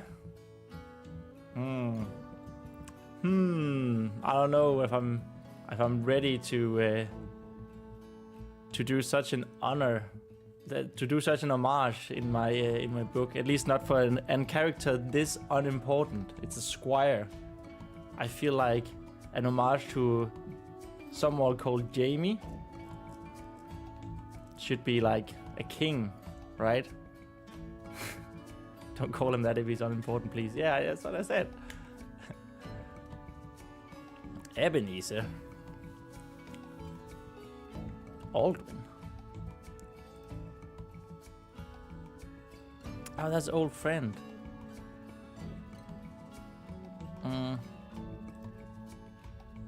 Weenie.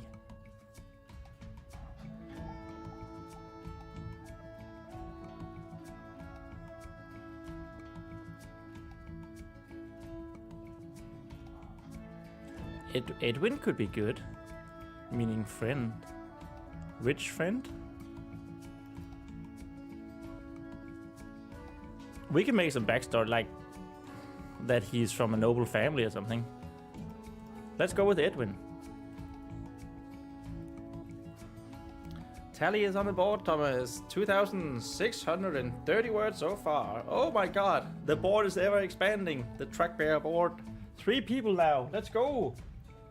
And can I just say, I have written over today's goal now. So we are definitely over 3,333 words. So, I mean, my leaderboard. Let's go indeed! My leaderboard is like... My progress, I mean, on the leaderboard is so good. So we call this guy Edwin. I don't think Edwin. And you know what? I feel like we should have a different spelling on that. Just for fun. I don't think Edwin would like that.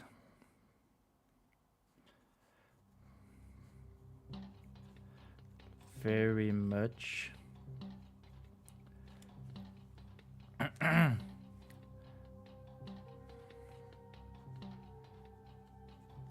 And I'm afraid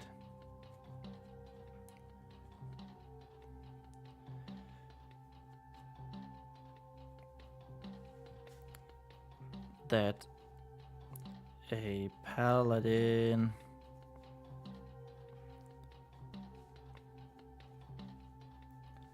can't take on 2 squires.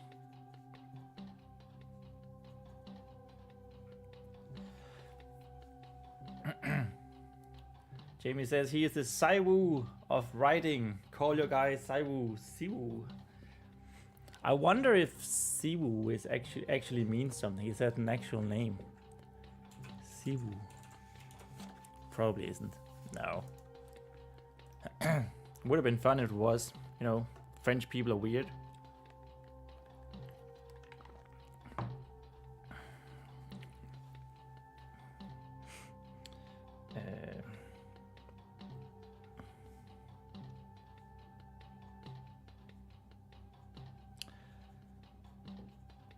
A fire left.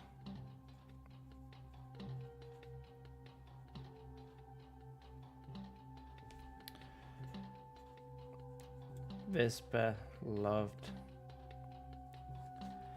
making her sister laugh.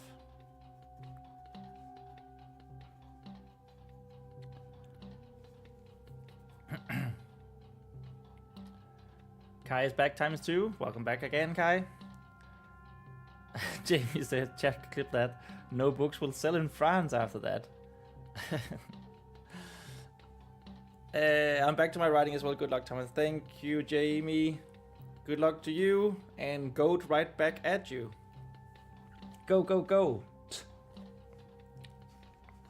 I should coin that. What a phrase. Go, go, goat.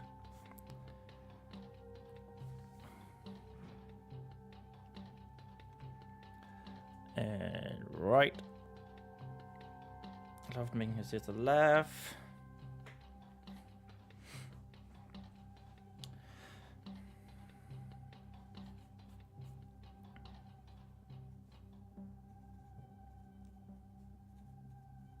Besides, you're much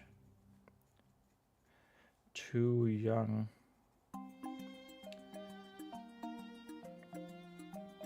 to start training.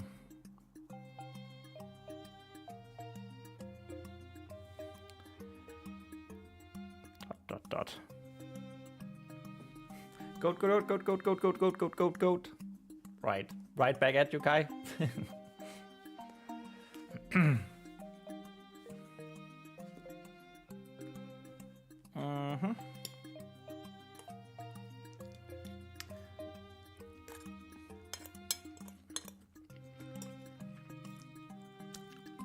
Honestly, I'm feeling quite good with these names.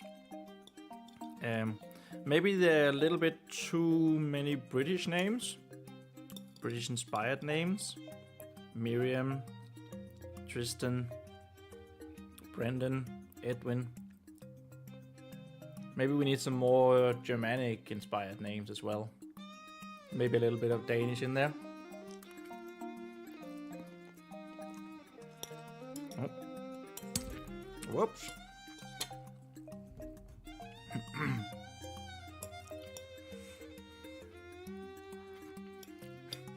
Goat.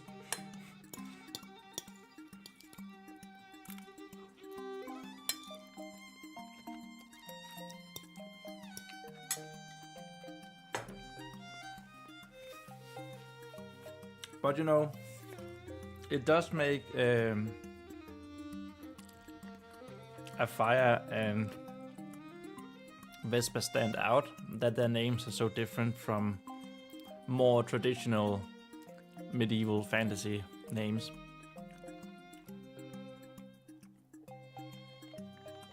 Still writing this damn chapter, not even through a page yet. Yeah, feel your body. Just keep on going. It'll come, even though it sucks when you can't get anything down.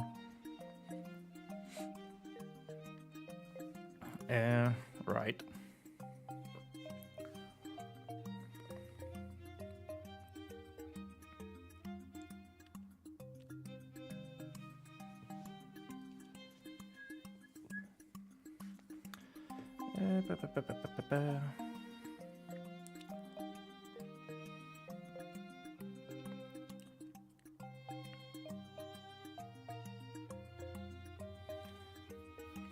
Okay, so this was where Vespa would interject.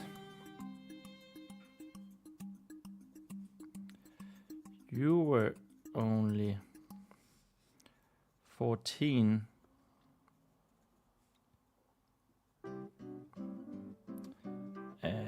Actually, we want to write that out, I think. Don't we? 14. When you started squire training, squirehood.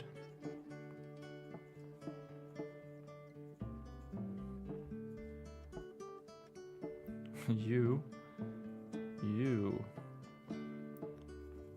Oh my god. You told me so yourself.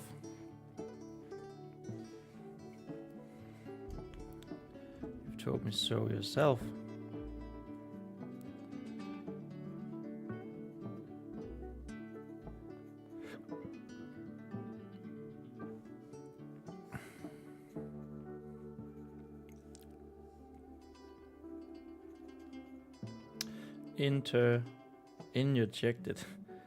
Interjected. Oof. I can feel like we're coming up on the mushy brain now. I just have to power through it. Kai says I need to remember it can be horrid because it's not important and I can fix it with editing. Input I win Barbie meme. But yeah, it's exactly. Like, it's a bit of a battle, isn't it? Because of course you want to write something cool and good first time around. Chances are that it isn't. That you need the revisions. Of course you need revisions. Is it Brandon Sanderson who talked about one of the most important things about being an author is revisions and actually enjoying revisions. Or trying to enjoy revisions, at least not hating it. But I think I can definitely see where he's coming from, and that's said as someone who haven't even written an entire book yet and only done a couple of short stories, 3, almost 4. But I haven't started the revision on the 4th short story yet. So,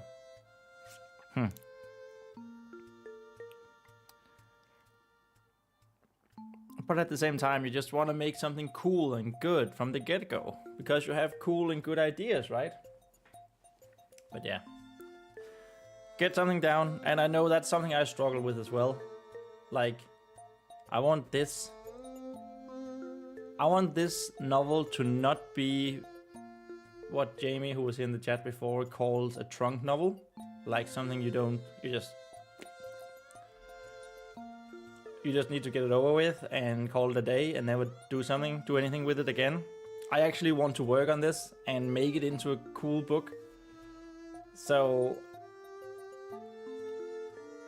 and while I know I can fix stuff in revision, in editing, it's just like, I want it to be as cool as possible from the get-go, right?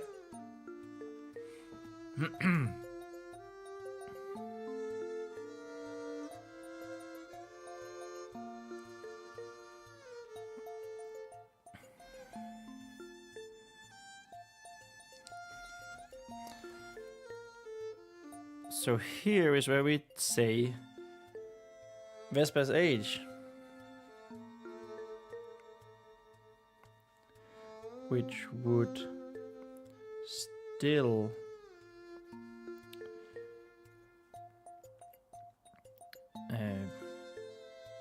which is still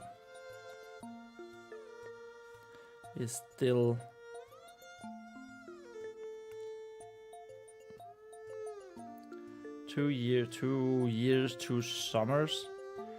2 summers.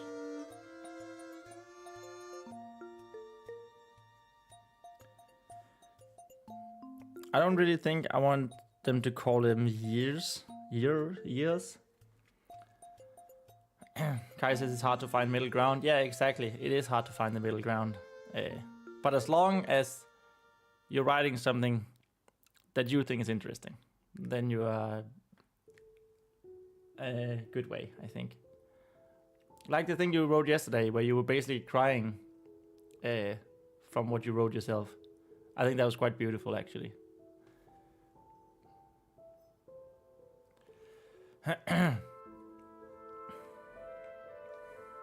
Still 2 summers away, and I showed much more discipline.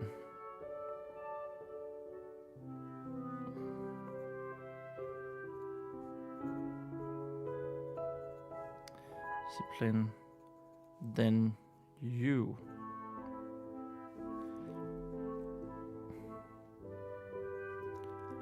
Little miss. Maybe young lady is better, actually. Yeah, I want to say young lady instead. Young lady.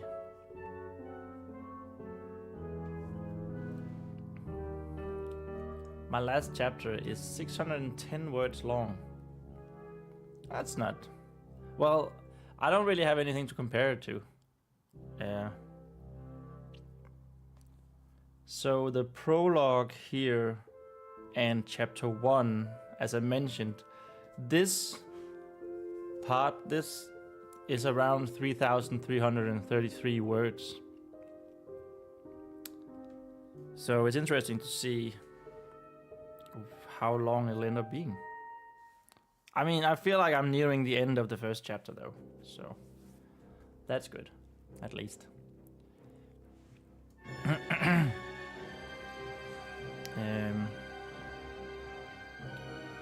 To place his hand, the different hand sizes were significant. Yeah, there's a young lady up here. Young lady.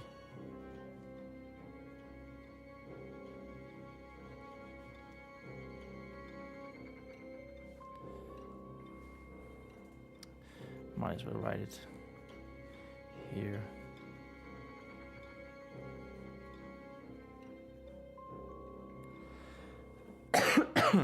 Sorry. Okay, we are nearing the end of page 10.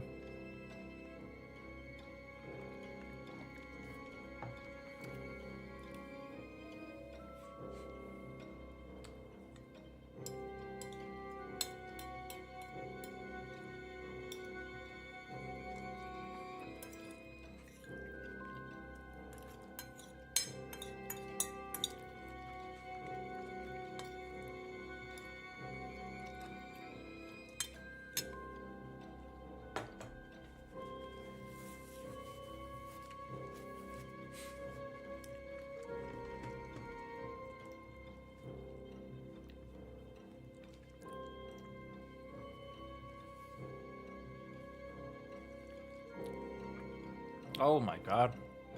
I just got a heart attack. I refreshed my my YouTube studio and it said connect your stream to get the preview or something. I was just like, what? Did I mess something up? I didn't though. I think we're still going.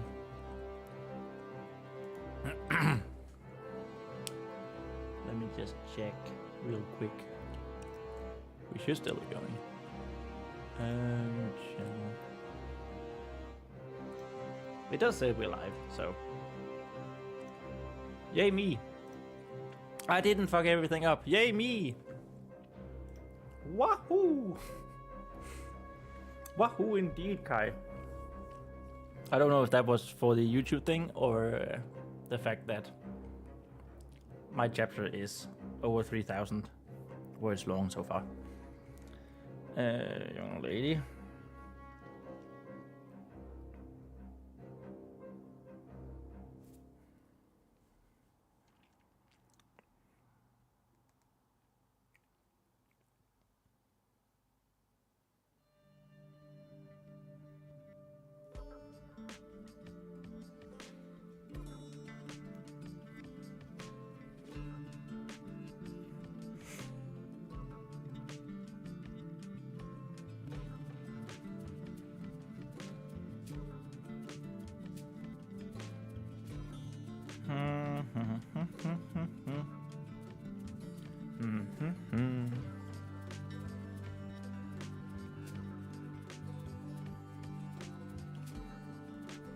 I thought I had something else that more that I wanted to write.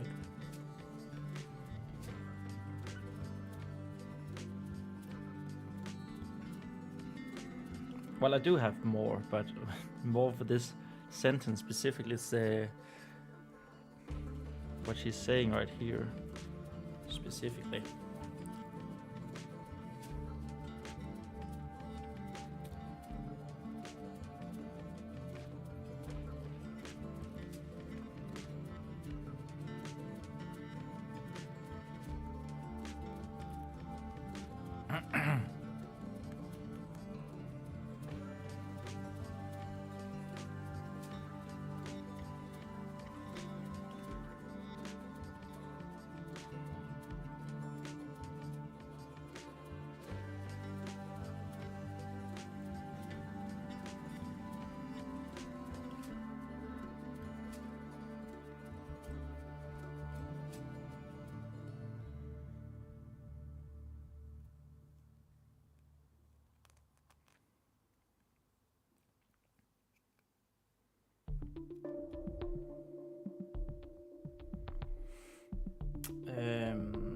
Oh my god, I lost my train of thought completely. Let's go.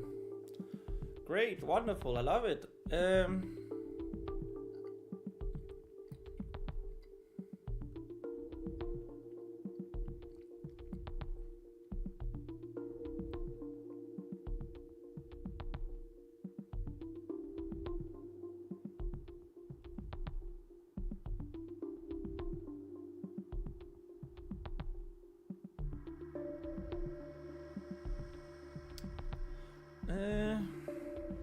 Come on.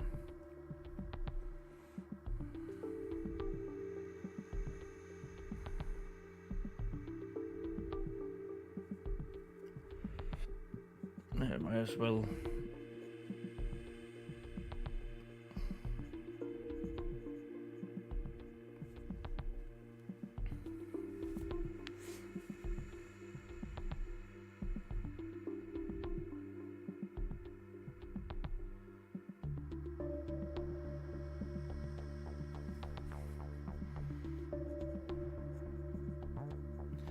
Fire laughed again. Laughed again. And began.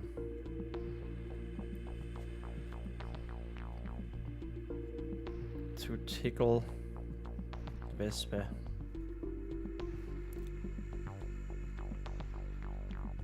Who was unable to get away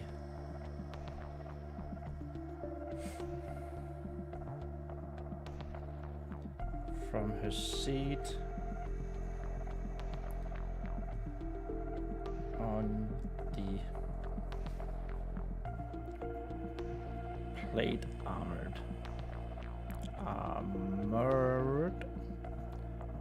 arm. Dot. Kai says, let's do this. Have you opened up the dam of ideas? Ideas are flowing all in. Let's go. Let's do this indeed.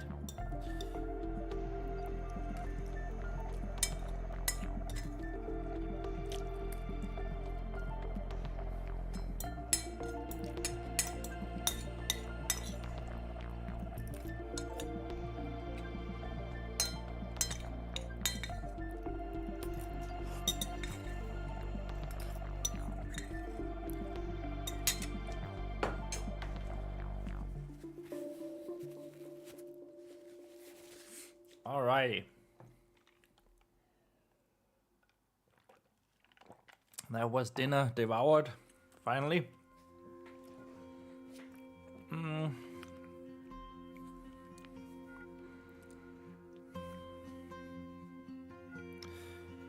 No, ho, ho. Stop. Stop it. Vespa.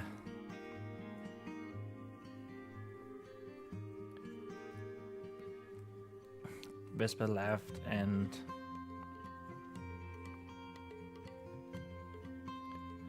wiggled so much that a fire almost dropped her.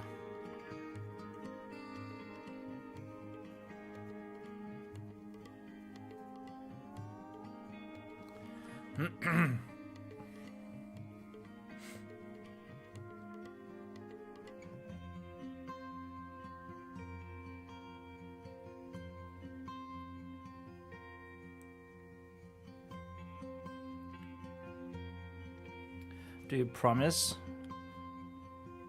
Do you promise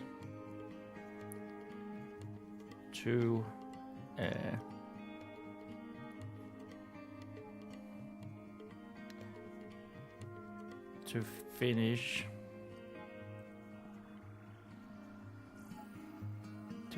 your delivery?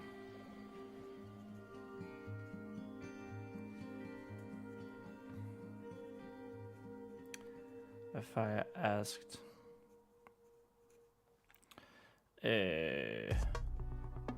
She asked. A fire asked.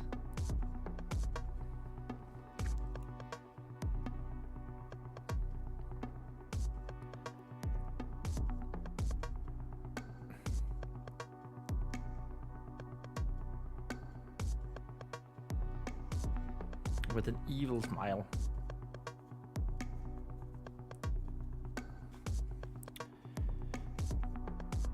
Evil smile. I mean, do we have a word that is less evil than evil?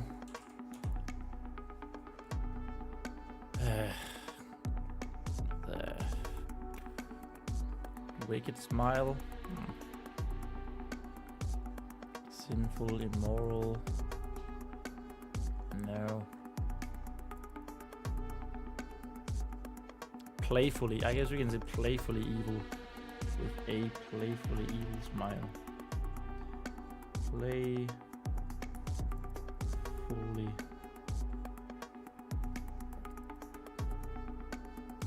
Playfully evil smile.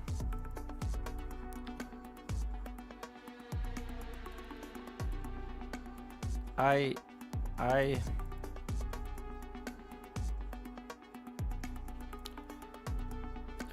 Vespa could hardly speak from laughter.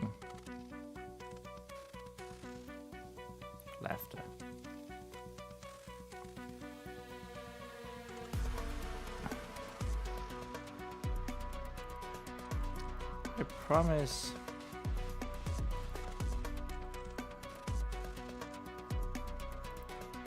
I promise.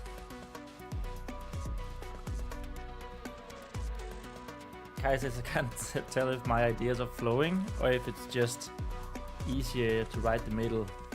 You know what? It's probably a bit of both. I can imagine. Most likely. Could hardly speak from that. I promise.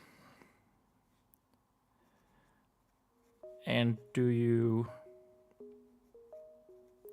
swear to be more disciplined? Disciplined.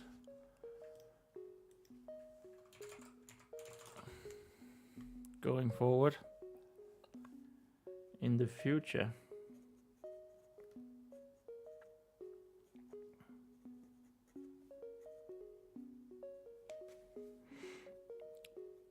I swear.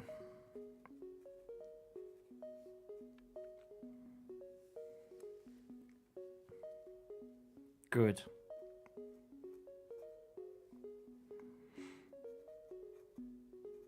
A fire said and stopped her, ended her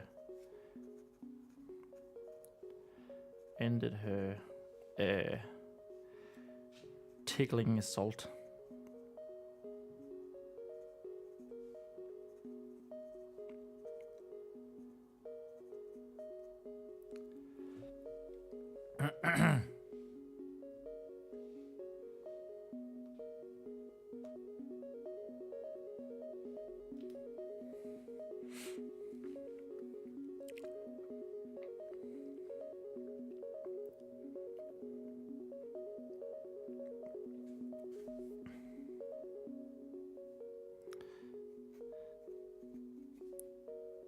Then I think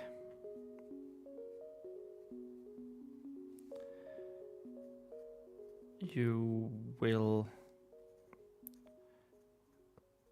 become a wonderful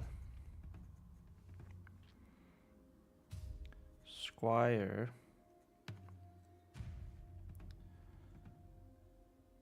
Wonderful paladin one day. Wonderful paladin one day.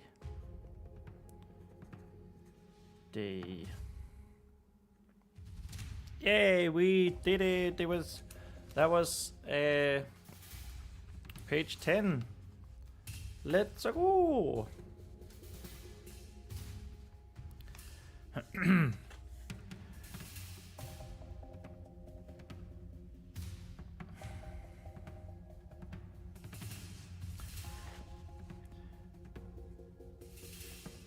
$11. Wahoo! Yay! Wahoo indeed.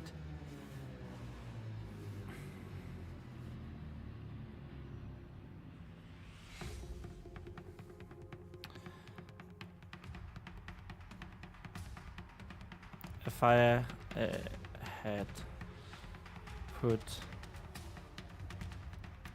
Vespa back down and knelt.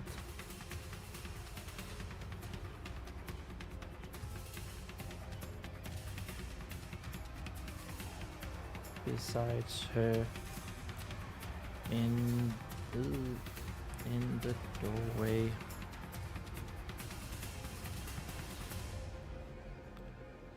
To the kitchen.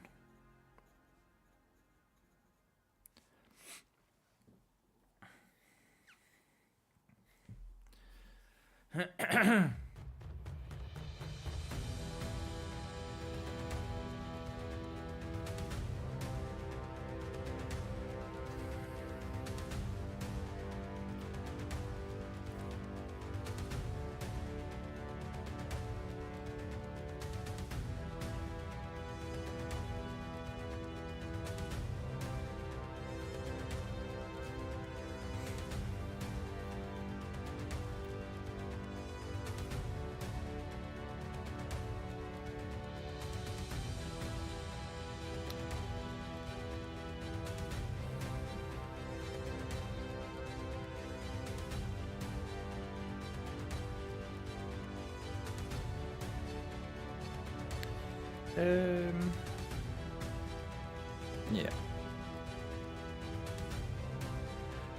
Do you think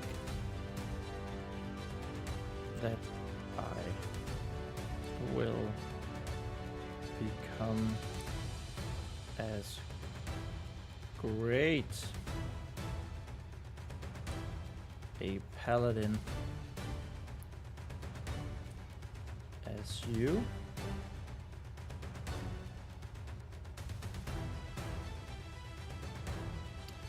I do. Most certainly.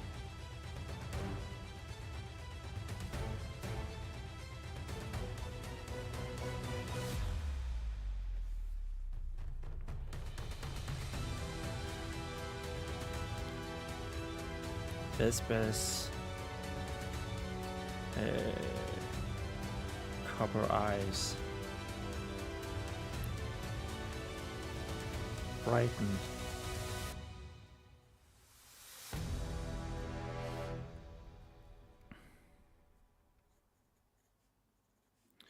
From that response.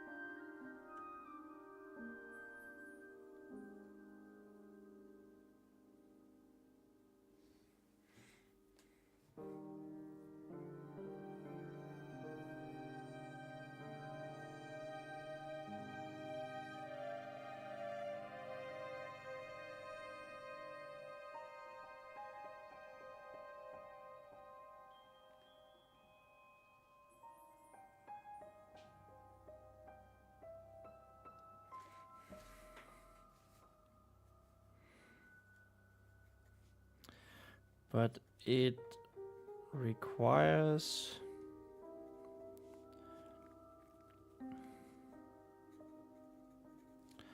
hard work and much discipline.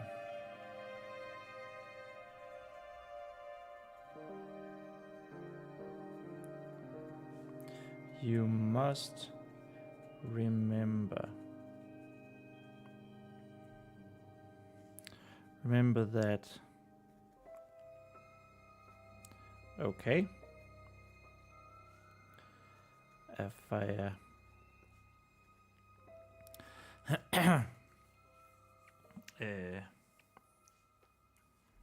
stressed once again. Once more. Ah, we are playing with the words now. Kai is saying, thinking. What are you thinking?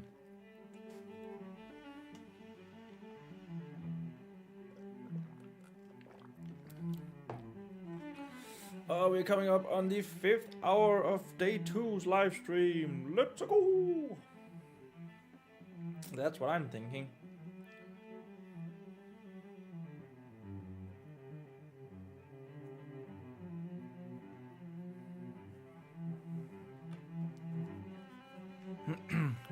Wahoo, indeed.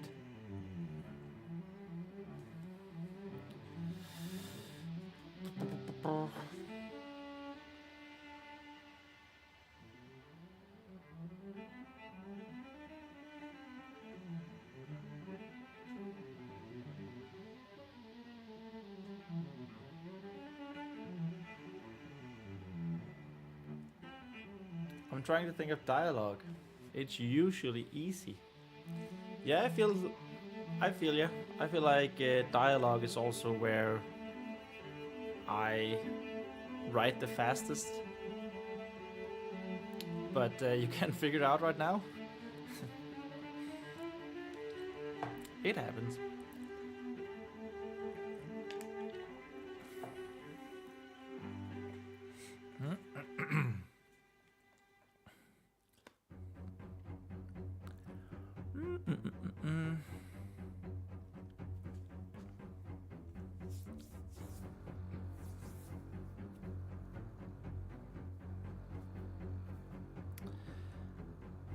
I was just about to write message received, but I don't think a 12-year-old would say that.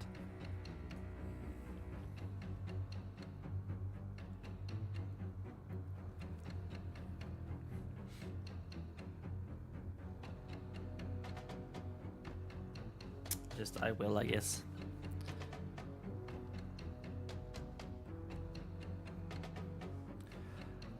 I will.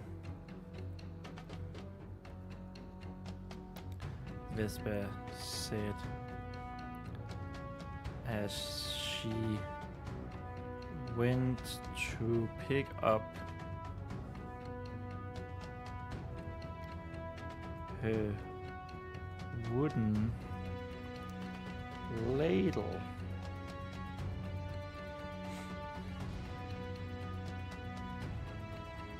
And tucked it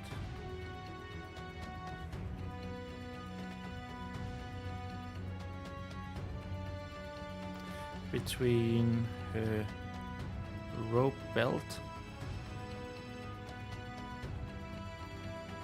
and dark brown linen shirt.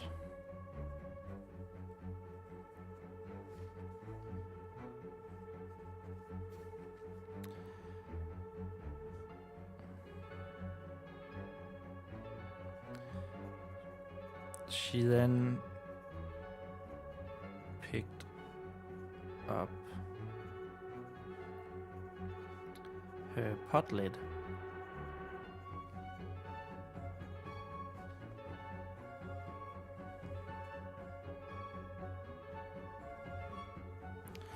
Her black pot lid.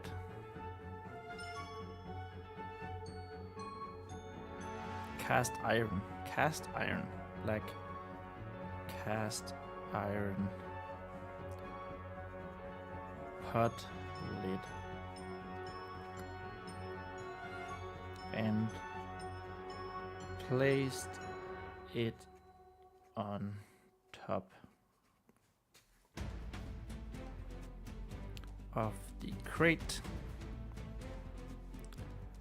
that she was bound to deliver.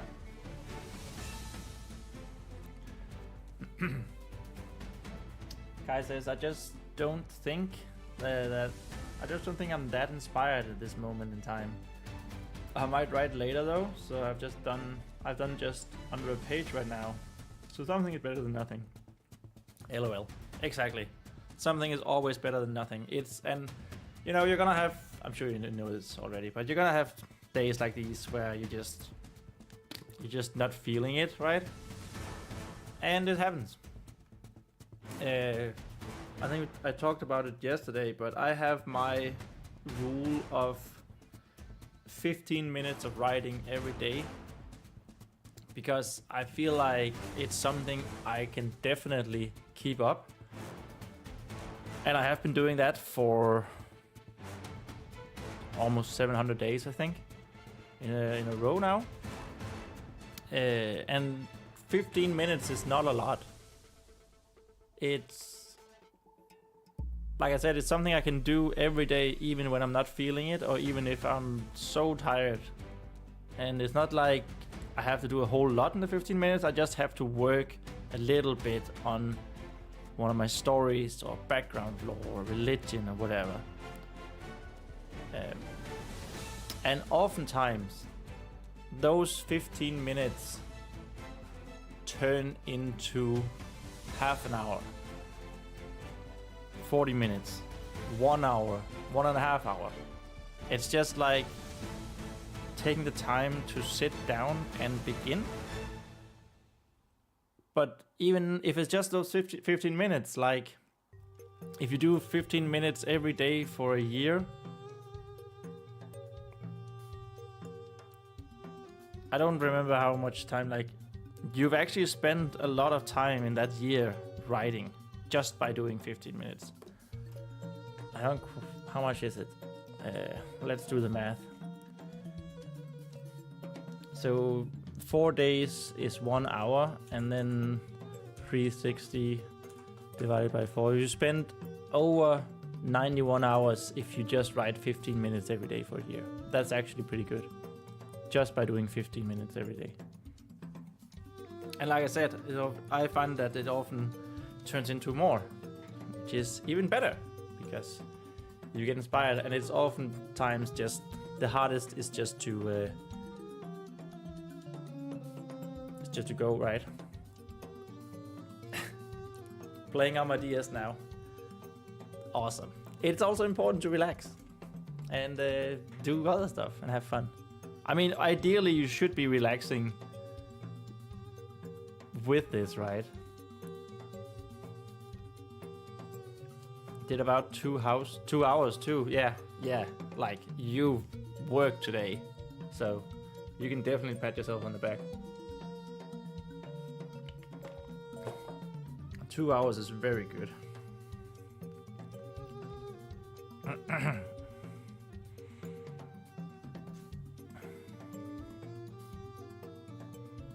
Do you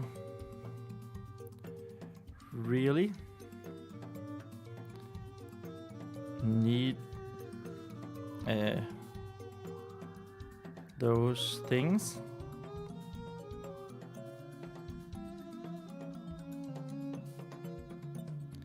If I asked in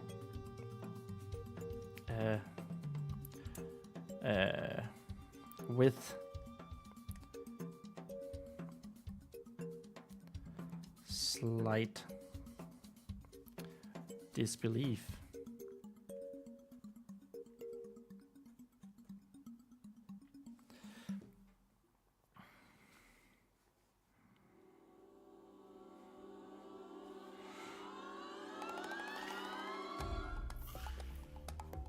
Of course.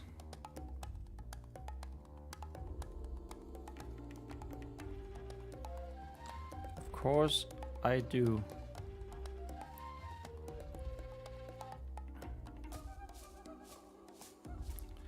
Vesper confidently answered.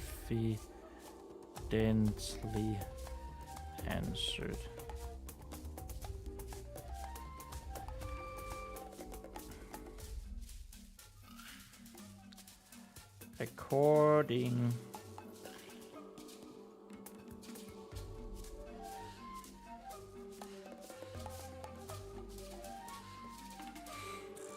to old sire Harold.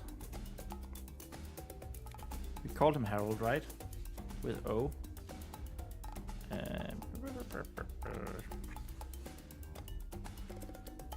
Sire Brendan.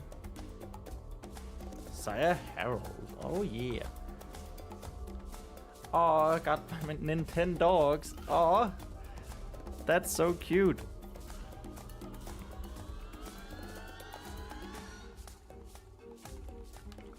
I never played Nintendogs on my DS. It's been a while since I played my DS, to be honest. Ah. And you got multiple Nintendogs, or is it just the one that you're taking care of?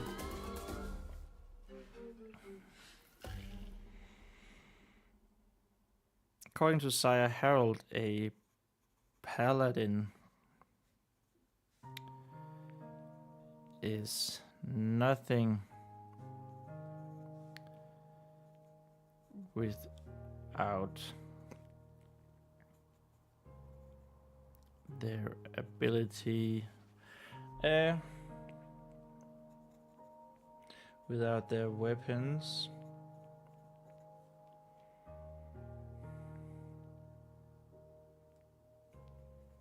To defend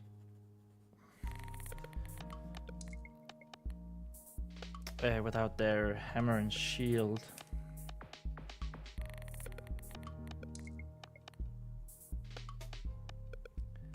Hammer and shield. To defend those in need.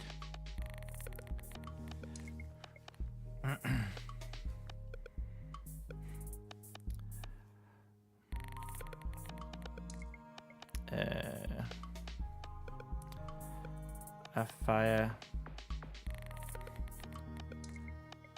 blew a little air out of her nose.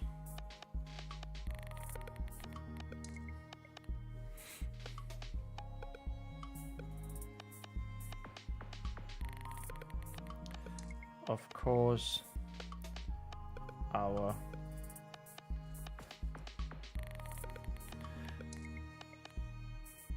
good, oh damn it, good old master at arms would say something like that. Oops. Like that.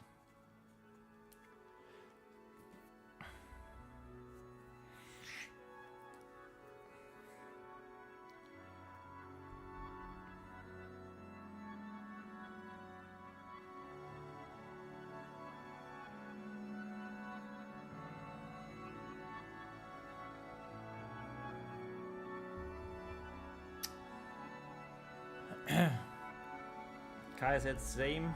The screen broke. I just got it fixed. I have two at the moment. Ah, cute.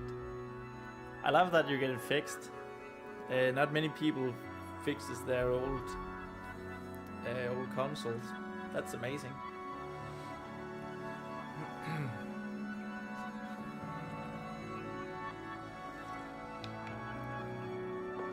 What breeds are your dogs? A Nintendo dog. Sorry, I just have an ice cube in my mouth.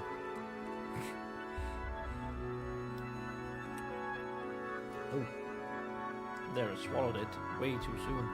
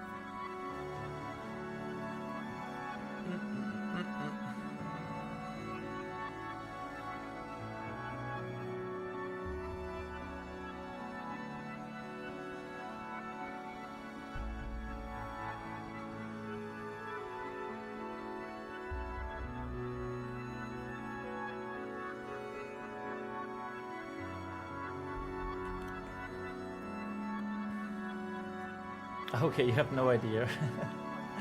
As long as they're good boys or good girls, then it's all good, right?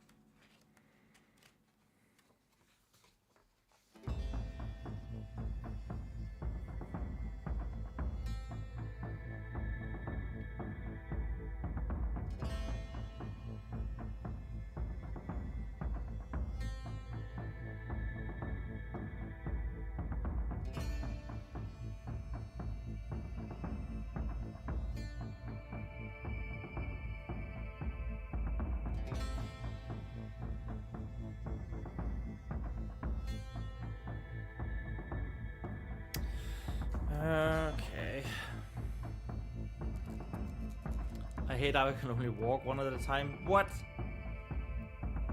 I've never played Nintendogs, but that seems like an obvious oversight in the gameplay that you can only walk one at a time. What a scam.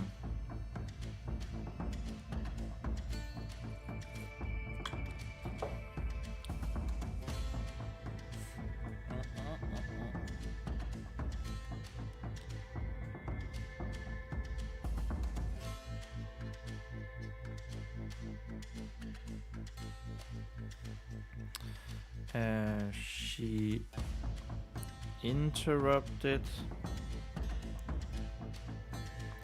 She interrupted Vespa.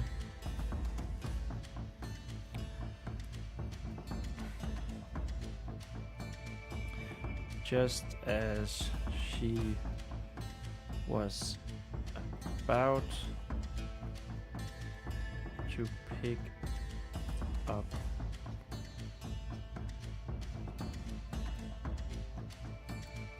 the crate of Warhammers.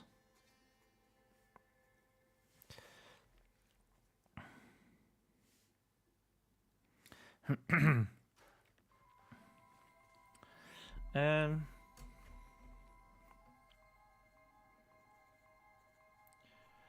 before you go,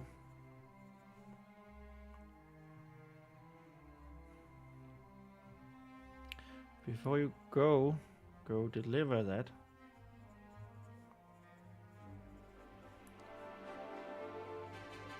I have a gift for you.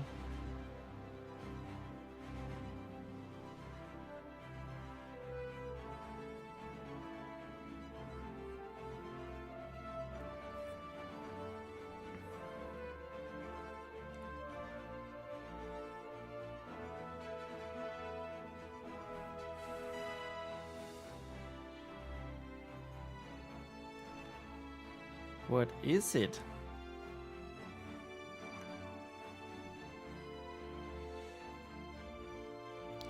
Vespa asked with eyes suddenly full of anticipation.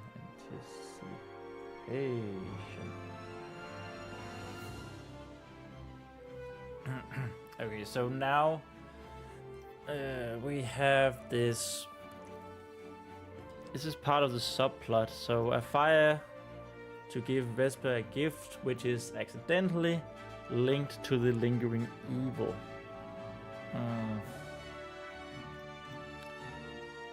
We also said here, introduce the paladin being aware of the Temple of the Drowned's rising activities, a fire's mission. We sort of did that. Not necessarily. We haven't actually mentioned the Temple of the Drowned at all, but we still have time for that. It's an entire book here. Right now, I actually quite like that it's just like, we just hear that there's something coming up, right? But we need to give her a gift, and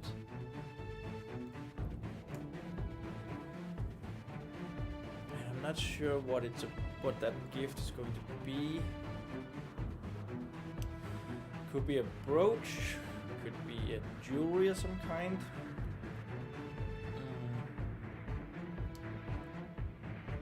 I had the idea that she would give her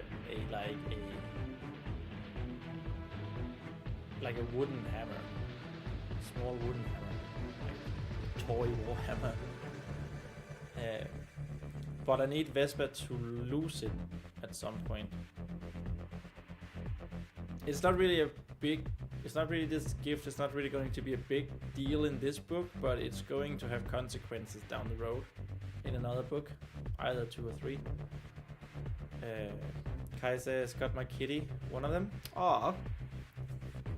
How many kittens? Many cats do you have?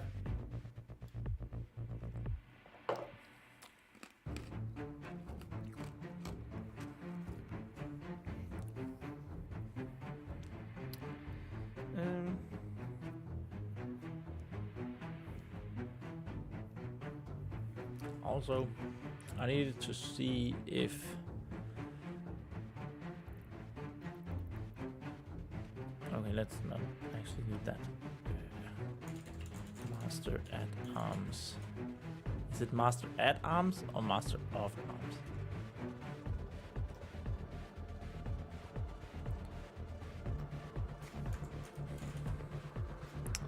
No, what the hell? Of arms.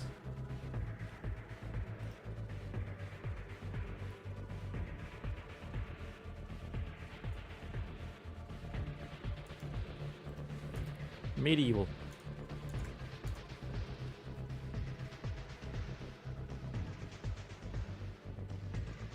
Yeah. It was correct.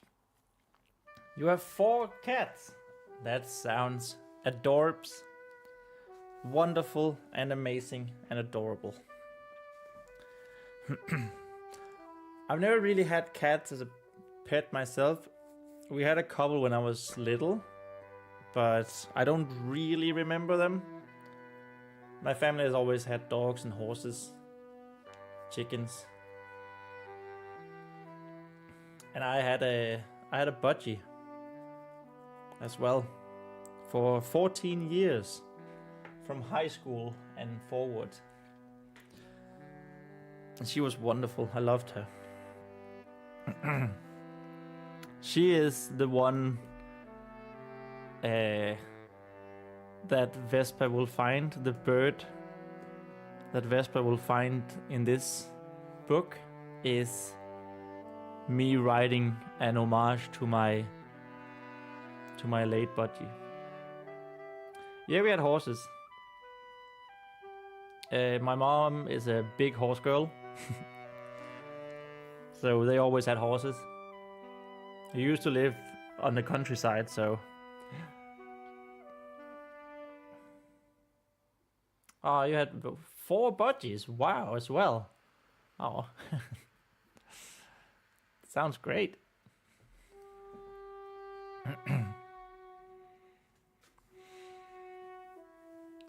What also needs to sound great is this gift that Vespa is going to give. No, not that it's going to receive. Fire is going to give it.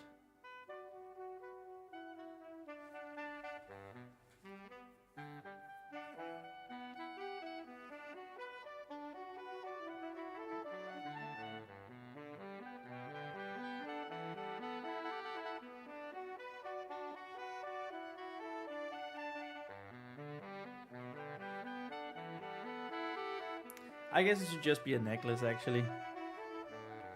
Oh, they had babies too. Wow, so many budgies. Wow.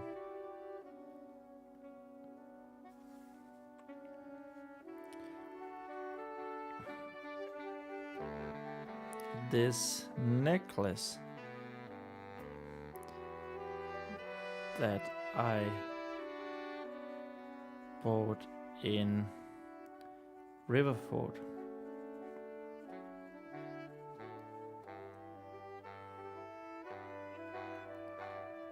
Isn't it beautiful? I learned to spell beautiful from Ace Ventura.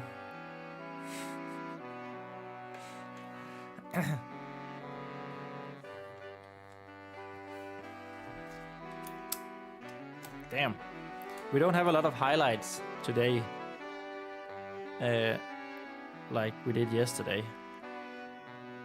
25.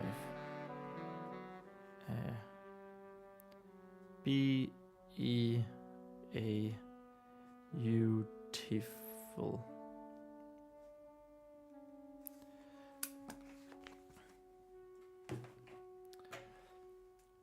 We had like 6 in the end.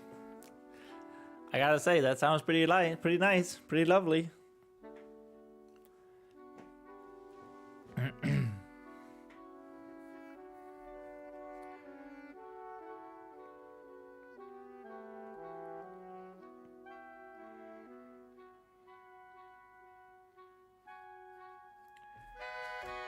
she pulled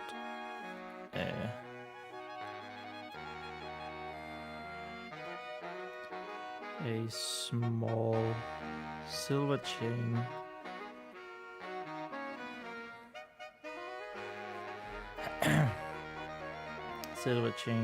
from her belt pouch.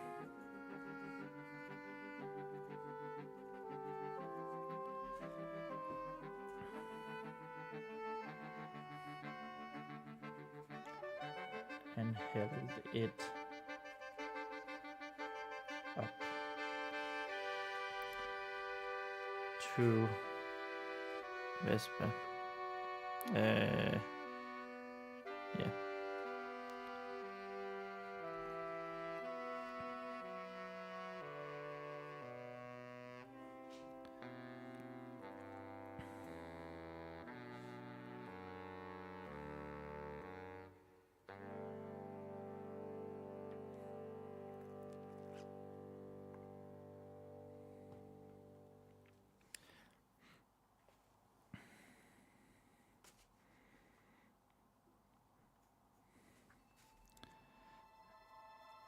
Hanging from it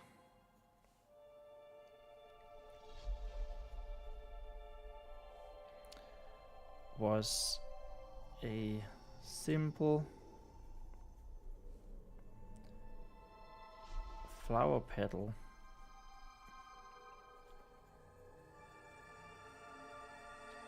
also in silver.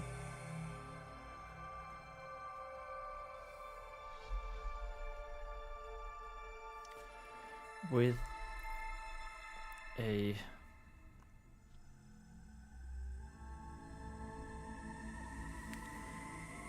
I want to say hypnotizing, but not saying hypnotizing.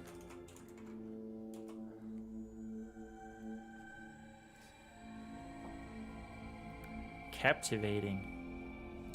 That's a good word. With a captivating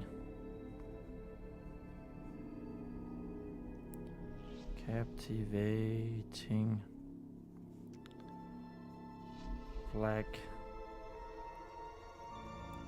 gemstone in the middle.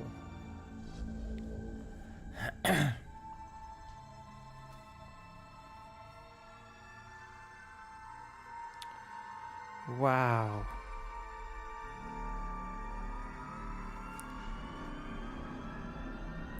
Vesper could hardly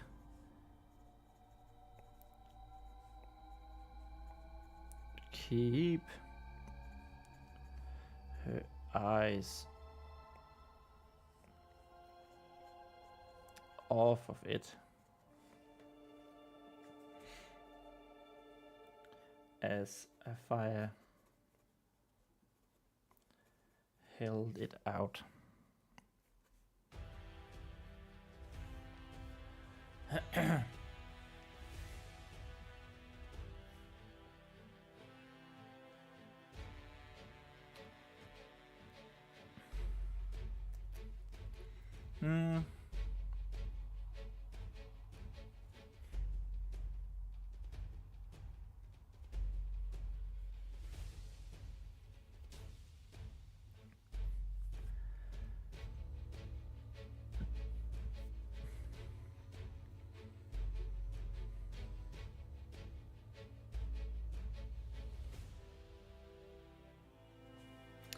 Do you like it?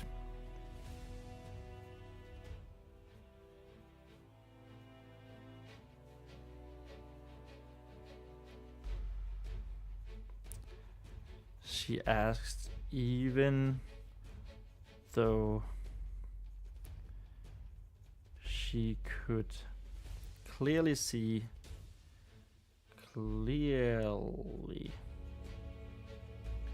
the answer.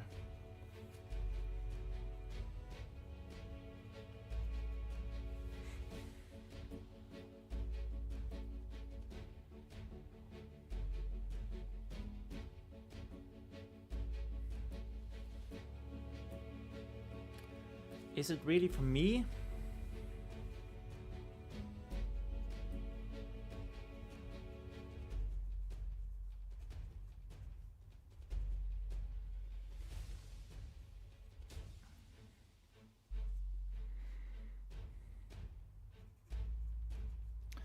Now it was Vespa's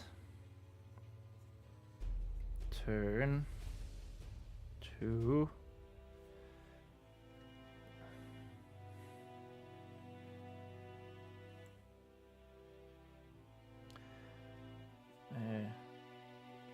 be in disbelief.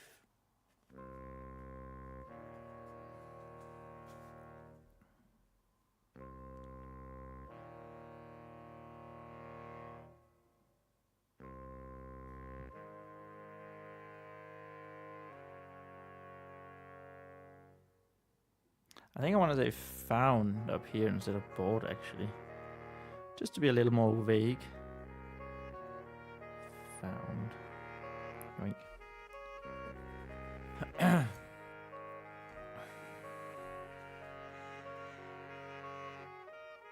This was trying to be in disbelief as a fire.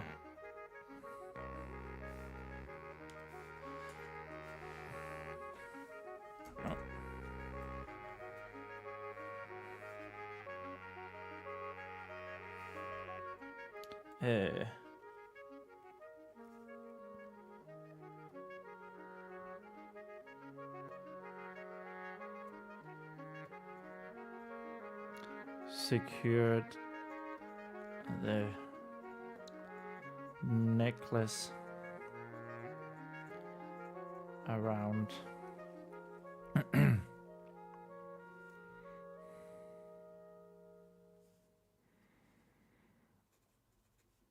her sister's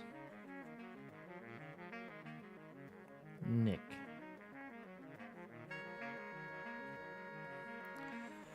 The jewelry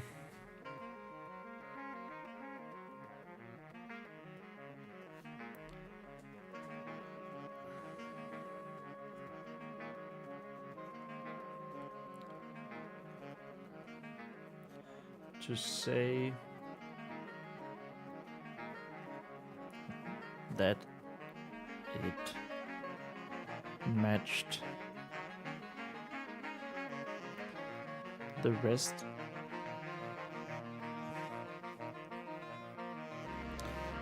of Vespa's outfit.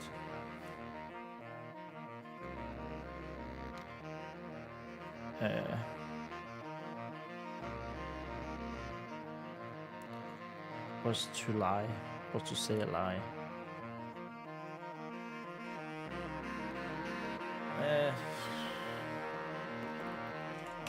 Maybe just was to lie. Would be to lie. Would be to lie.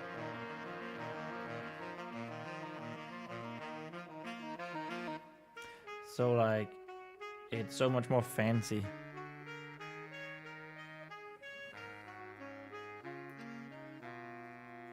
But I've never owned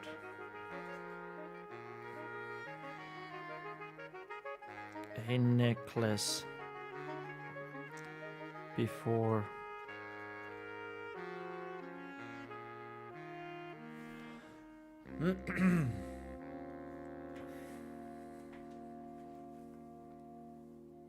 Okay, we're soon done with page 11. I feel like that went really fast. Too fast, almost. Something's wrong.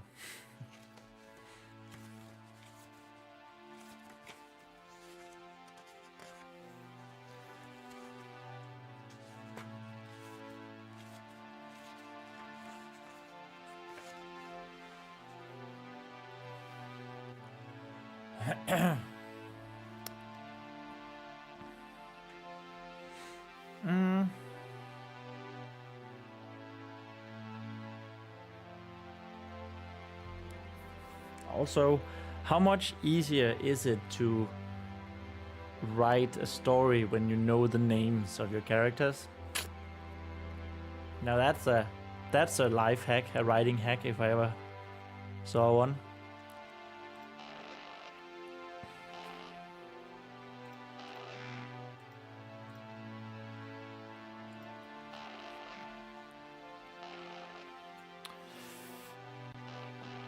Yeah, wahoo indeed.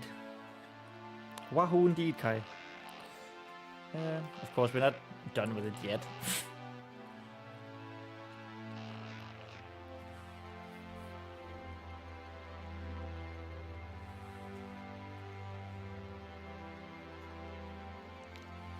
Then it is about time, don't you think?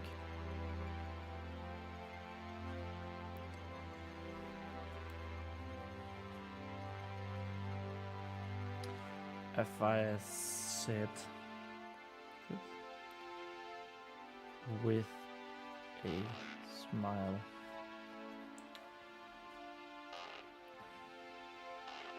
Loving smile.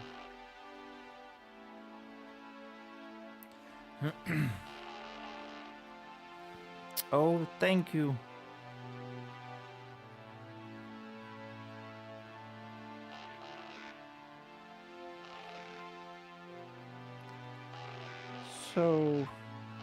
So much.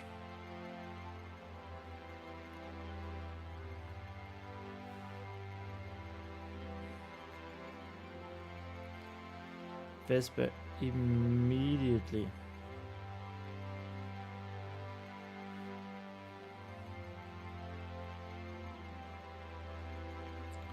went on the attack.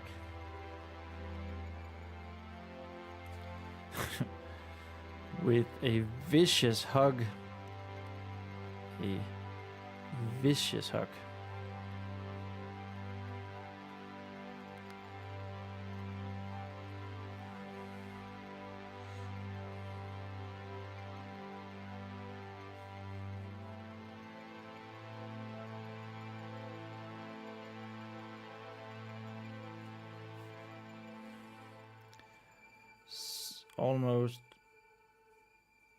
Almost as if she would never let go of her older sister.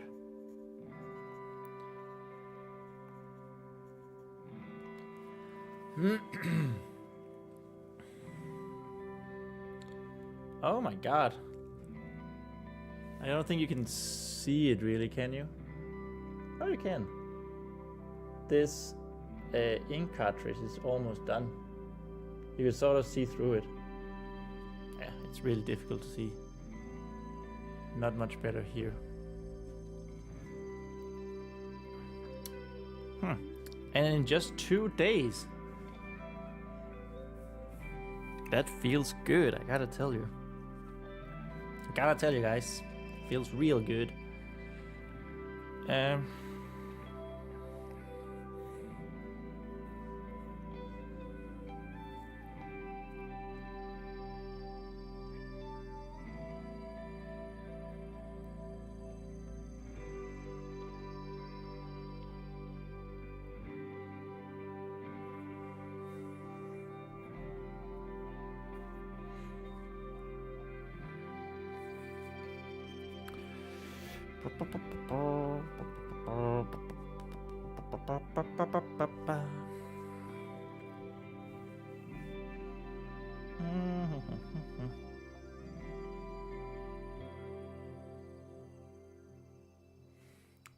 Yeah, I don't know about the. It was a fun little way.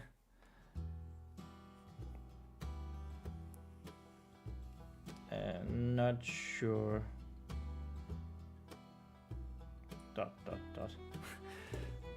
went on the attack with a vicious howl. No, not howl, with a vicious hug. It's a bit too weird of a phrasing. Whatever.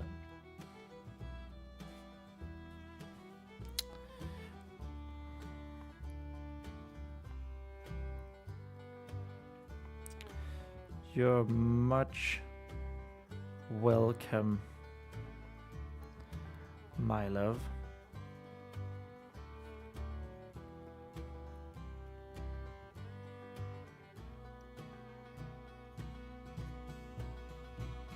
Afia said, responding.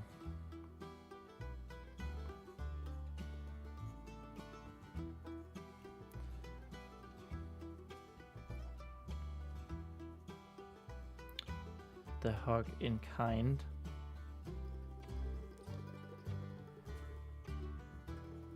Though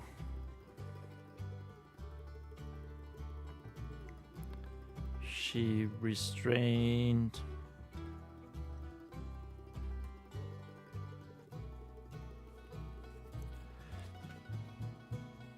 her intensity a bit.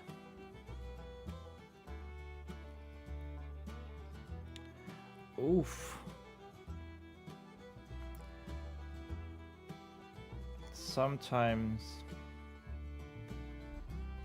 I forget just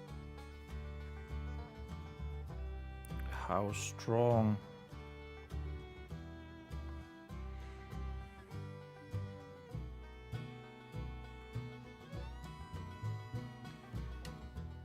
you can be.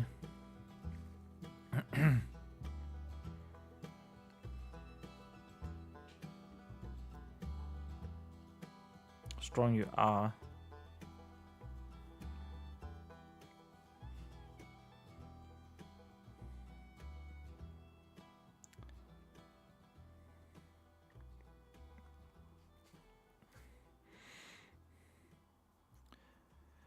The hug had hurt her neck a little bit. The hug had hurt her neck a little bit.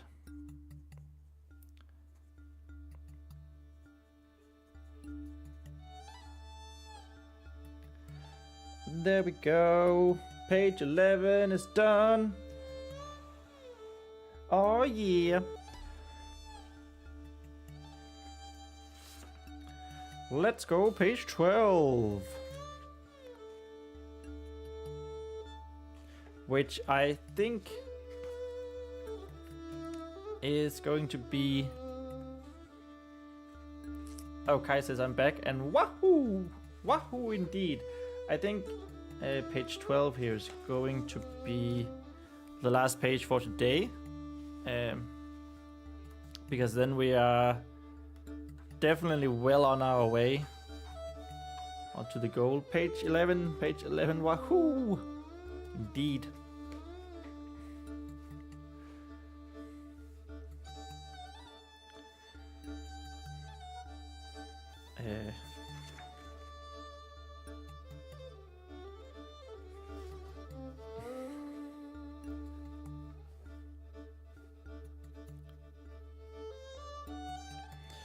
Hey, I'm sorry, said Vespa.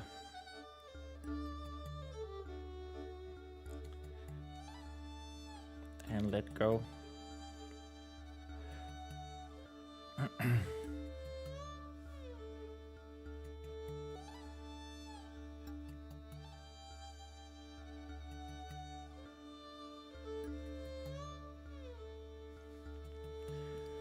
So we are so close to finishing this chapter.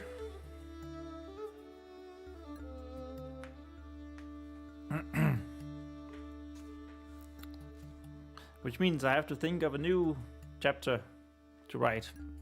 Well, I already know what the chapter 2 will be about. I'm just like... I've been so focused on the beginning and how to start the story. That yeah. Now we're closing in on the more on the middle.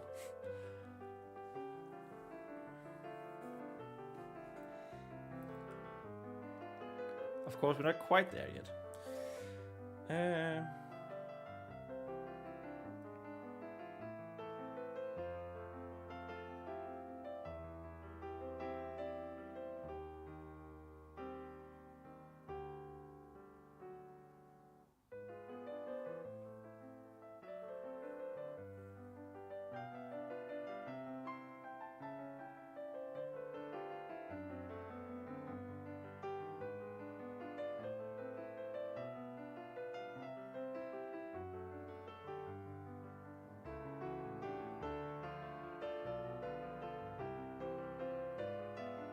Ooh, I have an idea. Okay.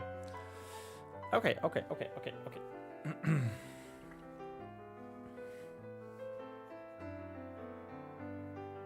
Now go.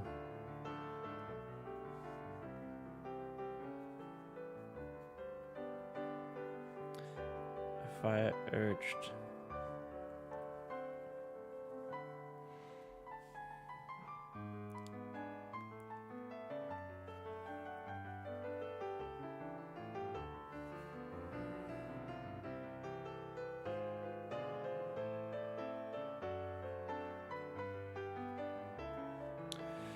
Deliver the crate.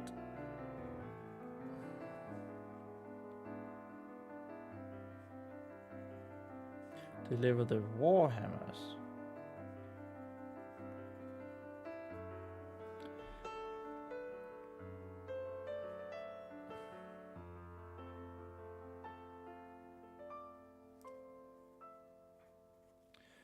To Sire Brendan.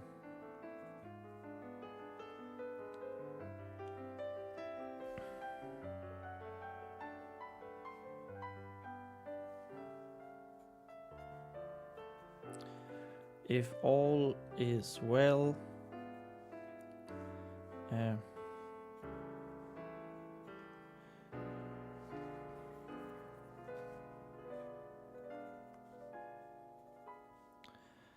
our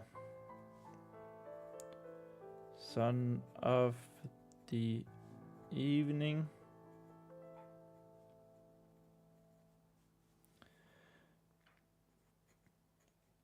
should be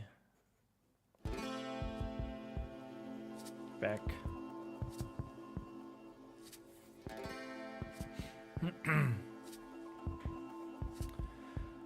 From his daily patrol inspection,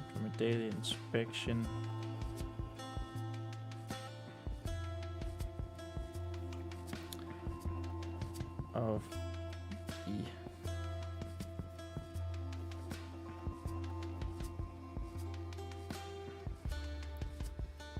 dragon pious.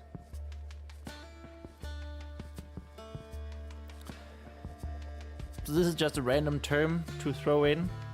Like I said, I definitely need a freaking map. But this is all part of like an Eveningsun prophecy and tradition and myth surrounding this Black River's Keep, that there are these 5 pyres where the flames cannot go out. And I just right now said that I wanted them to be dragon pyres.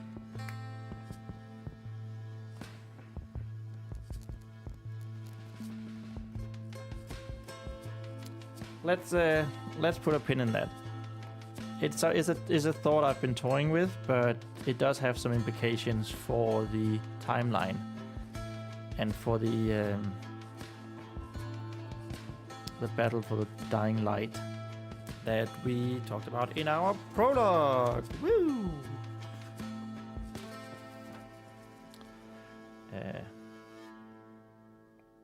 Check timeline. Question mark.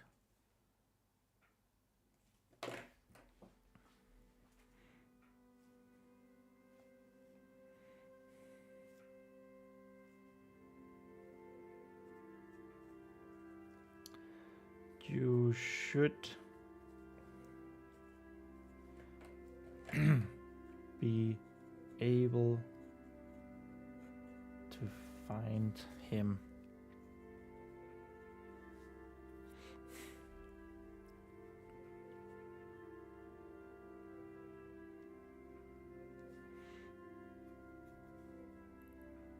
At the Temple of the 5 Pillars.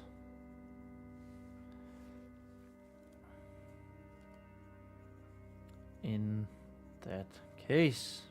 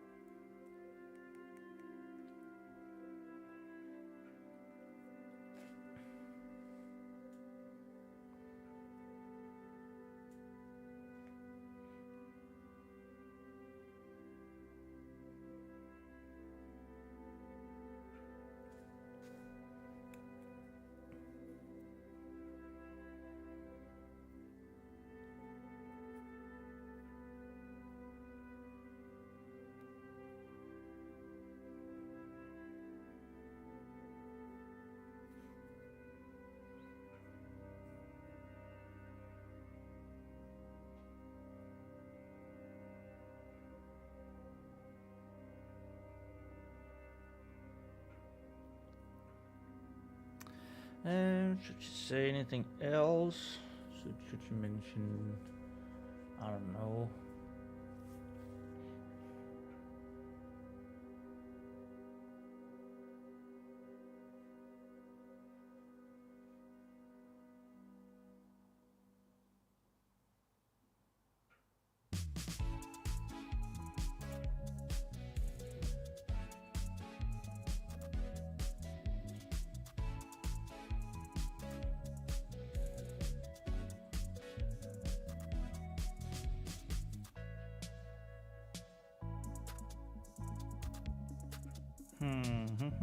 I just completely lost my train of thought again. Alright, well, we are coming up to 6 hours of streaming, so maybe that's why.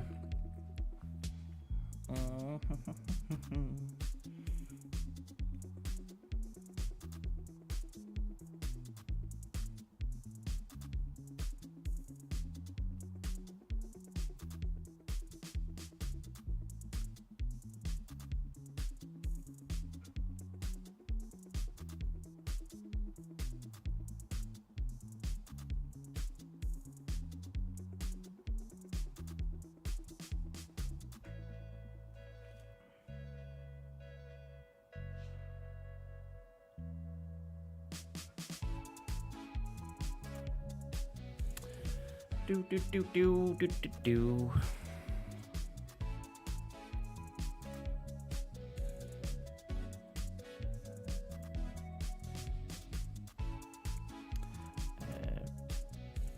But be warned.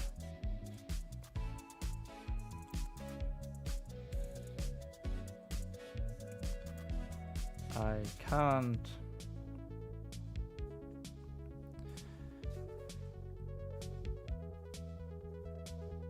imagine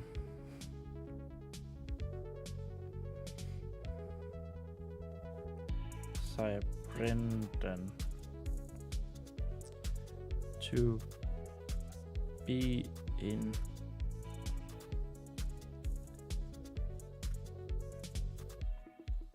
in a good mood when he receives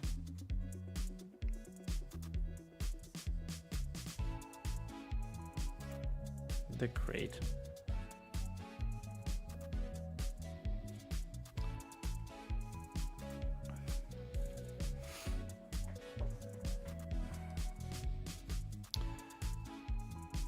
Vespa puffed up her chest.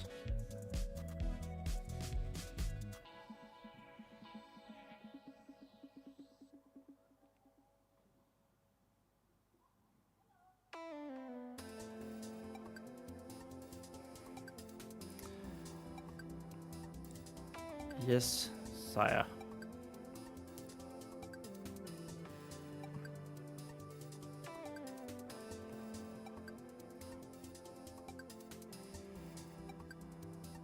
She said.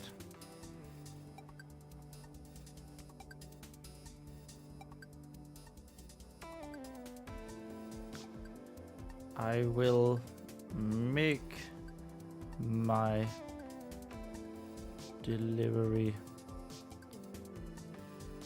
and do my duty regardless.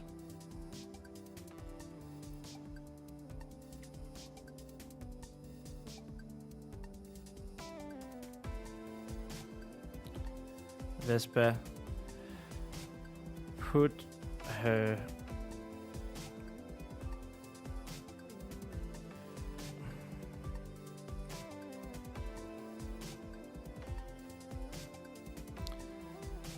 the underside of her arms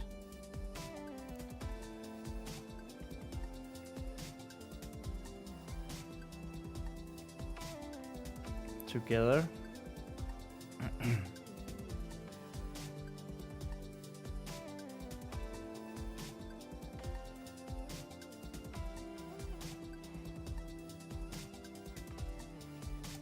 and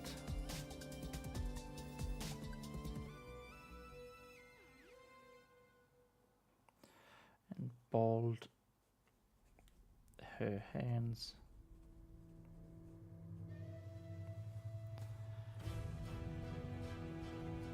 into fists.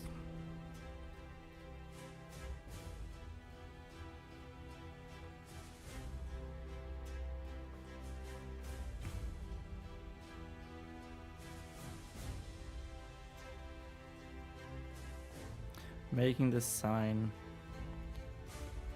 of praying.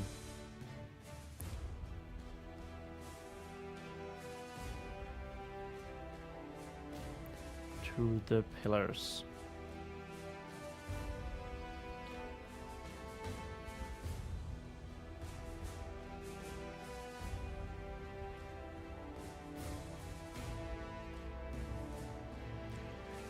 This one as a show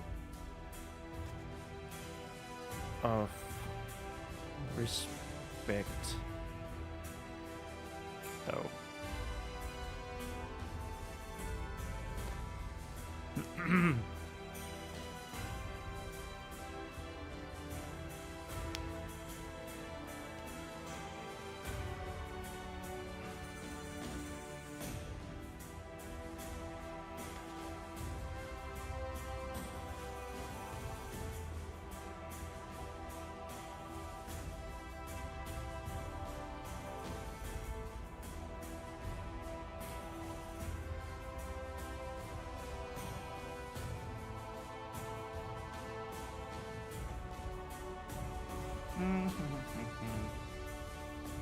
So we also get a little bit of background lore here from the universe. This is the sign of praying in the teachings of the 5 pillars. That's sort of making a pillar with their arms. It's just a bit of world building. Oops, establishing. You know, this is this is something bigger, which I think is very important in any story. Any fantasy story, at least.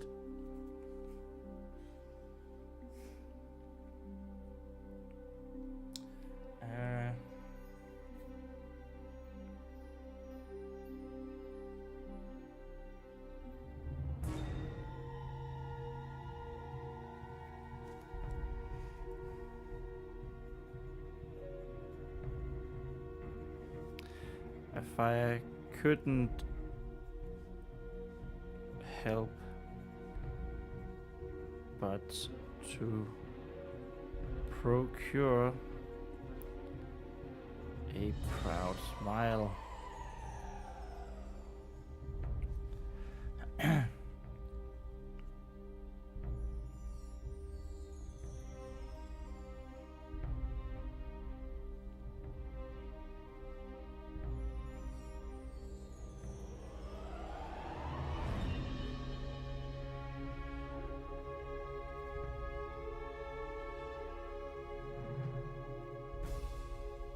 Yes.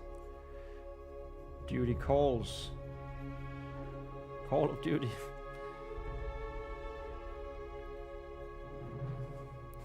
She played along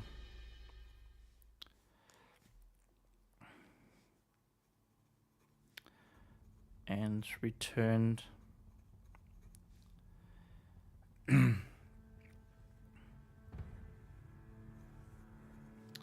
the gesture.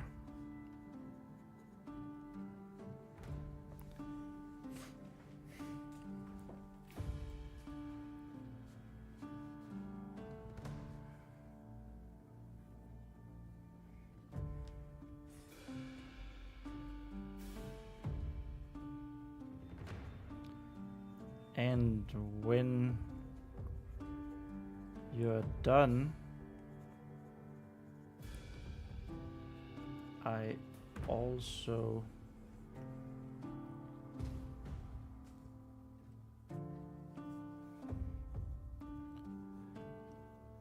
brought some lemon cakes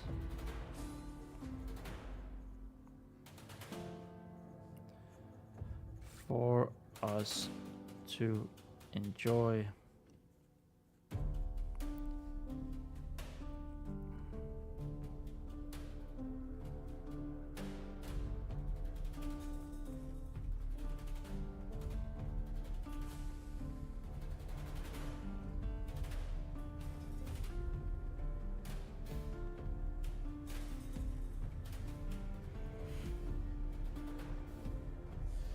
After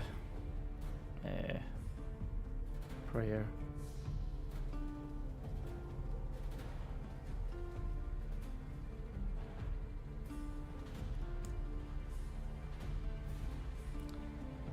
Dinner and prayer.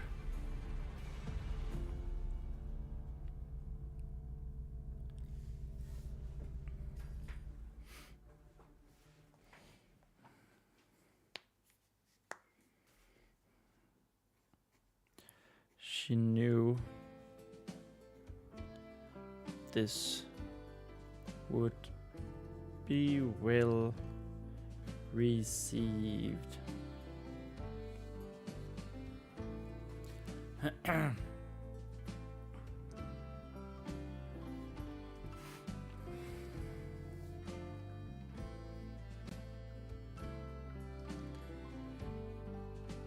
In fact, Vesper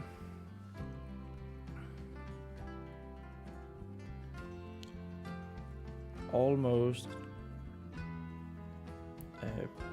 broke her newfound disciplined demeanor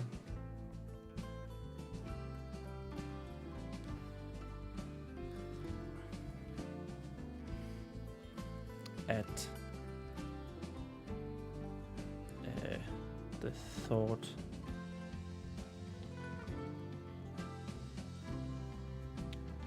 Of the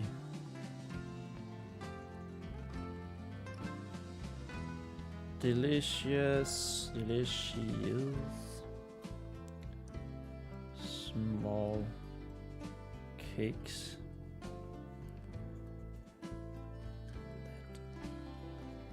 that she loved so much.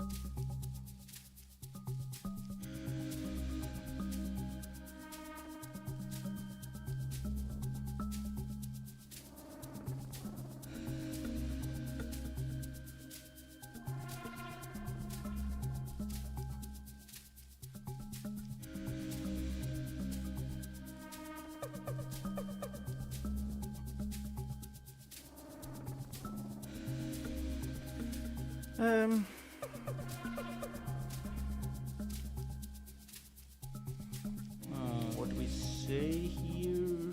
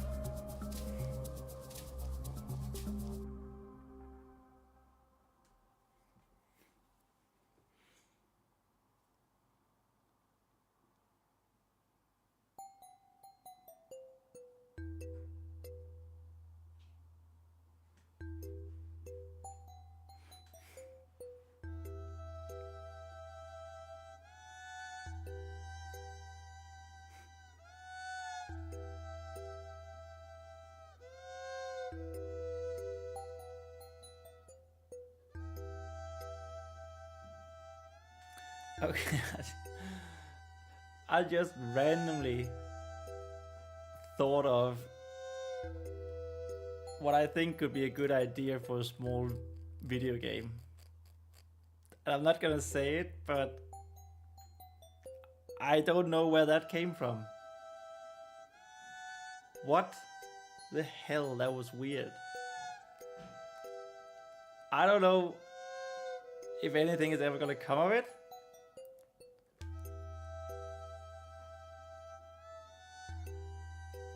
But yeah, I think I had a fun idea.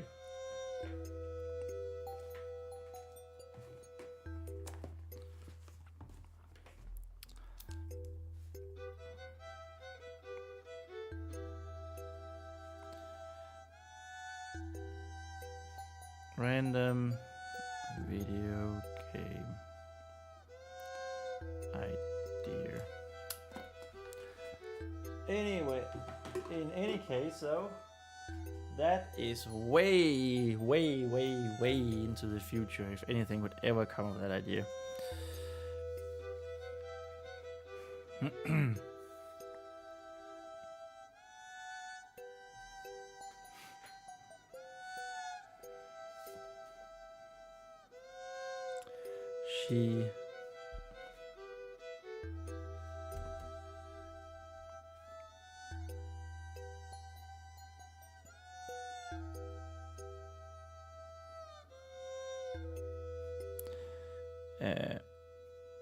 she had to take a deep breath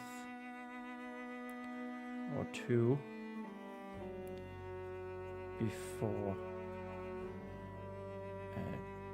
being able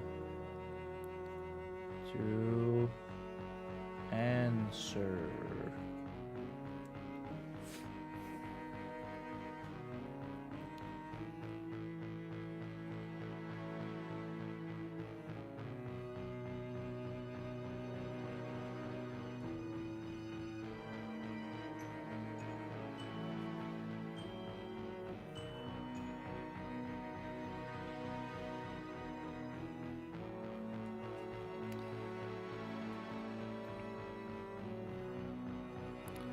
I will look forward to enjoying them.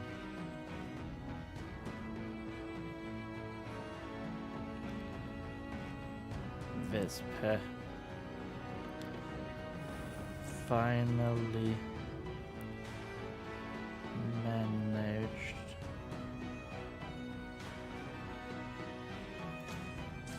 to say with some grace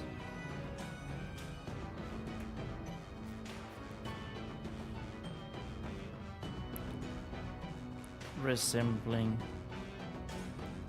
a paladin.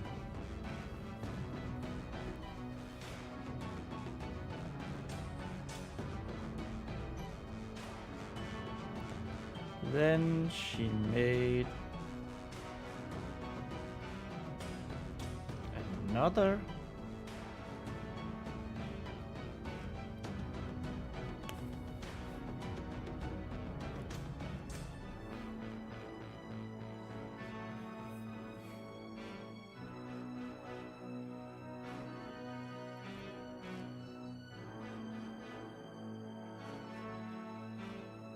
prayer gesture and combined it with a deep bow.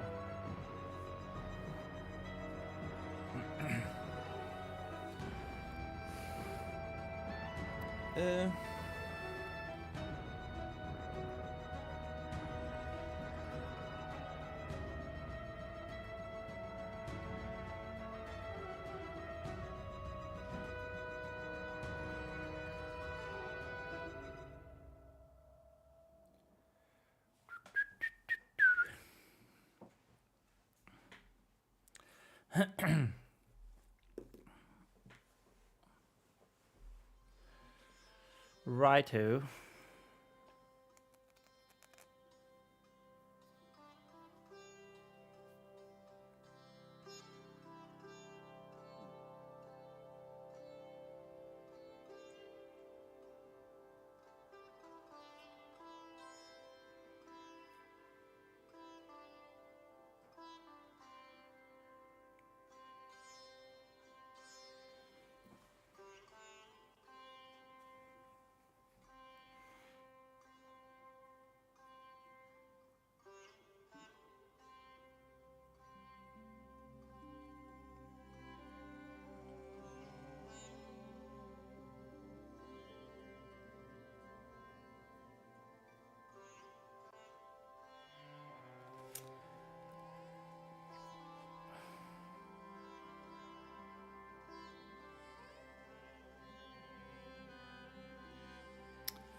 Quickly thereafter, I guess you could say,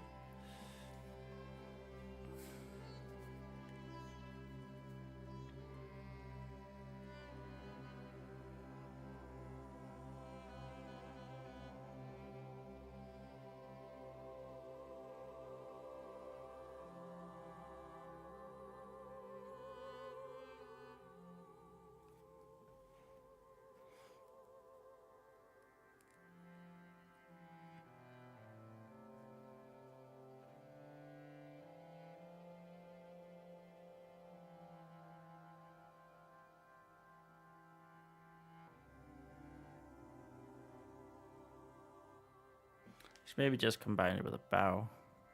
And then we can say the bow, however,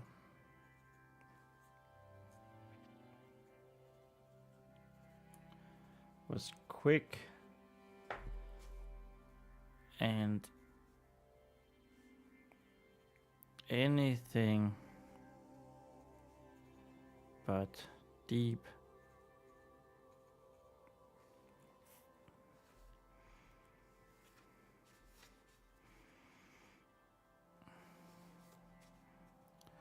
As Vespa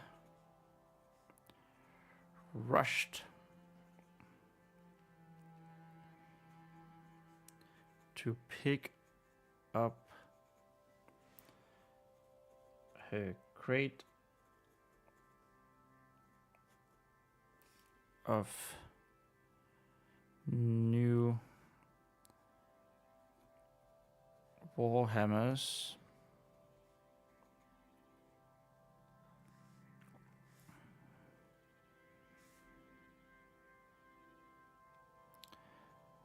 and swiftly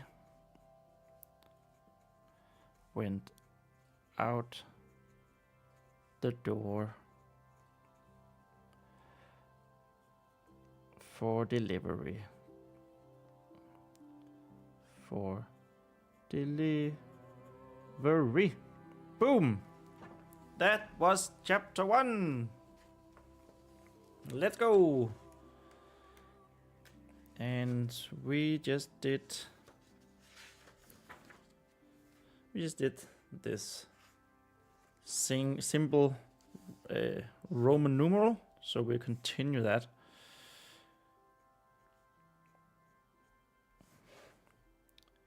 Two. There we are. And that incidentally is also an entire line in our on our page. Wahoo! Let's go. Okay, so chapter 2. Let's go over here. No, that was the wrong one. Chapter 2. So we had a tension that was none to light. I actually think it was probably more medium to light.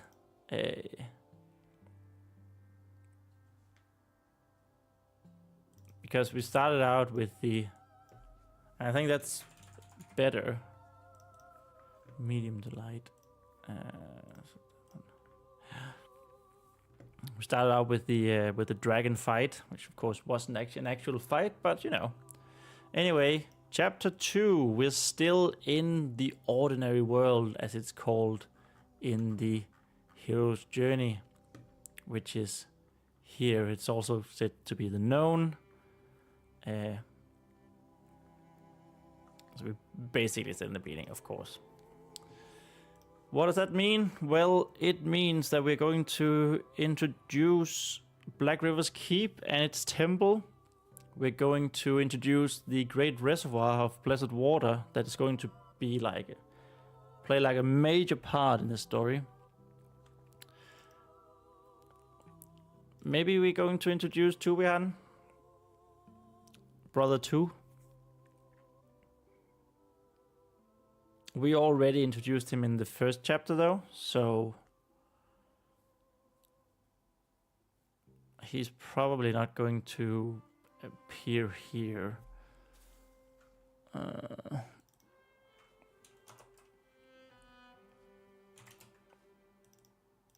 Actually, let's move him.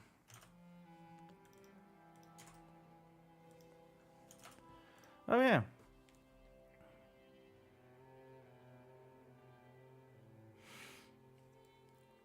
I just realized that it says here we should introduce Vespa's unusual strength. Vespa being uneasy around the graveyard of Black River's Keep, introduces Son of the Evening, and we introduce the High Chapiter. Yes.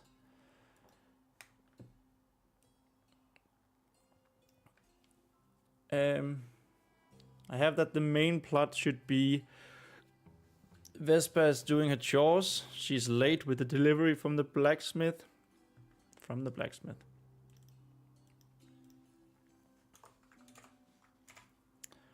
She finds the Son of the Evening inside the temple, talking to the High Chapter by the great reservoir of blessed water. Vespa gets scolded for being late. Son of the Evening needed the delivery earlier. He takes the delivery, but he can barely lift it. Of course, he is probably also wearing plate armor. And then asks the High Chapter to punish Vespa.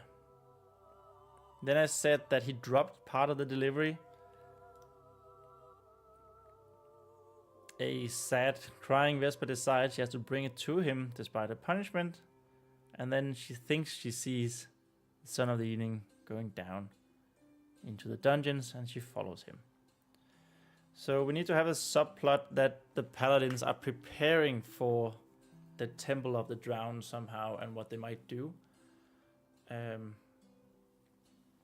Maybe that should be in this conversation between the Son of the Evening and the High Chapter. The tension overall should be light. I don't know how long this chapter will be. We'll see. I tend to underestimate how much I write.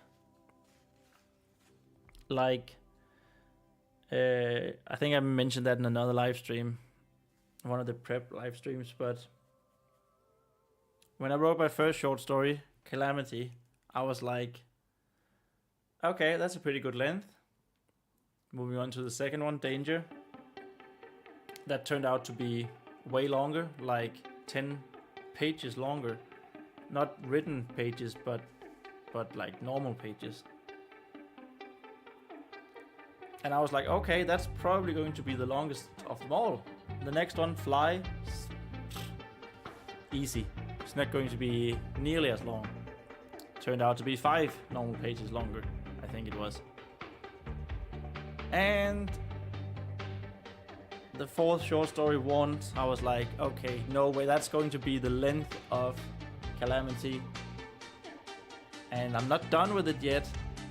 And it's already twice the size and the longest of all my short stories. So it's probably going to be the same with chapter 2 here.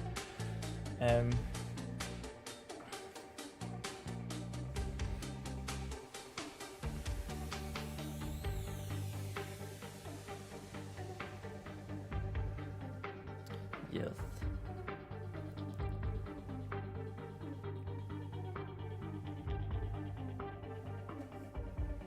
Yes.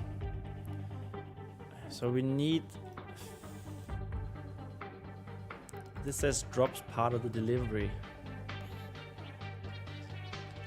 I don't know. Maybe it shouldn't be Warhammers then. But what else could a blacksmith make that could easily be dropped from a crate?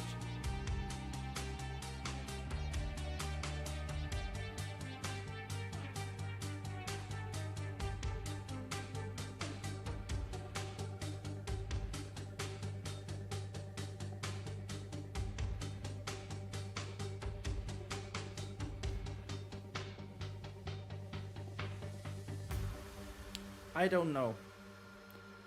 I don't know.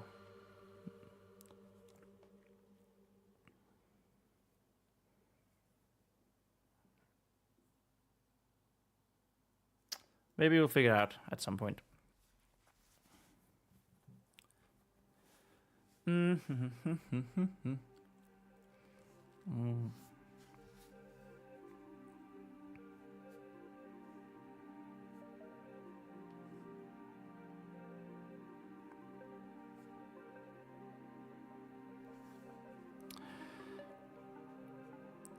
It was a strange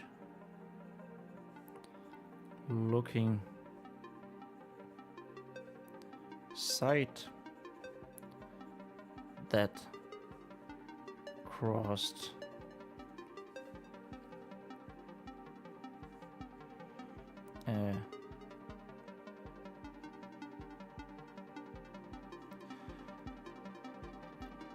crossed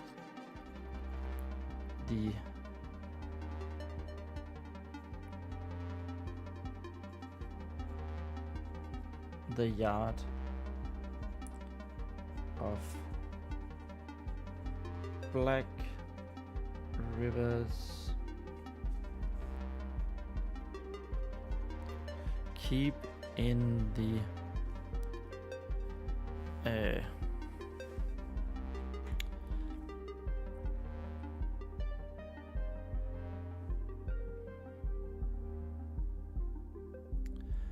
the last race of the twin sons that day.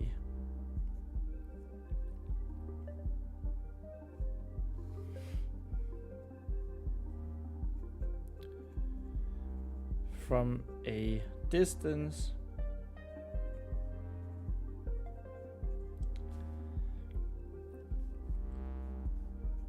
it looked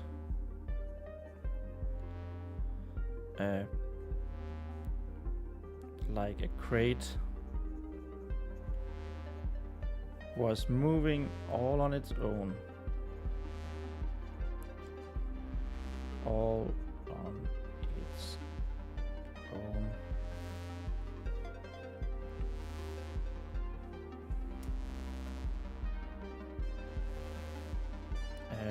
Closing in a little.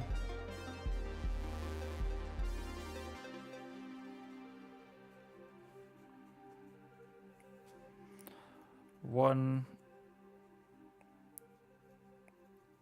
could see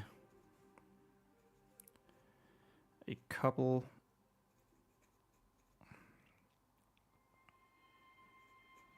of small legs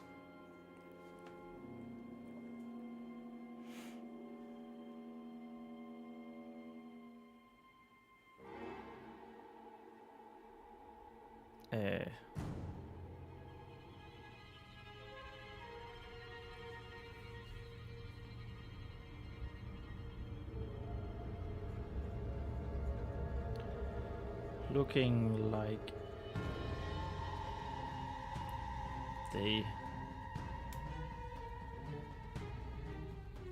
carried the wooden box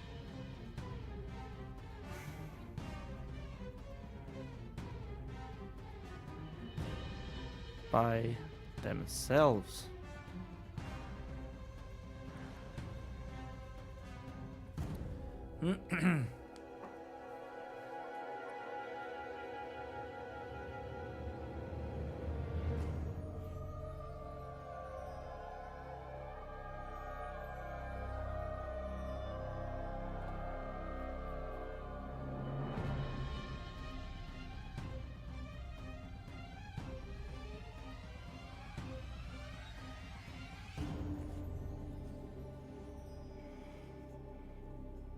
Only residents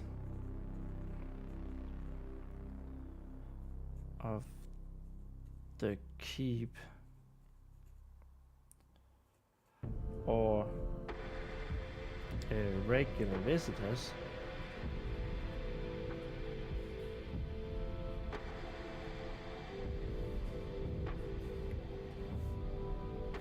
that's an R or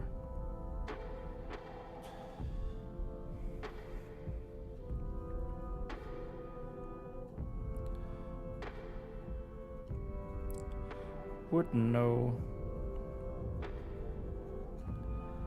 that it was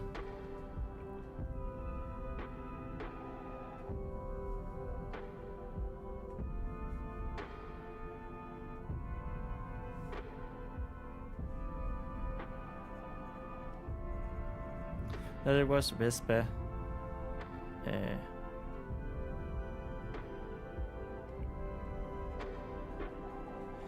with a late delivery.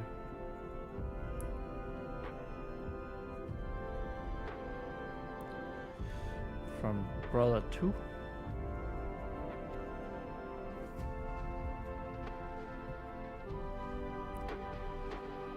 The dwarven.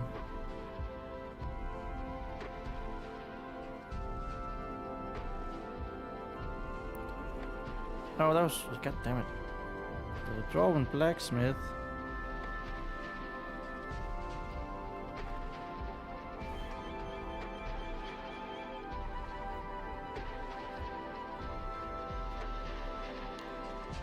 To the son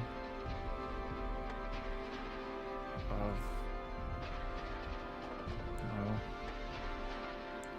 Oh my freaking god. Son of the evening.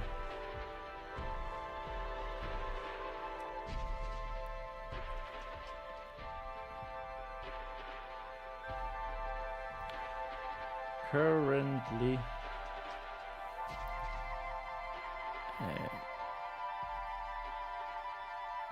deep in conversation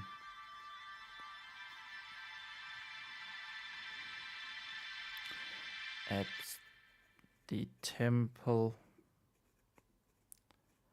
of the 5 pillars.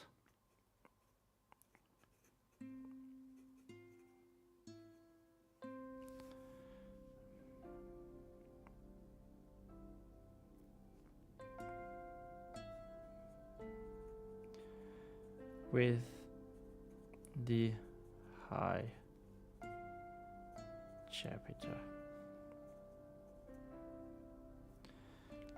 Okay, so I don't... I'm really not sure. I'm not sure about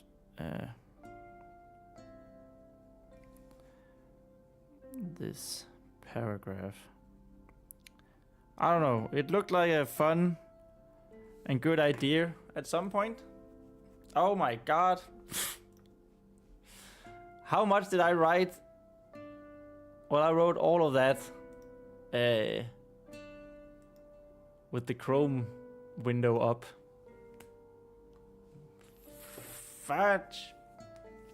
Fudge, fudge, fudge. Oh, my brain is mushing. Anyway, what I was saying, this was a good idea in my head, and now that I've written it out, it's a bit like, why am I changing narrative point of view? Because it's a bit more like, it's not just third person, it's a bit more omniscient third person, I feel like.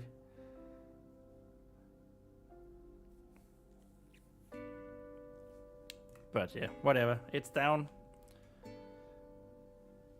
And you guys can see again. So, wahoo to that. Okay.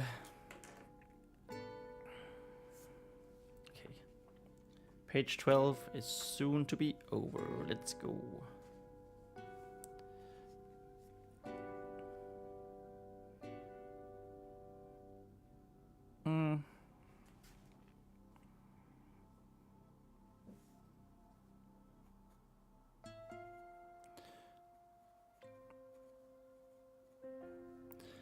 The crate was heavy, of course. Also, it sounds a bit like this is chapter 1. Like, it's very strange and introductory. I don't know.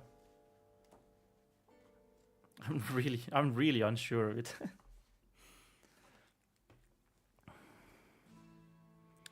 Of course.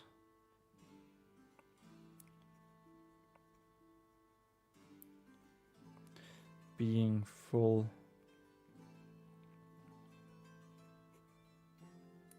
of newly forged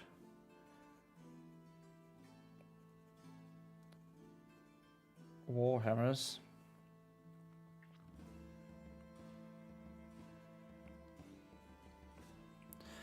But it wasn't anything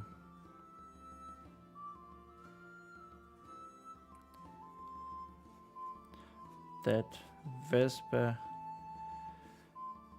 couldn't handle despite her small stature.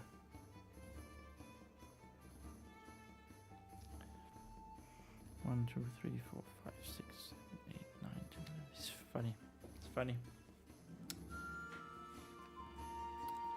Despite a small stature.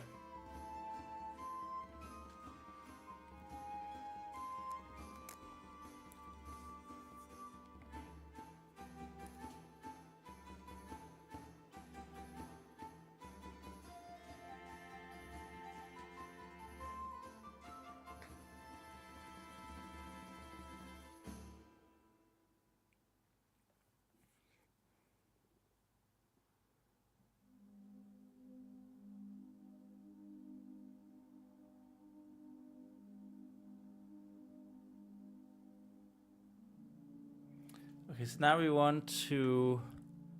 I think I want to go for this Vespa being uneasy around the graveyard. Black River's Keep. Maybe we should.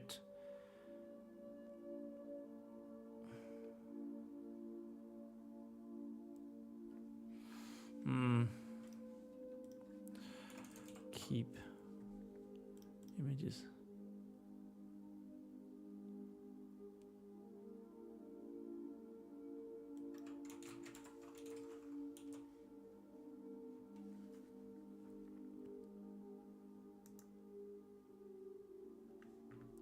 Maybe we should describe Black River's Keep here, actually.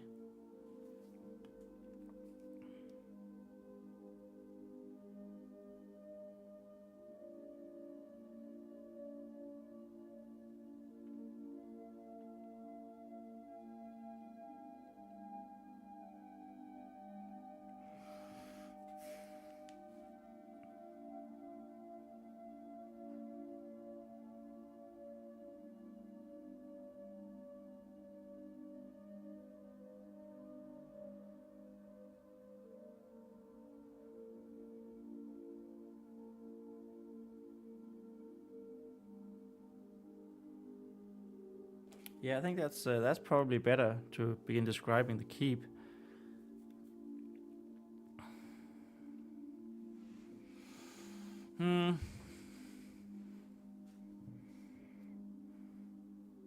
Good thing that I don't have a map of this. Brilliant. Isn't it just wonderful?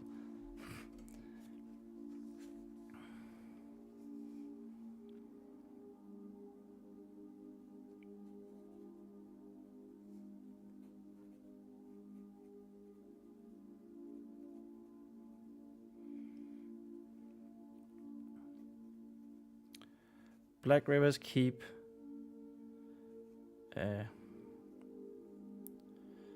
was a stronghold.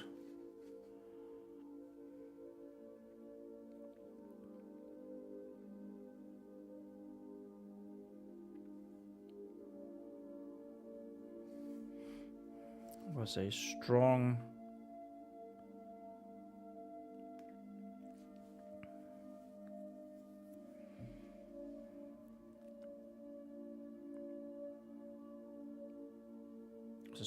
stronghold. Was a strong keep. Strong.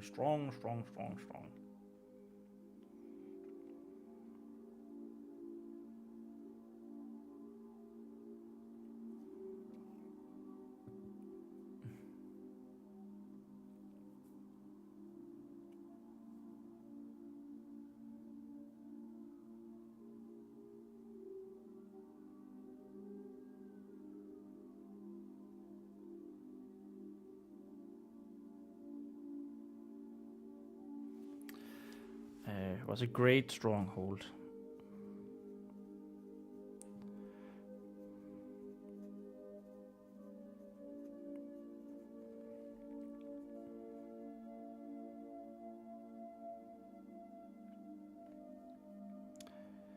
In the middle of strife with a valley.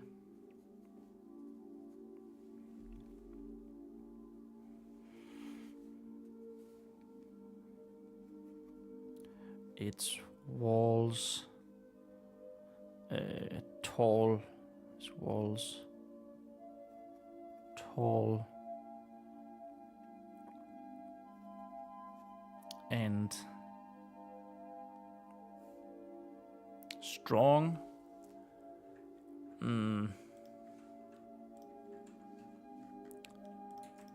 Strong.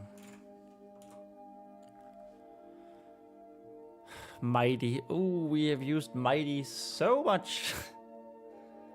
Robust, yeah.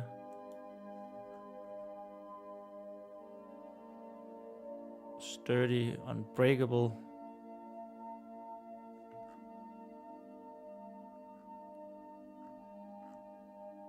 Strong and steadfast. Strong and bold.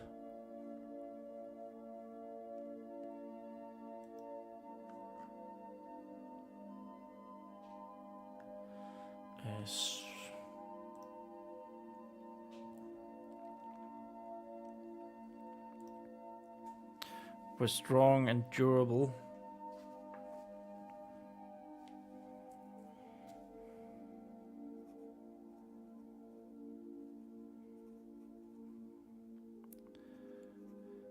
Made from the hardest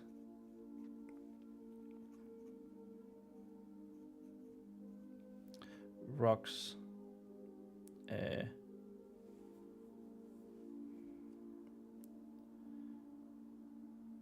stones.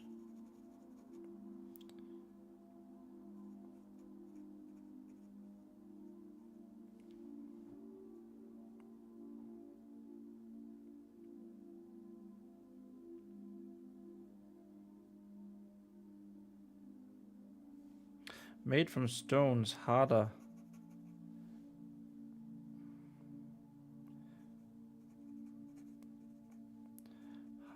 than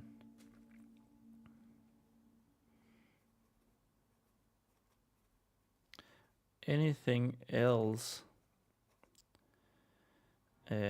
in the valley.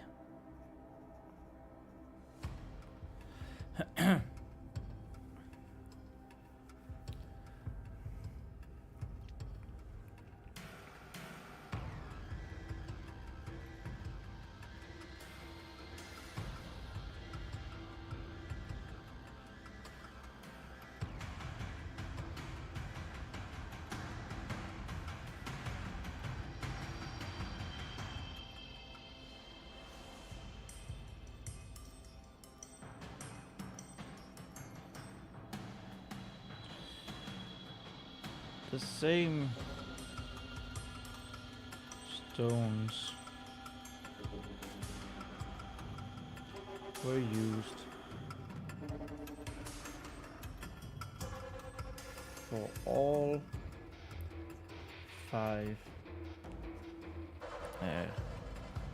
towers.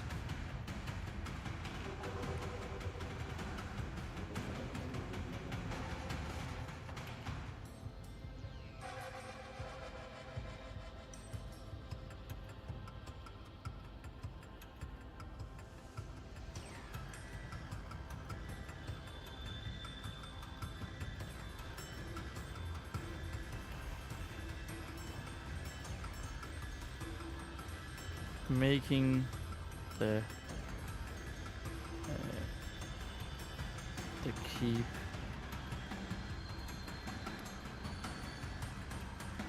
almost impregnable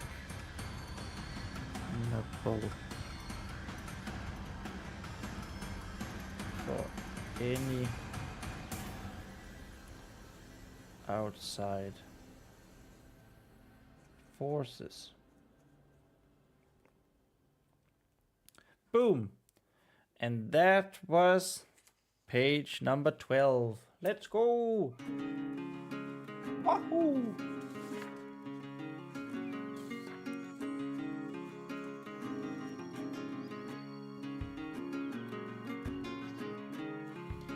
Page number 13. Oh yeah.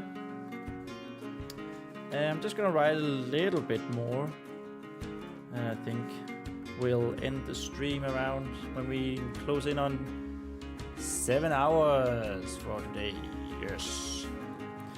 From any outside forces.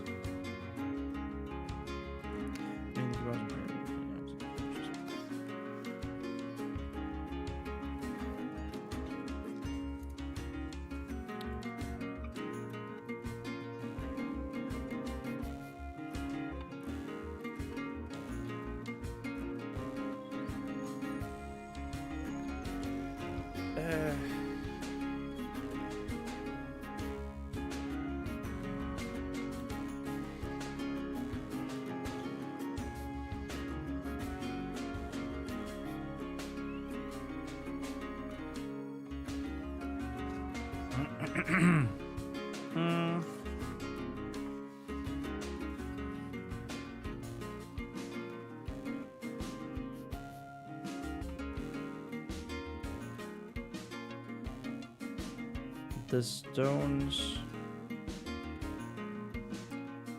of the walls and towers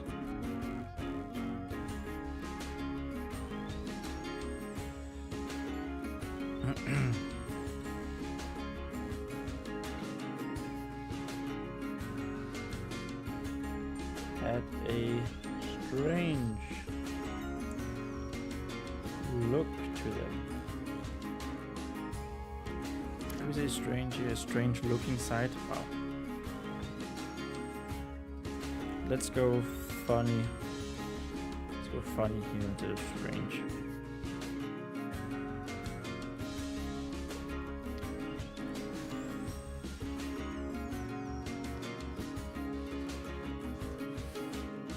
Had a strange look to them. However,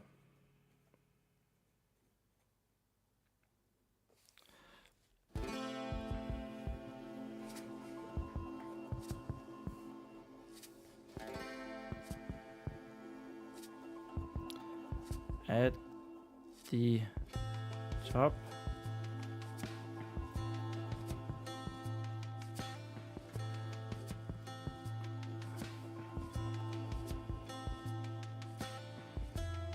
they had the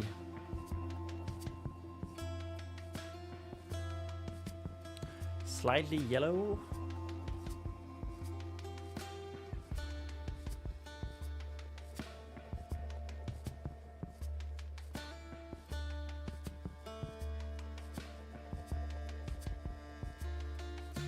I'm looking at pictures of different keeps.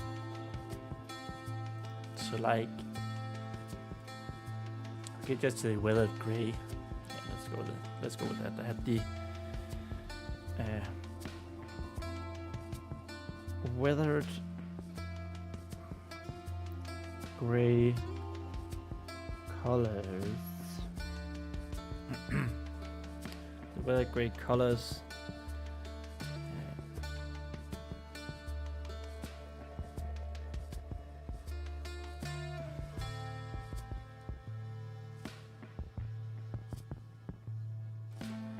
Similar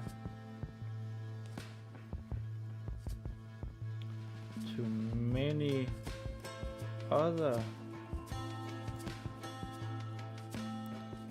keeps and castles.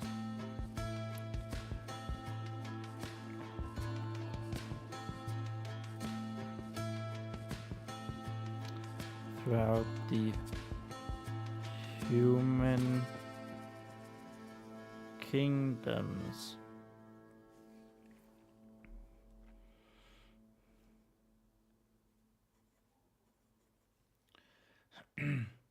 But the closer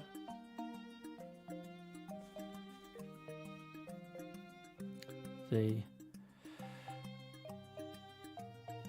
got to the ground,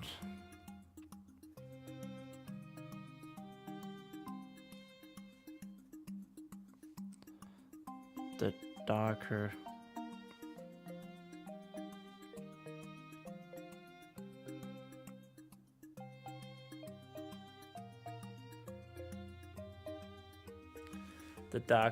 the color.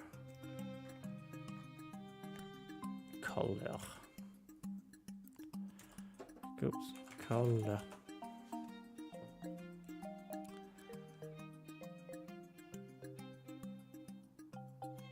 The darker the shades. Oh yeah, I kind of like that. The darker the shades.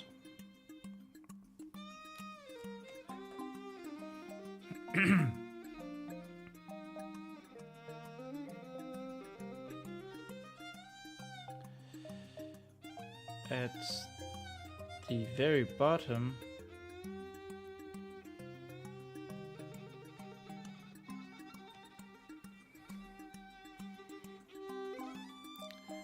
the stones almost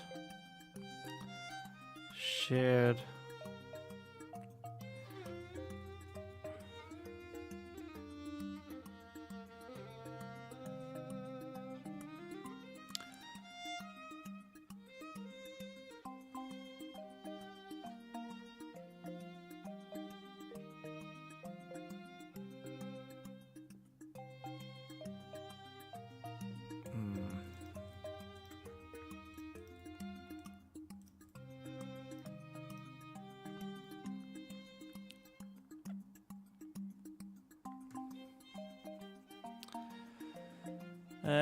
I was just looking at pigment, shade,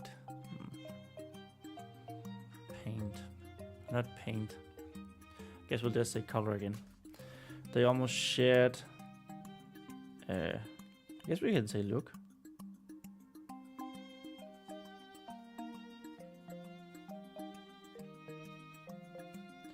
With the dead blackened soil and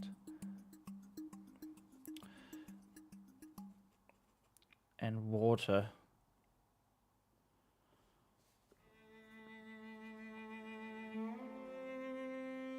Running on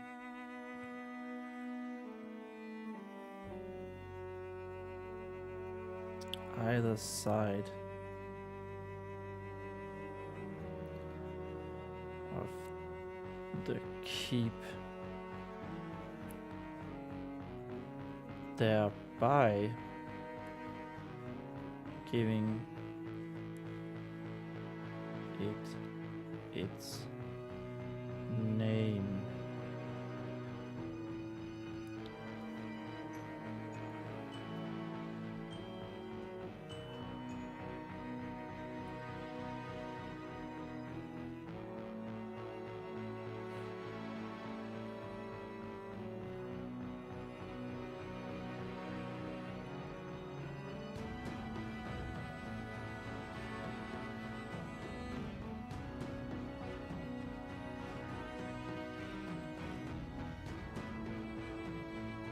Guess we say rivers here.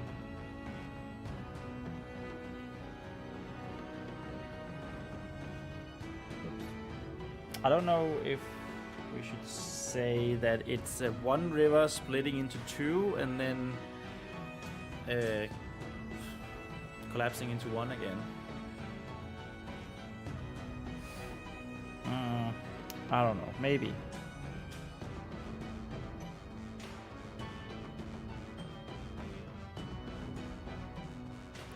Maybe this is enough of a description. It probably is, to be honest.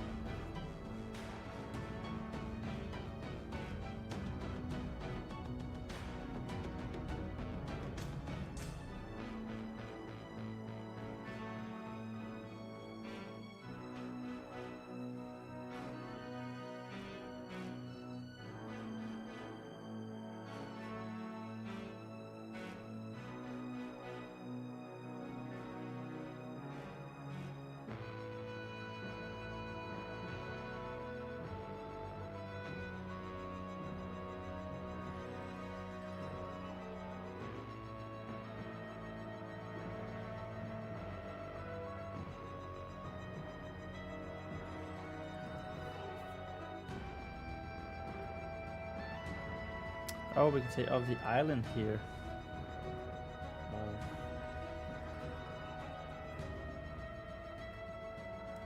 Island.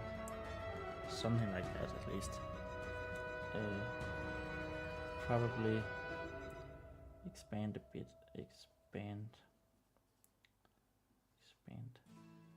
a bit.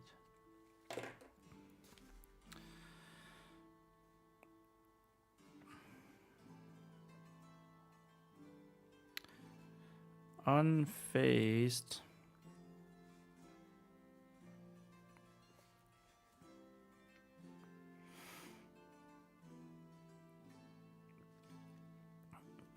By the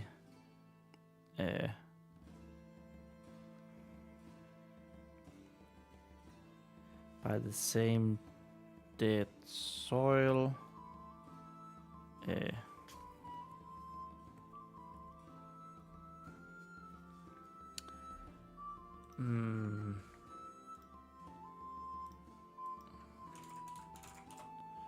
Cobblestone.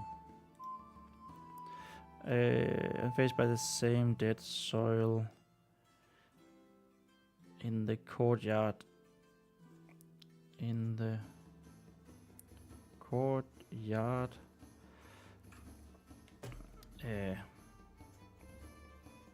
That wasn't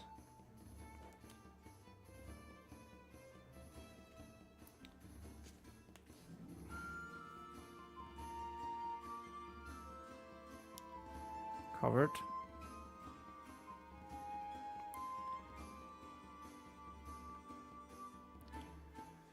with cobblestones.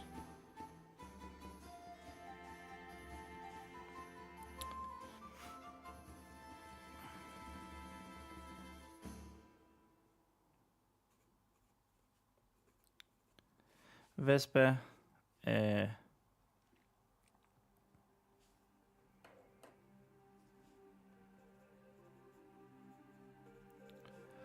walked with her crate.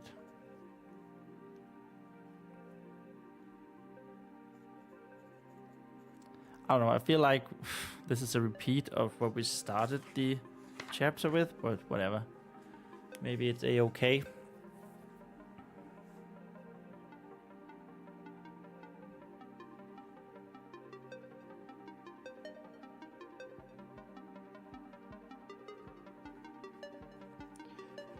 She didn't go in a straight line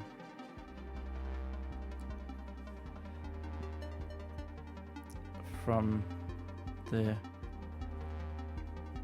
kitchen to the temple. However,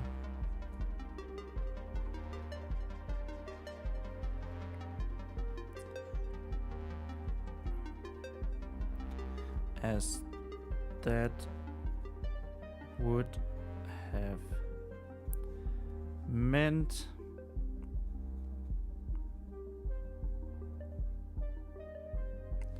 that would have meant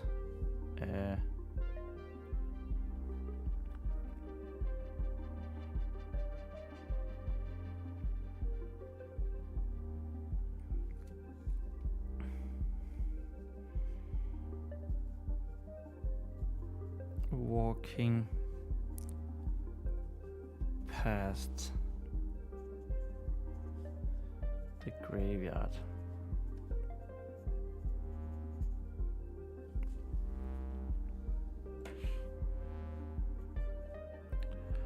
And Vespa really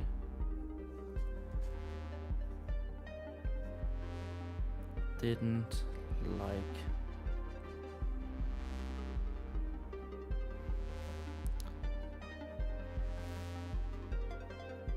the temples. Grab. And you know what? That is going to be all she wrote for today. And this was indeed 7 hours. We did 8 hours yesterday, 7 hours today.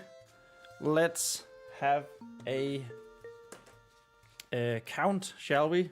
And update our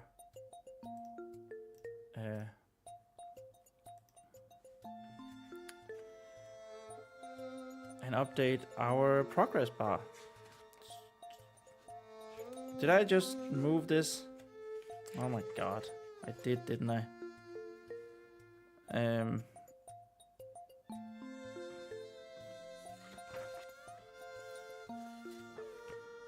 That was way too soon that I removed the marker.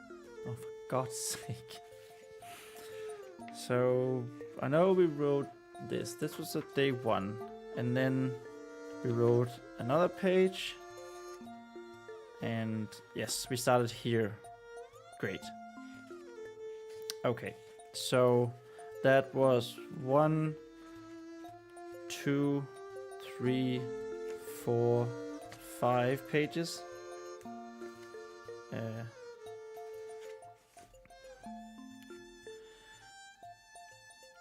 And then we started here, and that's 1, 2, 3, 4. So that's 35 lines. 36, 37, 38, 39. That's 6 pages. And then 1, 2, 3, 4, 5, 6. 6 pages and 6 lines. So let me just go here and transition to that, and then we go into our word count document.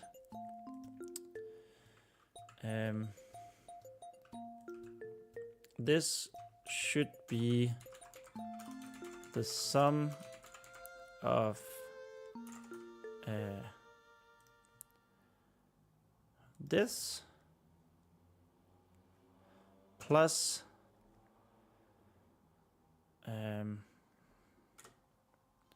error 364 times 6. Okay, let's just take this.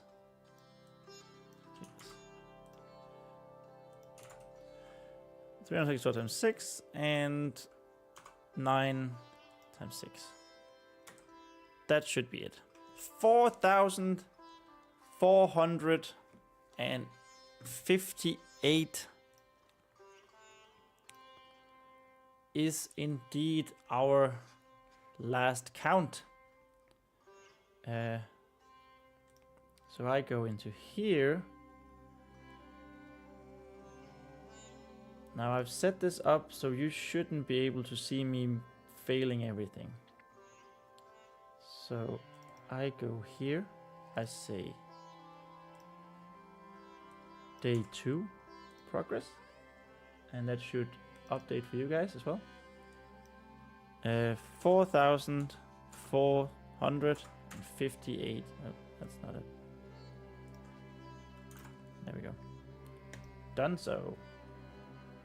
And the goal today was 3,333. And that means that our bar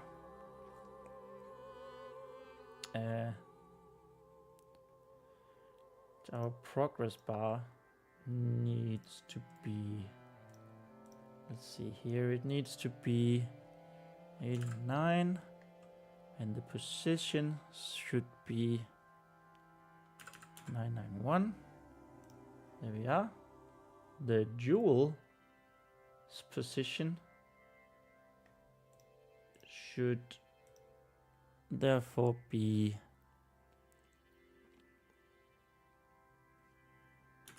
1000, and it wasn't. And why wasn't that the case? Stupid. What?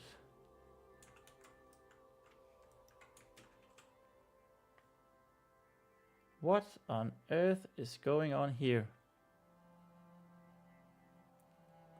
I don't know. Okay, I'll fix that tomorrow. I'll fix that tomorrow. But as you guys can see, we are well on our way. Well ahead of our way. Let's just go here and transition. Yes. As you can see from progress bar, we are well on our way to the goal of 50,000 words within November. All right. Thank you guys so much for watching and following along. And I hope you guys will check in tomorrow as well. I think it will be from 3 p.m. Central European time as well. Amdios says thumbs up. Thumbs up right back at you, Amdios. Great to have you here. And nice that you get the last word in chat. Anyway, thank you guys so much for watching. Remember that we write our own stories. And if you enjoyed this, please remember to like and subscribe. And I'll see you tomorrow. Bye.